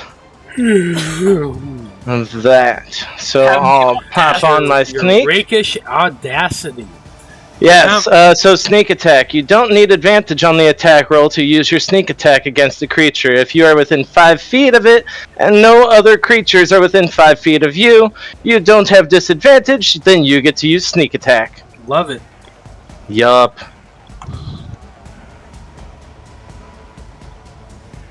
Alright, so another 23 points of spinning slashing damage. Yeah, more than enough Nice. to take that guy out. How does that look?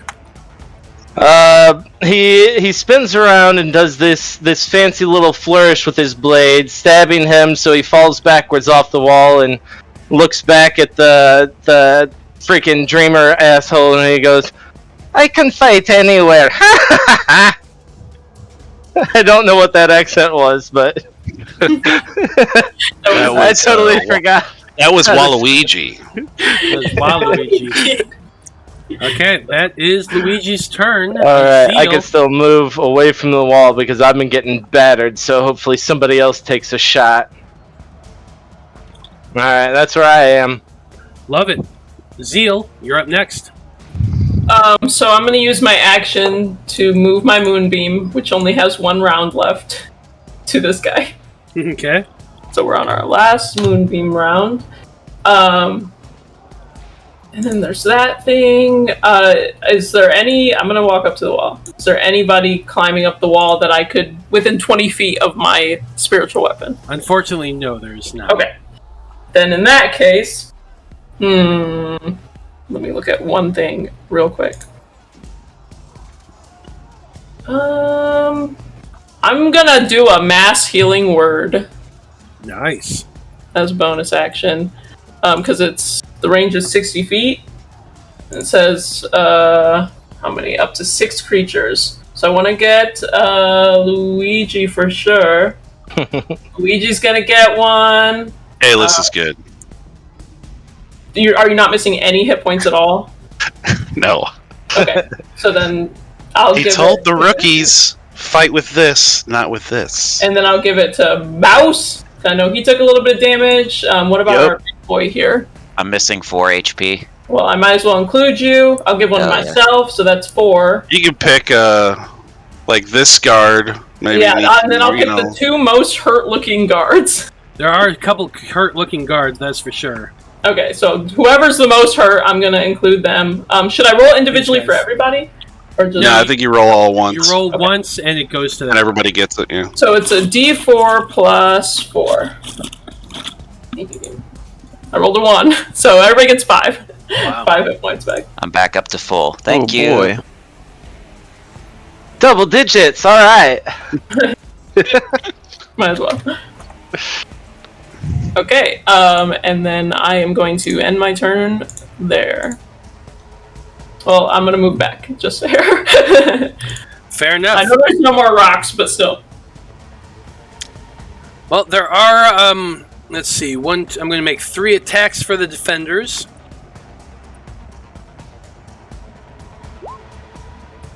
Ooh, shit. Unfortunately, only 1 hit, but the 1 hit is enough to take out this guy here.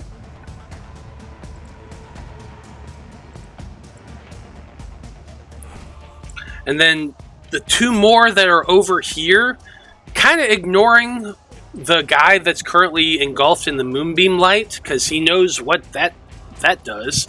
And instead, he's going to, both of them are going to use their action and bonus action to take a ballista shot.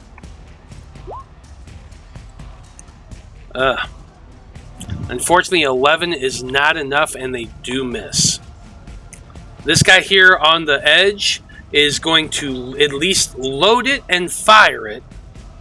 And he looks over at Mulligan and he says, "Big guy, take your shot!" Cool. Oh, he... Loaded it and lit it on fire. He loaded it and lit it on fire. Okay, when you said fired it, I was like, he shoot? No, he loaded it and lit it on fire, and then he told Mulligan to take the shot. Okay, fair enough.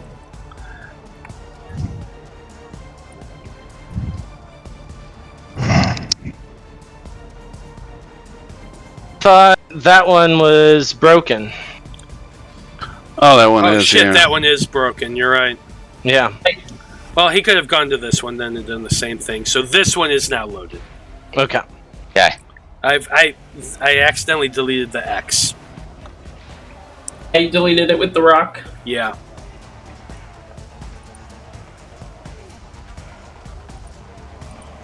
Anywho, let's see who's along the wall right now.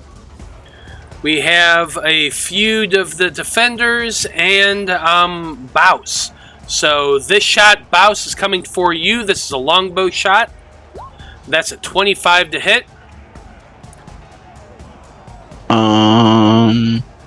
Okay. It hits. Yep, 5 points of damage to you. 2 more shot to the defenders. A 10 and an 8, so both of those miss. Then 2 magical bolts go shooting out towards the defenders again.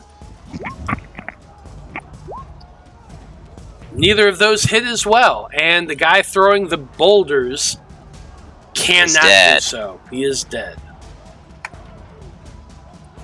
Yeah.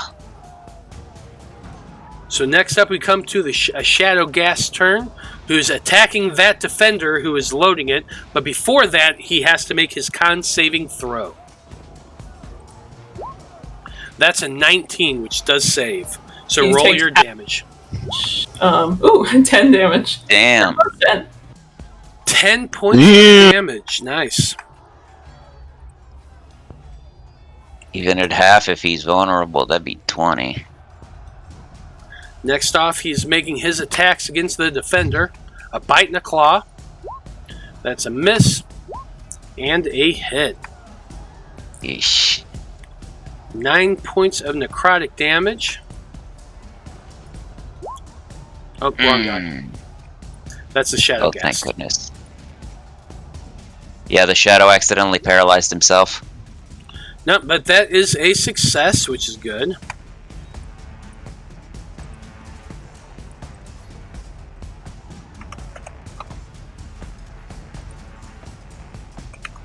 That guy is not looking great, but the healing that was given to him has helped. For sure. Kalis, you're up next. So doesn't look like, I guess there's just this one up here on the deck right now, but there's nobody else. So he's gonna go up. He saw this guy prime this, and he's gonna bonus action to aim, look out into the crowd, fire. So it's just this roll plus my proficiency in deck, so it'd be a +4. 20. Nice. 20 is going to hit. And that's 21 piercing with 12 fire, so 33. So that's more than enough to take this horde out. There are only a handful of them left, and you aim with your bow, with that ballista, you fire. An explosion of fire happens, and there are a few left that are running away from the wall, but effectively, the horde has been dispersed. They are fleeing, they are wounded, and at least for the moment, your keep is safe from them. Hell yeah. He's gonna move back to the edge of the wall.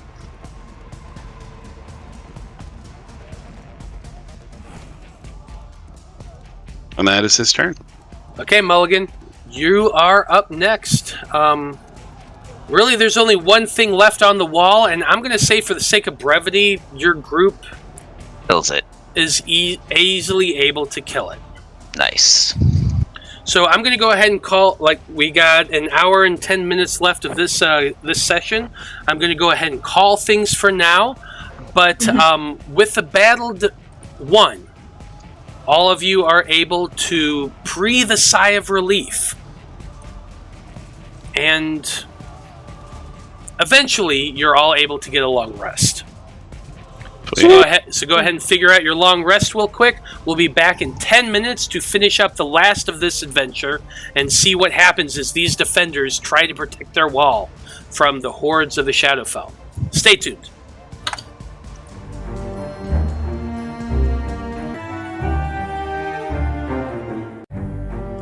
Yep.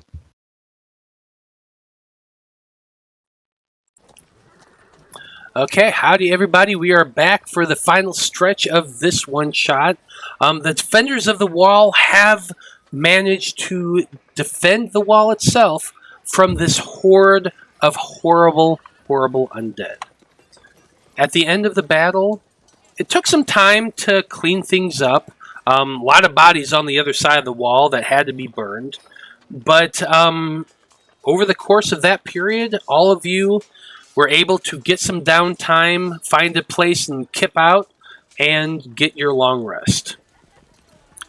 Now, the next morning, your group is called into the office by the commander of Shadow Watch Keep, Sir Devotion McCoy, a hard, gray-haired man with a thick beard and charcoal black eyes who, as far as you can remember, have never seen not wearing his brightly polished plate armor.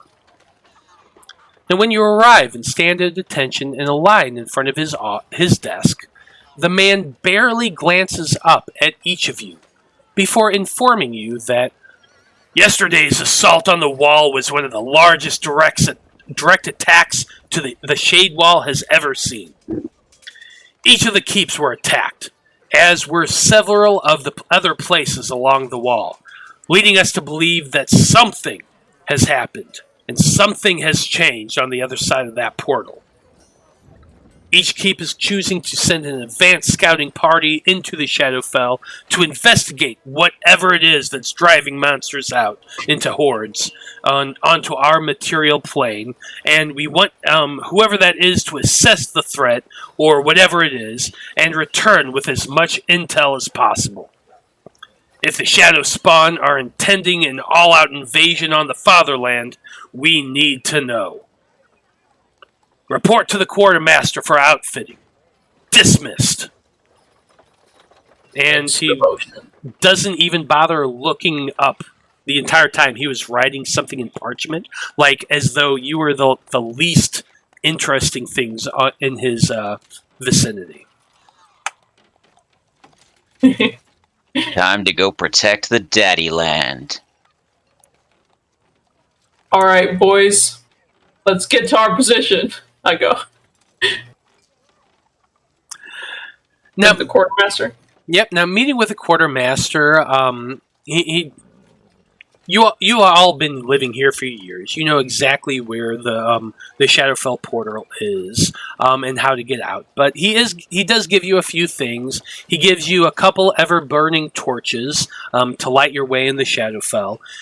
You are given a total of 2 lesser healing potions and 2 greater healing potions to distribute among your group, as well as a scroll of animal messenger. Ooh. Which you are explained that if you're unable to succeed in your mission and are looking like it's not going to happen, at least you can use this to let us know of whatever threat is coming from that portal. You're also supplied with 5 horses and enough rations for at least a few days in there.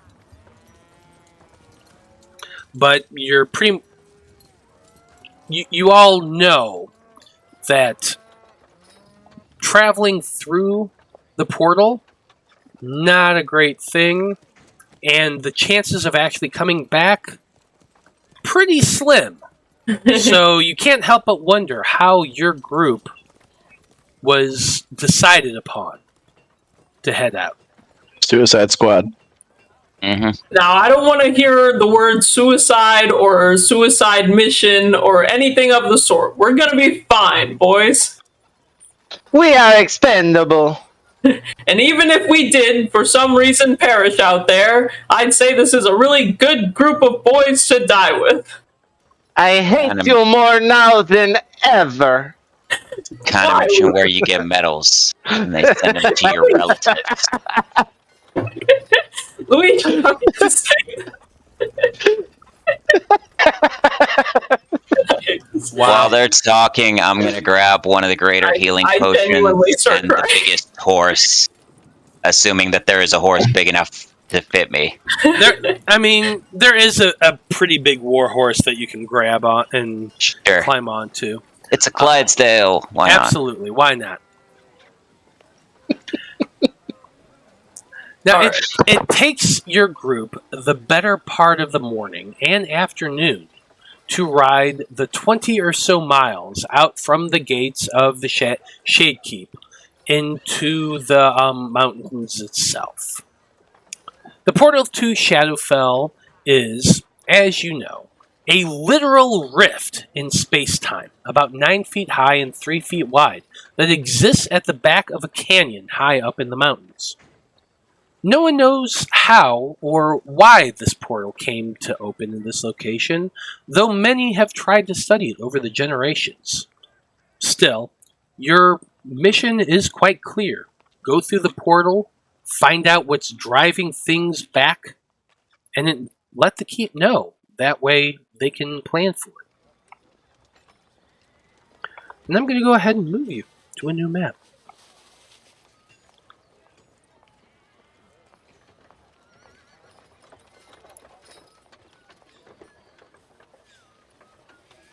I'm gonna give myself my vigilant blessing again.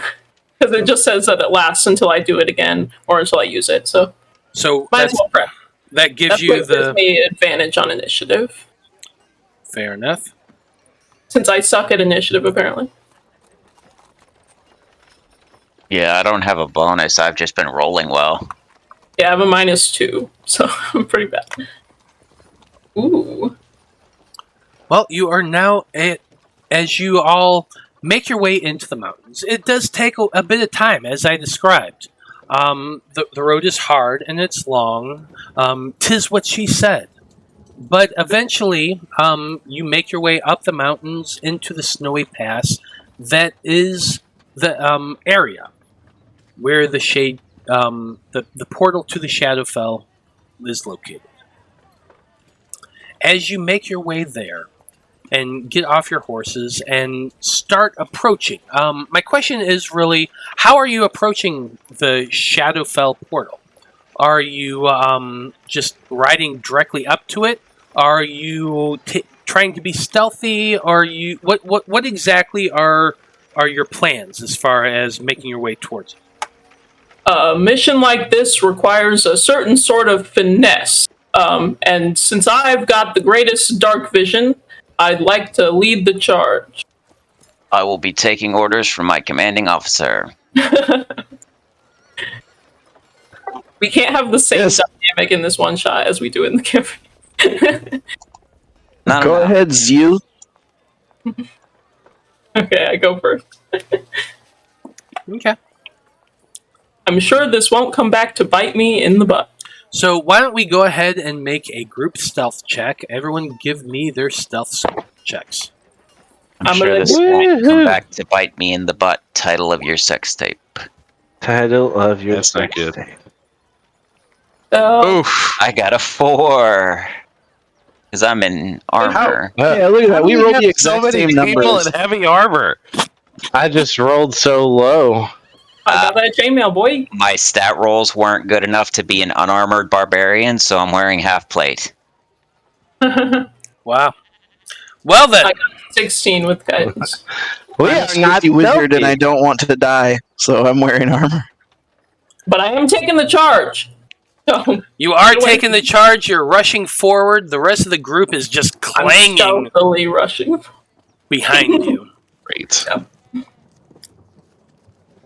And you Quiet, continue to boys. make your way probably another 40 or so feet until you see, coming out of that portal, an odd-looking figure.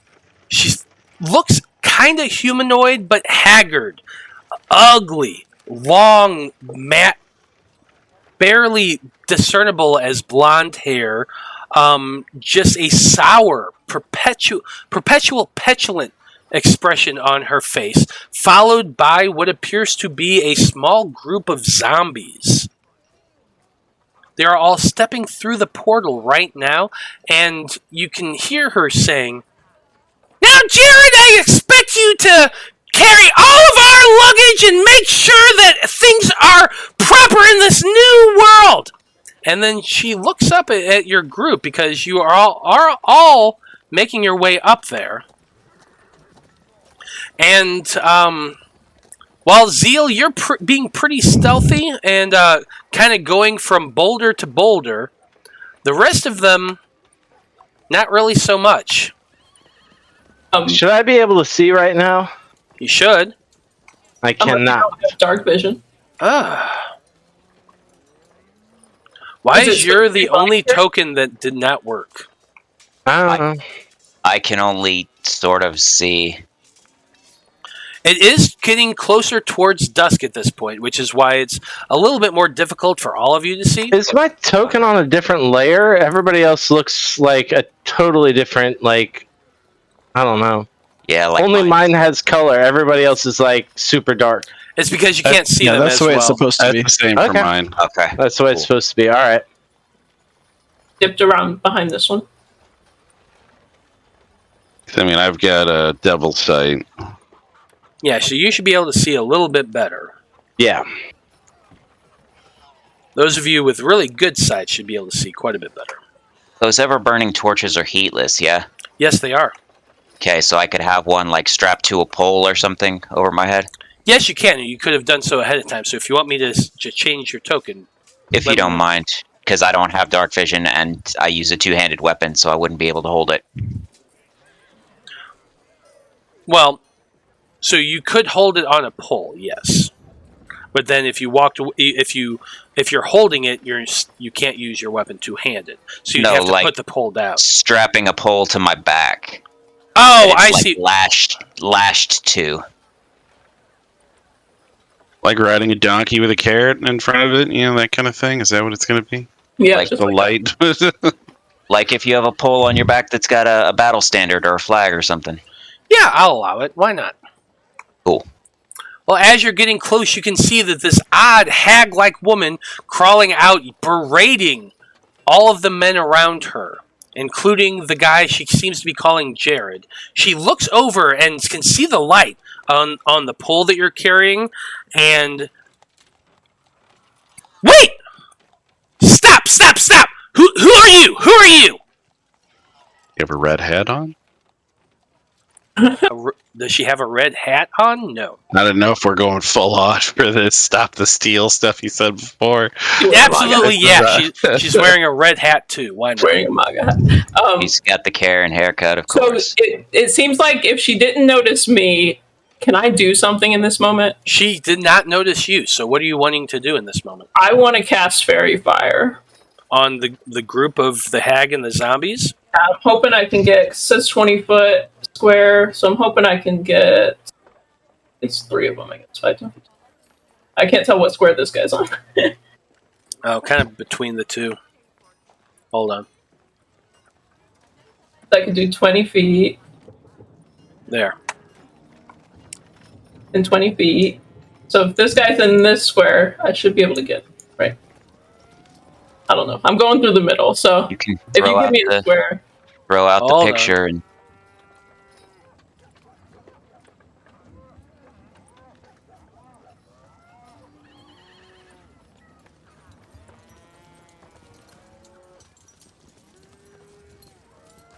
So that looks like 20 feet. That's what all the cows. There's a lot of cows right now. Well, yeah, there's a lot of weird cows going on right now. Undas portal. So would I be able to get 4 of them if it's like half in their square? Yeah, I'm going to say yeah. Okay, so I want to get those 4. So you're just immediately casting fairy fire on these? Oh, absolutely. You want me to like hear her out or something? Y'all nuts. Get 'em. Fair enough. So you cast that spell. I'm going to have all of them Dexterity saving throws. do dexterity and its little twinkling stars kind of fade in and start to surround them. just wait until she casts mass command for let me Great. talk to your manager. Oh no! It's very dreamer-esque, Oh my god, you... Hey. Even the name. Oh my god. Yeah, so that's an 18, so I assume that does save. Fucking Ivanka. She gets advantage. Yes, she does. That does save. She's a hag. She has to get it. And then all the other. Oh. So weak. Are we rolling for initiative? Yeah, I just and did it. 1 second, we're going to be rolling for initiative. All right. Hey, at least Yeah, the go only ahead. thing at least the only thing her husband's gonna do during the combat is stare and fawn over his daughter. No. Wait. Well, yeah. If we're going for that one. All right. Much better this I time. mean, I've gotten a -1, a 0, and a 1. I'm rolling with advantage, boys. So this is the good one right now. 9. I went from a 20 to a 14 to a 12 for this combat. I'm never gonna go first. Yeah, I had 18, 19, and 5. Hey, well, 25, 9, 24, 9, and 18. I'm all over the place. you know what your daddy said, don't you, Zeal? If you're not first, Oh my god. you're last. Okay, Does so have some very Ricky Bobby energy. Oh my god, Jared's even there. Jesus. We've almost hit our quota for movie So, yeah, references in this one shot. I hit too I many forgot my- times. But I forgot Ivanica what do you call definitely succeeded. Yeah. The 1, 2, 3 zombies definitely failed. I guess These his are mage lit up armor. by His mage fairy fire. armor's still up at this point, right? How long has it been since the wall battle? As you Right. had a long rest.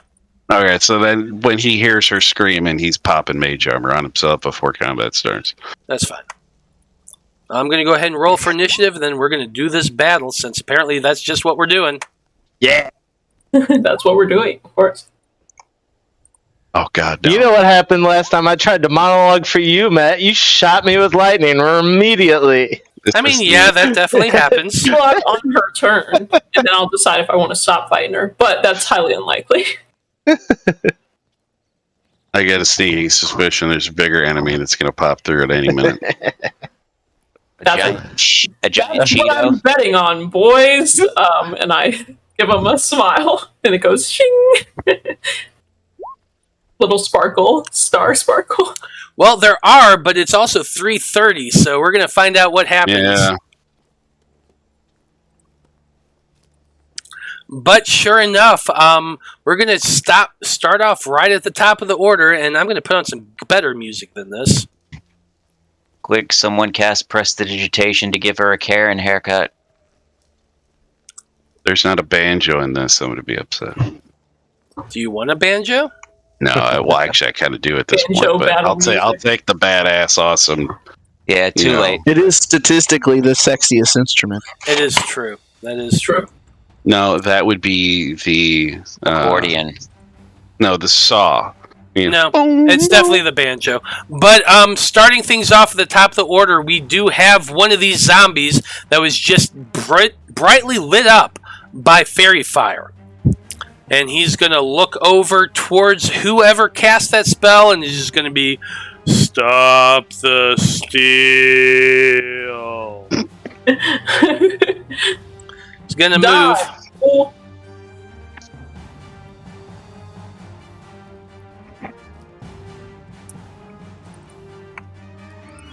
Oh, that's Jared. Why didn't Jared come up as Jared? That's weird. Jared. Eat fresh. I just remembered to put my strength back after it got 5, sapped. 10, I was down to 15, 2 on a strength. Oh my god. If I got hit by one more of those things, I'd have just been dead. Yep. Okay, they managed to get up to you, Bouse, but they had to use their action to do so. So that guy is just right up on you and seems to be protecting the horrible shrew of a blonde woman that had came out of that portal. Dear Lord. Just horrible. Just horrible. But Luigi, you're up next. Alright, so Fairy Fire, I get advantage on this, right? Depends if you hit the guy that's lit up. Yes, you do. I'm going for that guy right there. So I'll take a crossbow shot. Ugh, 13. Yeah, but who are you hitting? This guy right over here. Yes, the 13 does hit. Oh, just barely. Alright, with a little sneak attack added.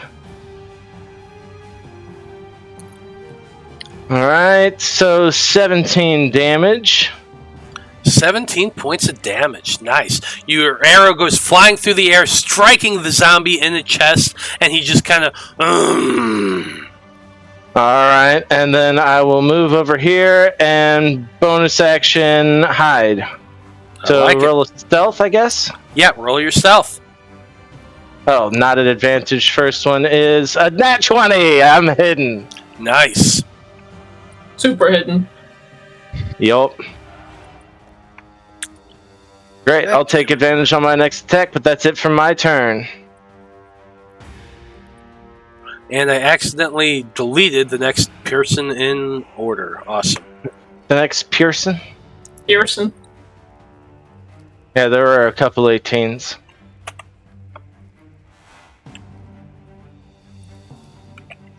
Would have preferred to get the nat 20 on a sneak attack hit, but oh well. Oh, well. Eh. But anyway, It's like it is the zombies' turn. They're going to be moving 5, 10, 15, 20. Oh, they have more. 25, 30, 35 feet there. 5, 10. Or wait a minute. 5, 10, 15, 20, 25. So they moved right there to you, Mulligan. They can see you, and they're moving towards you, but they could not actually attack. Sure. You're up next. All right, if we're gonna be ridiculous about this, let's be ridiculous about this. So I'm gonna rage, and my beard turns white, and my hair is red, white, and blue, and I'm picking lightning because I've now turned into a giant Uncle Sam. And I'm gonna hit it with the fireworks. I'm using my reckless attack and my great weapon master. I'm gonna say, me personally, I figure fire would be more likely for a fireworks. But hey, if you want to use lightning, you do you. Go ahead and make your attack. Cool. Had bad luck with the fire. So that's a 16. 16's gonna hit. Okay. Jubilee power is one of your options. Jubilee just shoots fireworks out of her hands. 26 points of damage. You smash it with your maul, but it seems to still be alive. Second attack, then a 14. 14 does hit. 23 points. 23 points of damage. That's more than enough to take it out. I'm going to need to make a con save. So let's see here. Got to do math. You know how much I love math. Yep.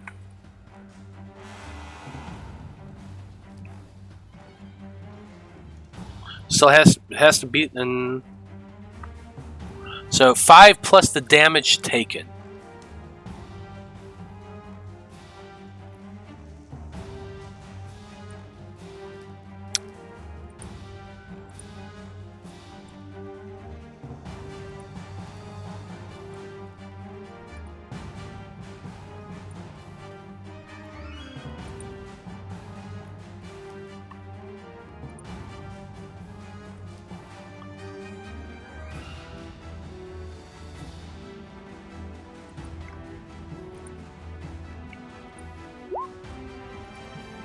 Yeah, fortunately that ain't enough.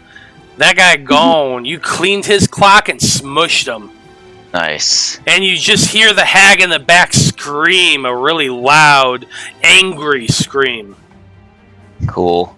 Alright, now 5, 10, 15, 20. I'm going to move up to there, and I'm going to bonus action attack the hag, because I reduced that guy to 0. You already used your bonus action on rage. Yeah, you did. Right, never mind. Then my turn is over. Okay. Bouse, you're up next. Alright. Since this zombie is a little too close for comfort, so I will... Can I use my telekinetic pull to pull him towards me and then stick my leg out and try to trip him? It doesn't quite work that way, I'm afraid. You can push him or you can pull him, but you can't really trip him with it. Unless you're using your attack to trip him. Yeah, that's like a battle master maneuver to trip somebody. Oh, yeah. Yeah. I'm a level 1 fighter, but I don't have that ability. Okay. Alright. So...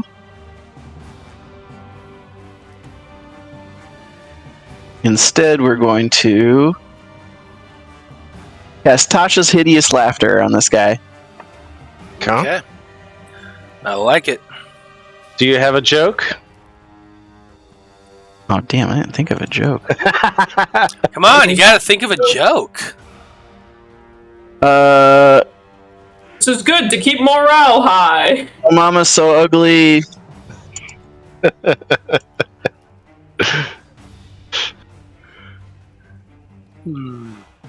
Oh, that's a failure. Yeah, I don't know. I can't come up with this stuff on the fly, guys. That's Your fine. mama's so ugly, a necromancer tried to raise her and she wouldn't get out of her coffin. There you go. Oh, great. Just Sure. your thing. But anyway, a 12 is a failure, so the zombie is on the ground laughing. Thinks it's funny. Nice. And then I'll move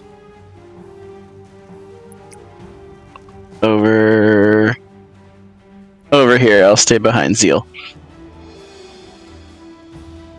What is the intelligence of a zombie? Not much. Exactly. So if it's 4 or less, then it isn't affected. Oh, actually, hold on. Yeah. That's a good point. You didn't get your mama. Oh shit! I'm sorry. No, that's an actually. I didn't read that far ahead. You are 100% right.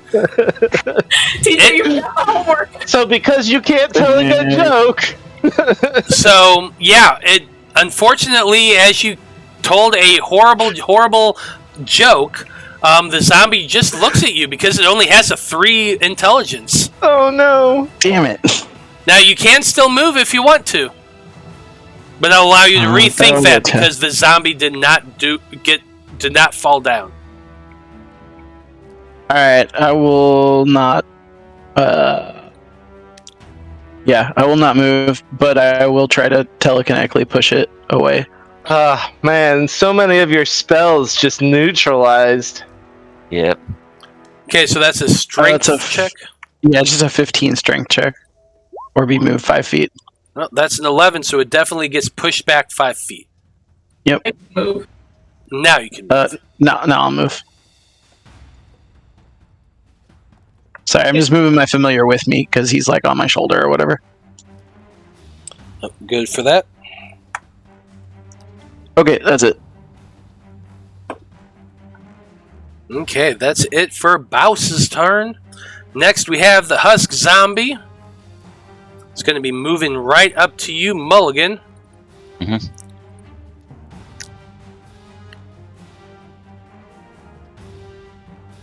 It's going to be making 2 attacks with its claws. At advantage. At advantage. That's a 22 and a 25. Those both hit. Yep. They do indeed, But, sir. I mean, in all fairness, you take 2 points of slashing damage and then 3 points of slashing damage. No. Yep. So not a lot. Patheticus. Okay, Zeal, you're up next.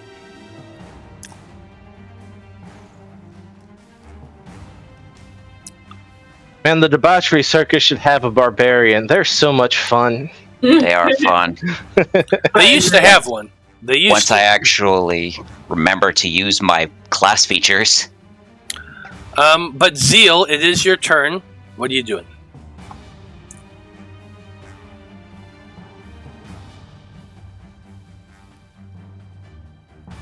Zeal, are you there? Brie, I'm sorry, I'm just. it's your turn.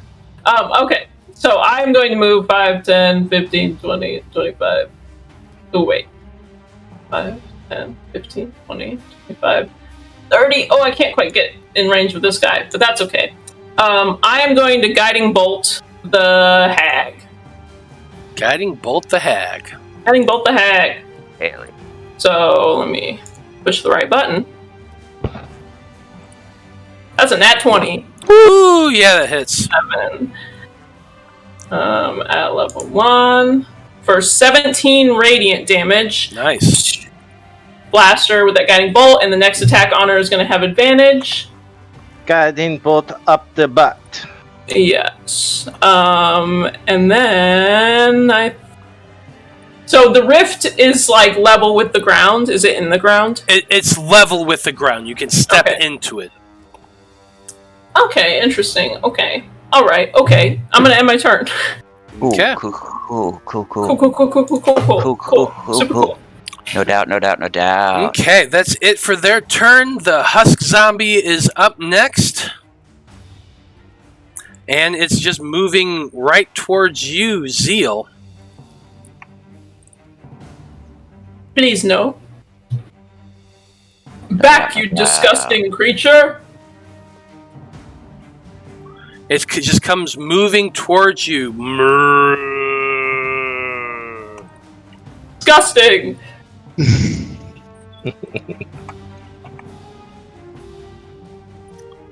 Well,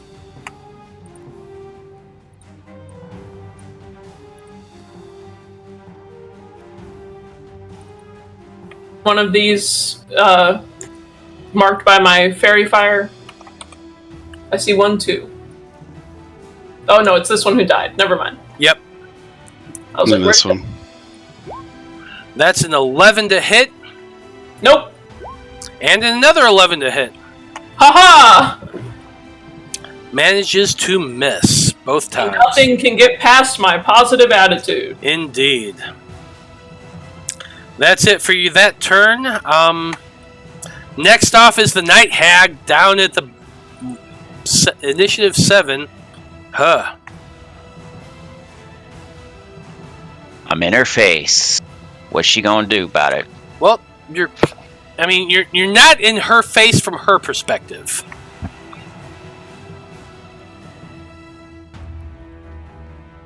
Let's see here. Even think about monologuing. I care not what you have to say.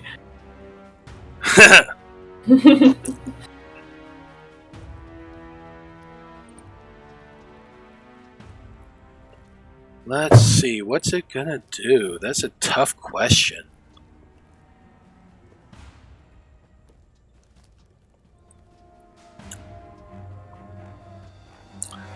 Yeah, I think,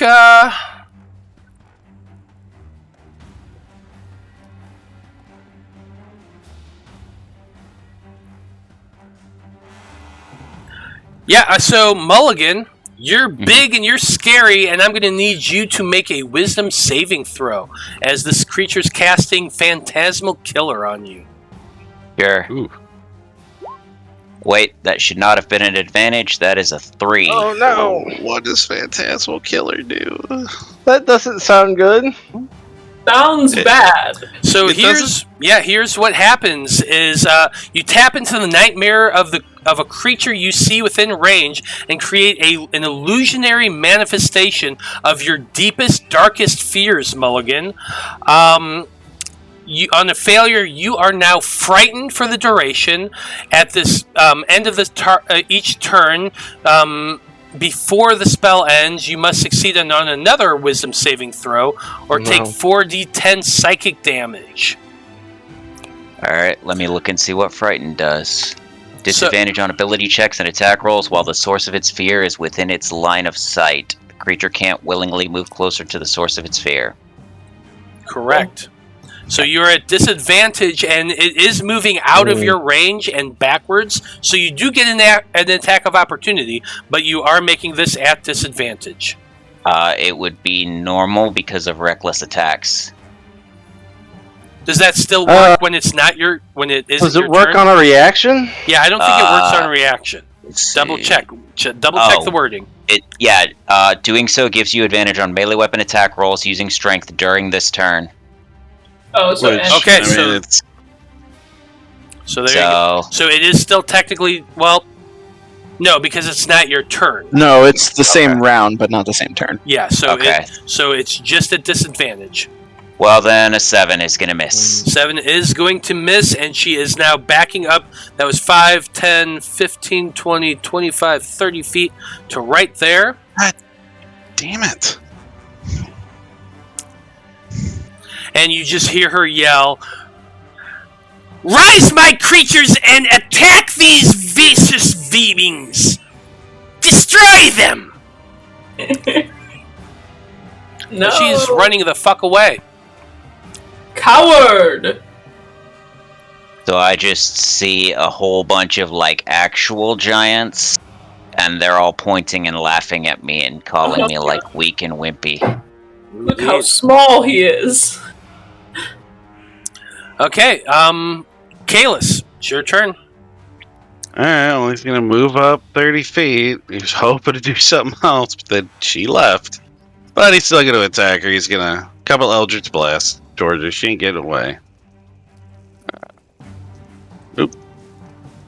Ooh, I'm guessing a 12 ain't gonna hit her on that one. 12 is not. But a 21 will. Yeah, well, So that is 10. He's not going to do the pushback on her this time because he doesn't want to push her further towards the thing. So that's But it's something you can control, right? Yeah, it says you can. You don't have to. Got it. But he is doing the full 10 there in the force, just right into her. And that is a con saving throw to see if she maintains her concentration. Oof. Nope. She does not. Nice. What happened? He loses So- fantastic. Yeah, Phantasmal Killer was concentration, so I'm no longer afraid of her. Yep, that's indeed true. That was the goal, but I had a better spell in mind. But that'll do it. It Hey, that'll suffices. do. Yeah, it suffices. That'll Yeah, do well, with we a wanna- fucking 5. Yeah, that's. I mean, I don't have none of my cantrips or bonus actions to do. So Fair enough. Yep. good to go. Well, next off we have Bouse's Spider. What is it doing? Poiter. Spiene. The spider shit. Let me see what it is. Spider-Man. 20 feet. Okay. It makes your neck just a little bit itchier. Oh no. So he's just gonna move up here and like cling to this. What is this? A big rock or a stalagmite? It is or just something? a big rock in the middle of the field up to the portal. Yep. Just gonna climb around that thing and wait.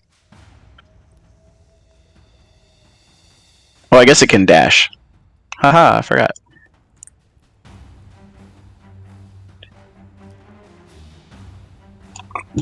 Alright, it'll actually dash out to here. Okay. And can I stealth as a bonus action? Doesn't look like I can. Okay. Okay, that's it for the spider. Next up is Jared. This is a really smarmy looking fucking zombie with slick back hair and a really petulant, almost mama's boy kind of appearance on his face. He's going to be able to move towards you, Bouse. And he's taking a slam attack against you. That's a 16 to hit. 9. Okay. He tries to slam against you, thundering with his fists, but you're easily able to jump back out of the way. Too smarmy. Far too smarmy. But Luigi, it's your turn. Alright, so since I successfully hit, I get advantage on my attack. Is that how that works? Yes, that's how that works. Okay. So I'll move out to here. I'm going to take a shot at the hag.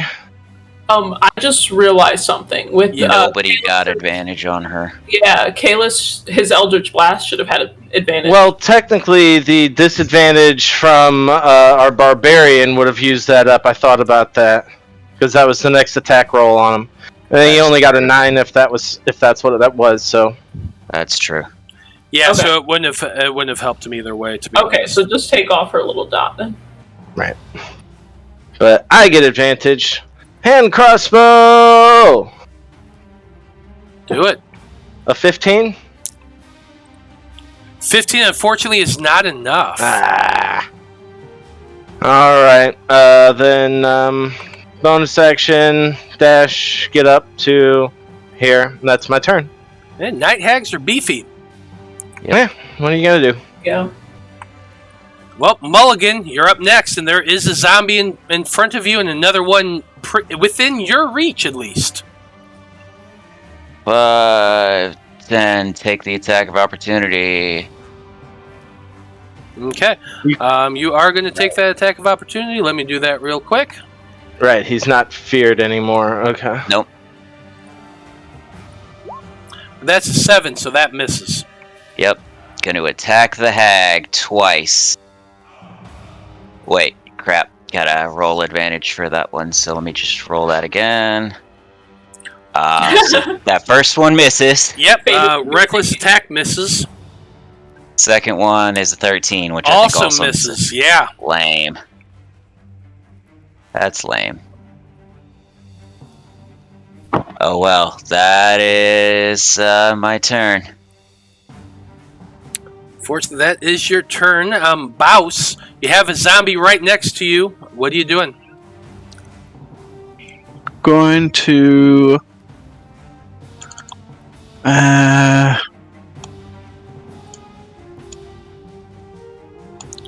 I'm measuring.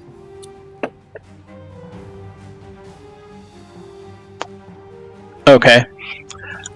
I'm going to.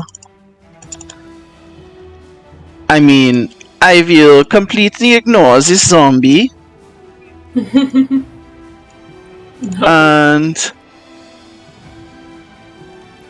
And I will cast a slow spell.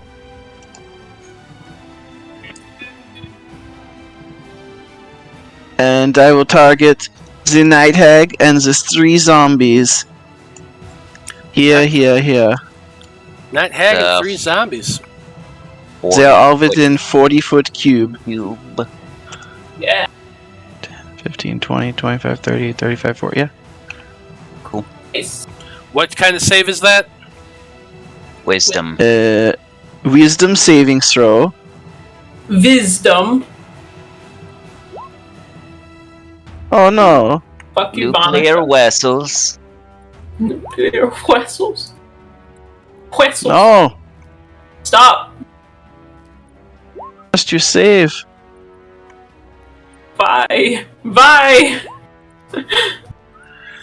So yeah, unfortunately, the Night Hag and one of the zombies saved. The other 2 did fail. They are slow.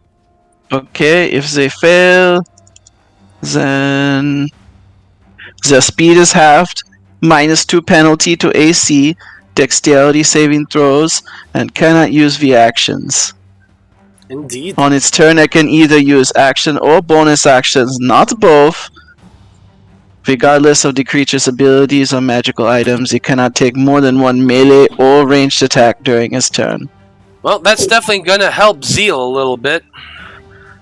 Thank you. Are you doing anything else on your turn? Yes, I will telekinetically shove the zombie that is in front of me. Okay, so that's a strength saving throw. But that's a 9. Okay, he is pushed back. There you go. And then I will run away like little girl. Like the little girl. Okay. Like a little girl. Okay. That's it for that turn. Next is the Husk Zombie, who's moving up towards Zeal.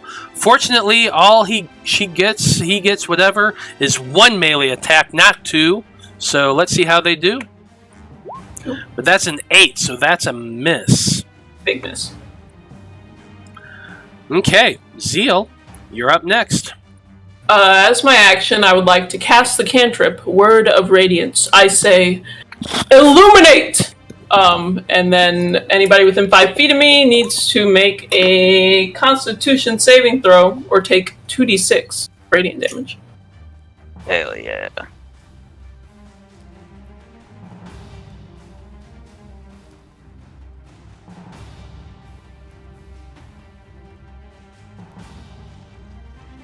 Right. It's gone. Matt is in fact gone. He's in fact long gone. Now we can do whatever we want. Elvis has left the building. I'm gonna level up real quick.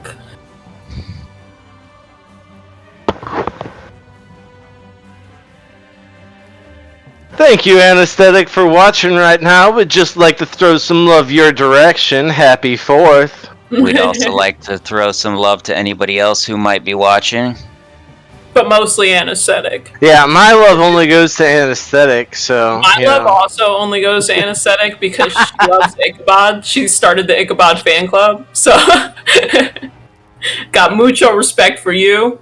Hey, I'll start loving Anesthetic when she starts writing fan fiction about the two of our characters. Write some fan fiction for us, Anesthetic. Also, I thought you should know, Zeal came from Ichabod's backstory. He was like Ichabod's war buddy. So, just so you know, he relates. But then they got a little awkward in the shower, and now they don't want to see each other anymore. That old story.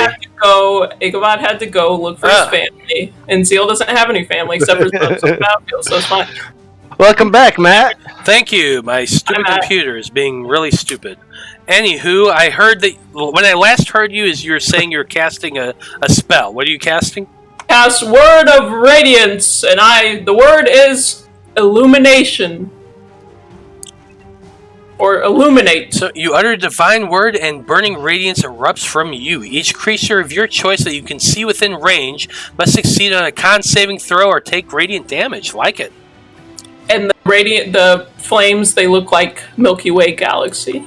Love it. So let's see here. It is a con save.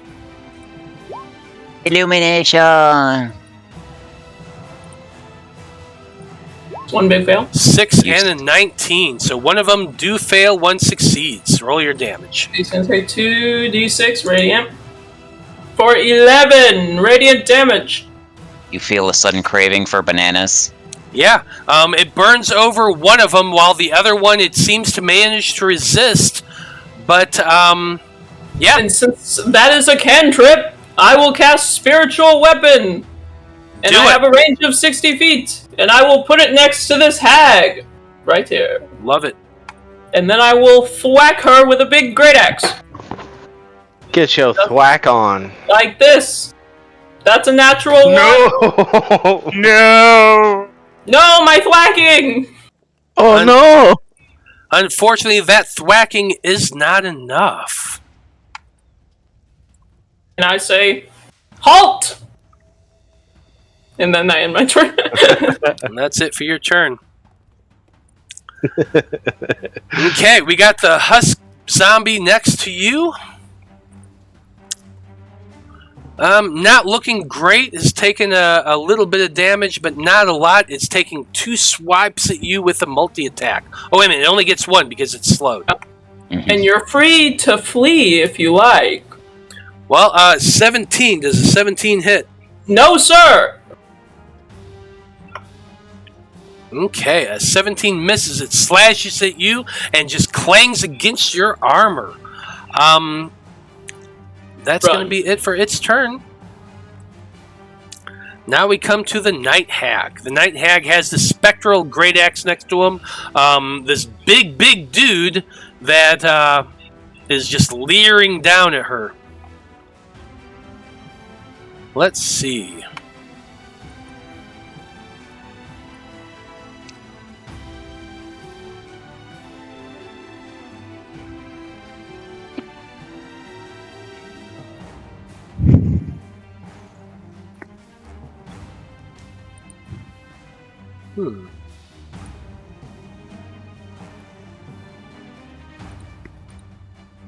Yeah, I'm going to say that the Night Hag smiles at you. This big grin that seems to she has missing teeth and what's there is rotted, and she's just leering up at you, Mulligan. Zeal, were you about to say something? No, I said don't smile. Oh. No, it's definitely smiling. And as it smiles, it just looks at you and at you, Mulligan, and she says, "Well, looks like things are getting a little too tough here. I'm gonna go ahead and cut out of this. You boys there? Sorry, but you're gonna have to deal with my father. He's much, much worse than me." And she casts Plane Shift. Yep. Yes. Can anybody counter? Can anyone counter? If you have a counter, you can do it now. I am not a No. spellcaster. Aside from thaumaturgy. Okay. Nope. Sorry. Oh, well. Then with that, she does disappear from this plane of existence.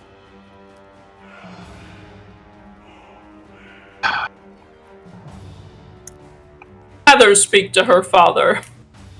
And then the zombies just drop dead, right? No, the zombies are still there. Damn it. Kalis, your turn. Well, keep taking away what I want to do. Shit. 5, 10, 10. You just straight up attack this chick in full view. I know, but there's shit I keep wanting to do that I keep not being able to do. Let's see, that's 10. Would I be able to drop? I mean, I want to at least do it once. I want to drop Shatter, and it's a 10-foot radius. I could probably get at least the edge of them, but I don't think I could get him as well. No, you wouldn't be able to get him, but you would be able to get these two over here. And I'll at least get those two. Okay, what kind of saving throw is that? It is a Dex. Now, on slow, doesn't that affect Dex saving throws? Yes. No, it's con minus save. four. Sorry, con. Oh, Yeah, con. save. Okay, never mind then. I was thinking it was a Dex, but and since Yeah. he's a warlock Yeah, and slow's without only the Dex. 5, so not the agonizing blast, but so it would be 19 thunder damage. Okay, well, one of them failed, one of them saved. Well, I Like think the burster there. I don't like Yeah. that. The burster is the one that took the most damage. so they at least take half his damage. So the one that's saved, and if they've got any non-magical gear on them, that also takes the damage. And Two when more. that happens, that burster, as it takes that massive amount of damage, when it hits it, it's still alive, Yep. but it begins to shake and shudder, and then it just explodes outward. And I No. need you, Zeal, to make Don't say Dex.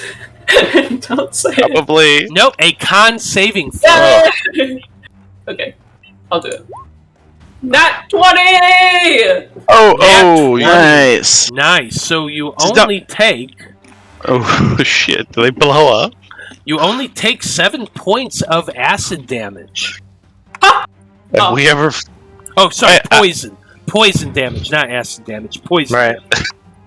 damage. There's nothing, right, boys? And I look at my boys. Like, I had no idea that was gonna happen. But I All in a day's apologize. work. No hard feelings at all. And I smile That's to his my turn. Kalis. Smile in his drug and You know what? and He's his gonna smile. give her. He's gonna be like, "This is for the smell and the apology. Just don't wipe that." He's gonna give her 3 of his dice, Okay. so she'll get 13 back, or he will get 13 back. Yes. Not the player character, but the character. I'm back at maximum.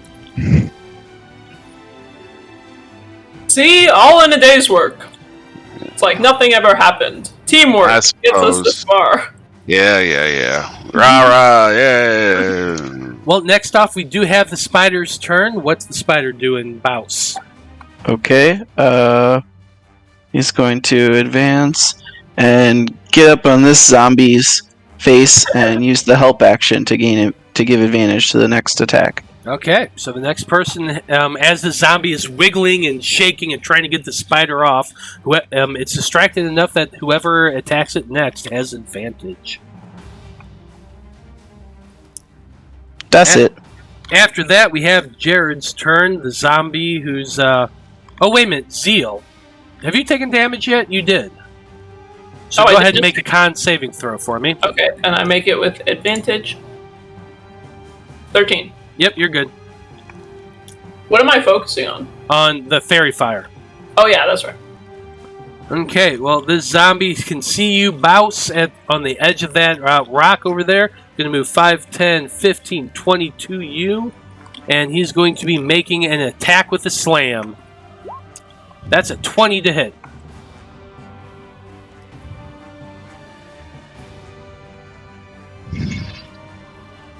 Shield. You throw up your shield as it's trying to You clamp. cannot get me. Yeah, the shield is enough to block that hit. Very nice. Luigi, you're up next. Excellent. I move up to here, and in one-on-one combat, I get sneak attack if I hit. So, rapier attack. Do. 26 will do it. Definitely. Alright. Doing 10 points of damage. 10 points of damage. You stab into that zombie, and you feel just that kind of wet as it stabs into the body, but 10 points of damage to it. And then, with this swashbuckler ability, I'm going to slip away without an opportunity attack. I like it. So I go back another little bit there. Yep. Okay. That's it for the swashbuckler's turn. Mulligan, you're up next. Sure. So I'll move down here. And then I'm not gonna use my Great Weapon Master, but I will use Reckless Attack. And I'll start with this one on the left here. Got it. So I need this one. So a 24. Definitely hits. So 15 and 7, which is all lightning. So 22. More than enough to take that guy out. Cool. And then my second attack will be on the one on the right, which is 19. 19 hits. That's a lot, like 31. Oh, I forgot to roll to see if these guys actually survive. Let me do that real quick. Sure. That's a failure. The next attack was enough to take out the other guy. So just describe for me how you took out two of these zombies real quick. So I swing my hammer and actually connect with the brunt of the body of the first one and then slam that body into the second one. And you just baseball swing the two of them, and these two zombie bodies go flying in the air over the portal and just smash against the wall of the ledge of the Luigi at this point is really glad he used that ability to get the hell out of the way of that swing. Probably, yeah. Yep. Okay, Baus, there is one zombie left. What are you doing?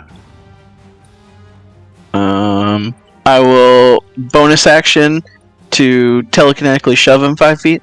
Okay. So it's DC 15 strength saving throw. 15 is exactly what he got. God. Alright, I'll risk it. I'll back up. He can try to hit me. Okay, let's see if he hits. Hurt. That's a 22. Oh, wow. You're going to use your shield again? Yeah, I'll use shield again. Okay, you're going to have to, but that does block it. And then I'll back up and I'll cast Fireball. You're casting Fireball? It's the last enemy. Yeah, fuck it. Fuck it. Do it. Yep. That's an 11 to dodge. He failed. Did he die? Takes 31 fire damage. Is he okay?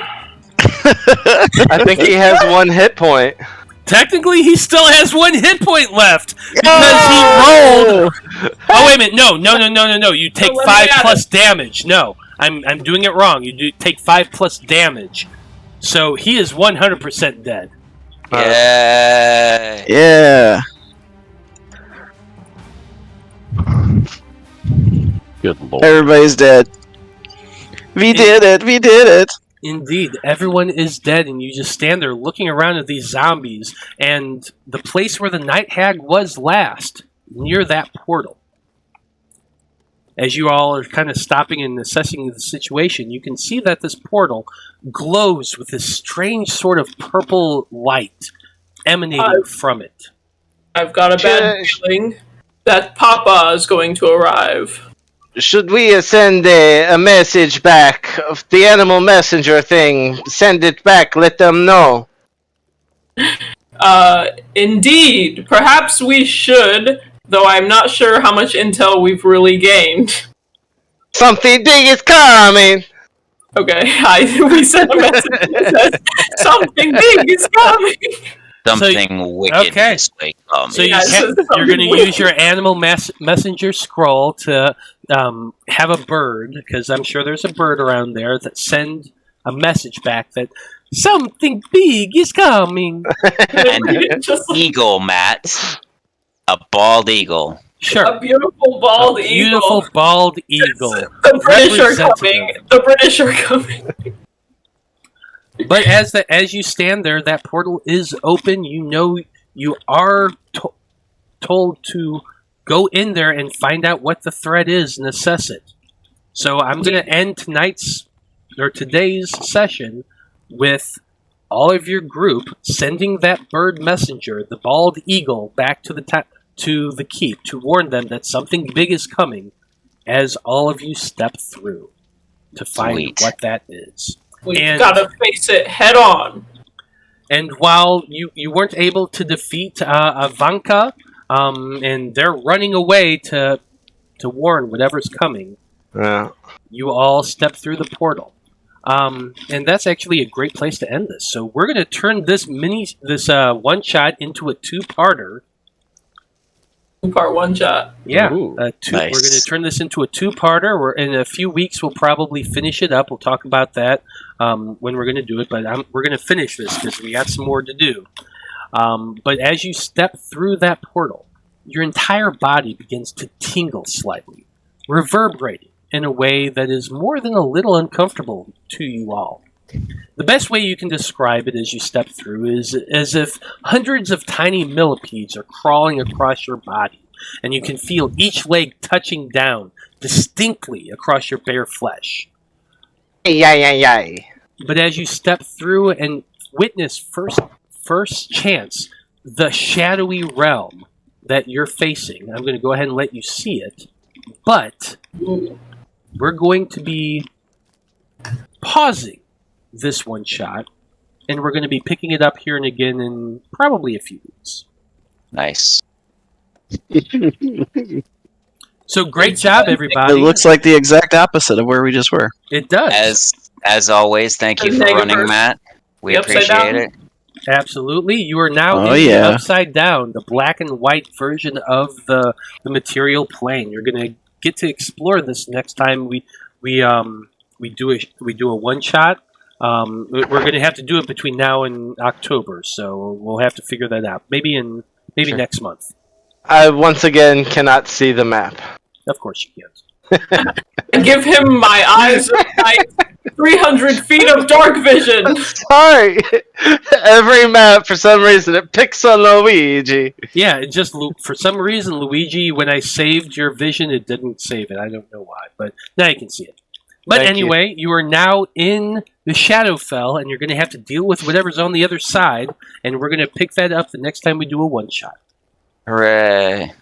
So, hope you enjoyed fighting off a horde, defending the wall, and Oh God, decided not to talk to the hag that came out, which so we'll find out what happens Chewie. with that. Fact. Yeah. I was gonna be like, yeah, what do you want? Tell me about it, ma'am. I want to speak to your manager.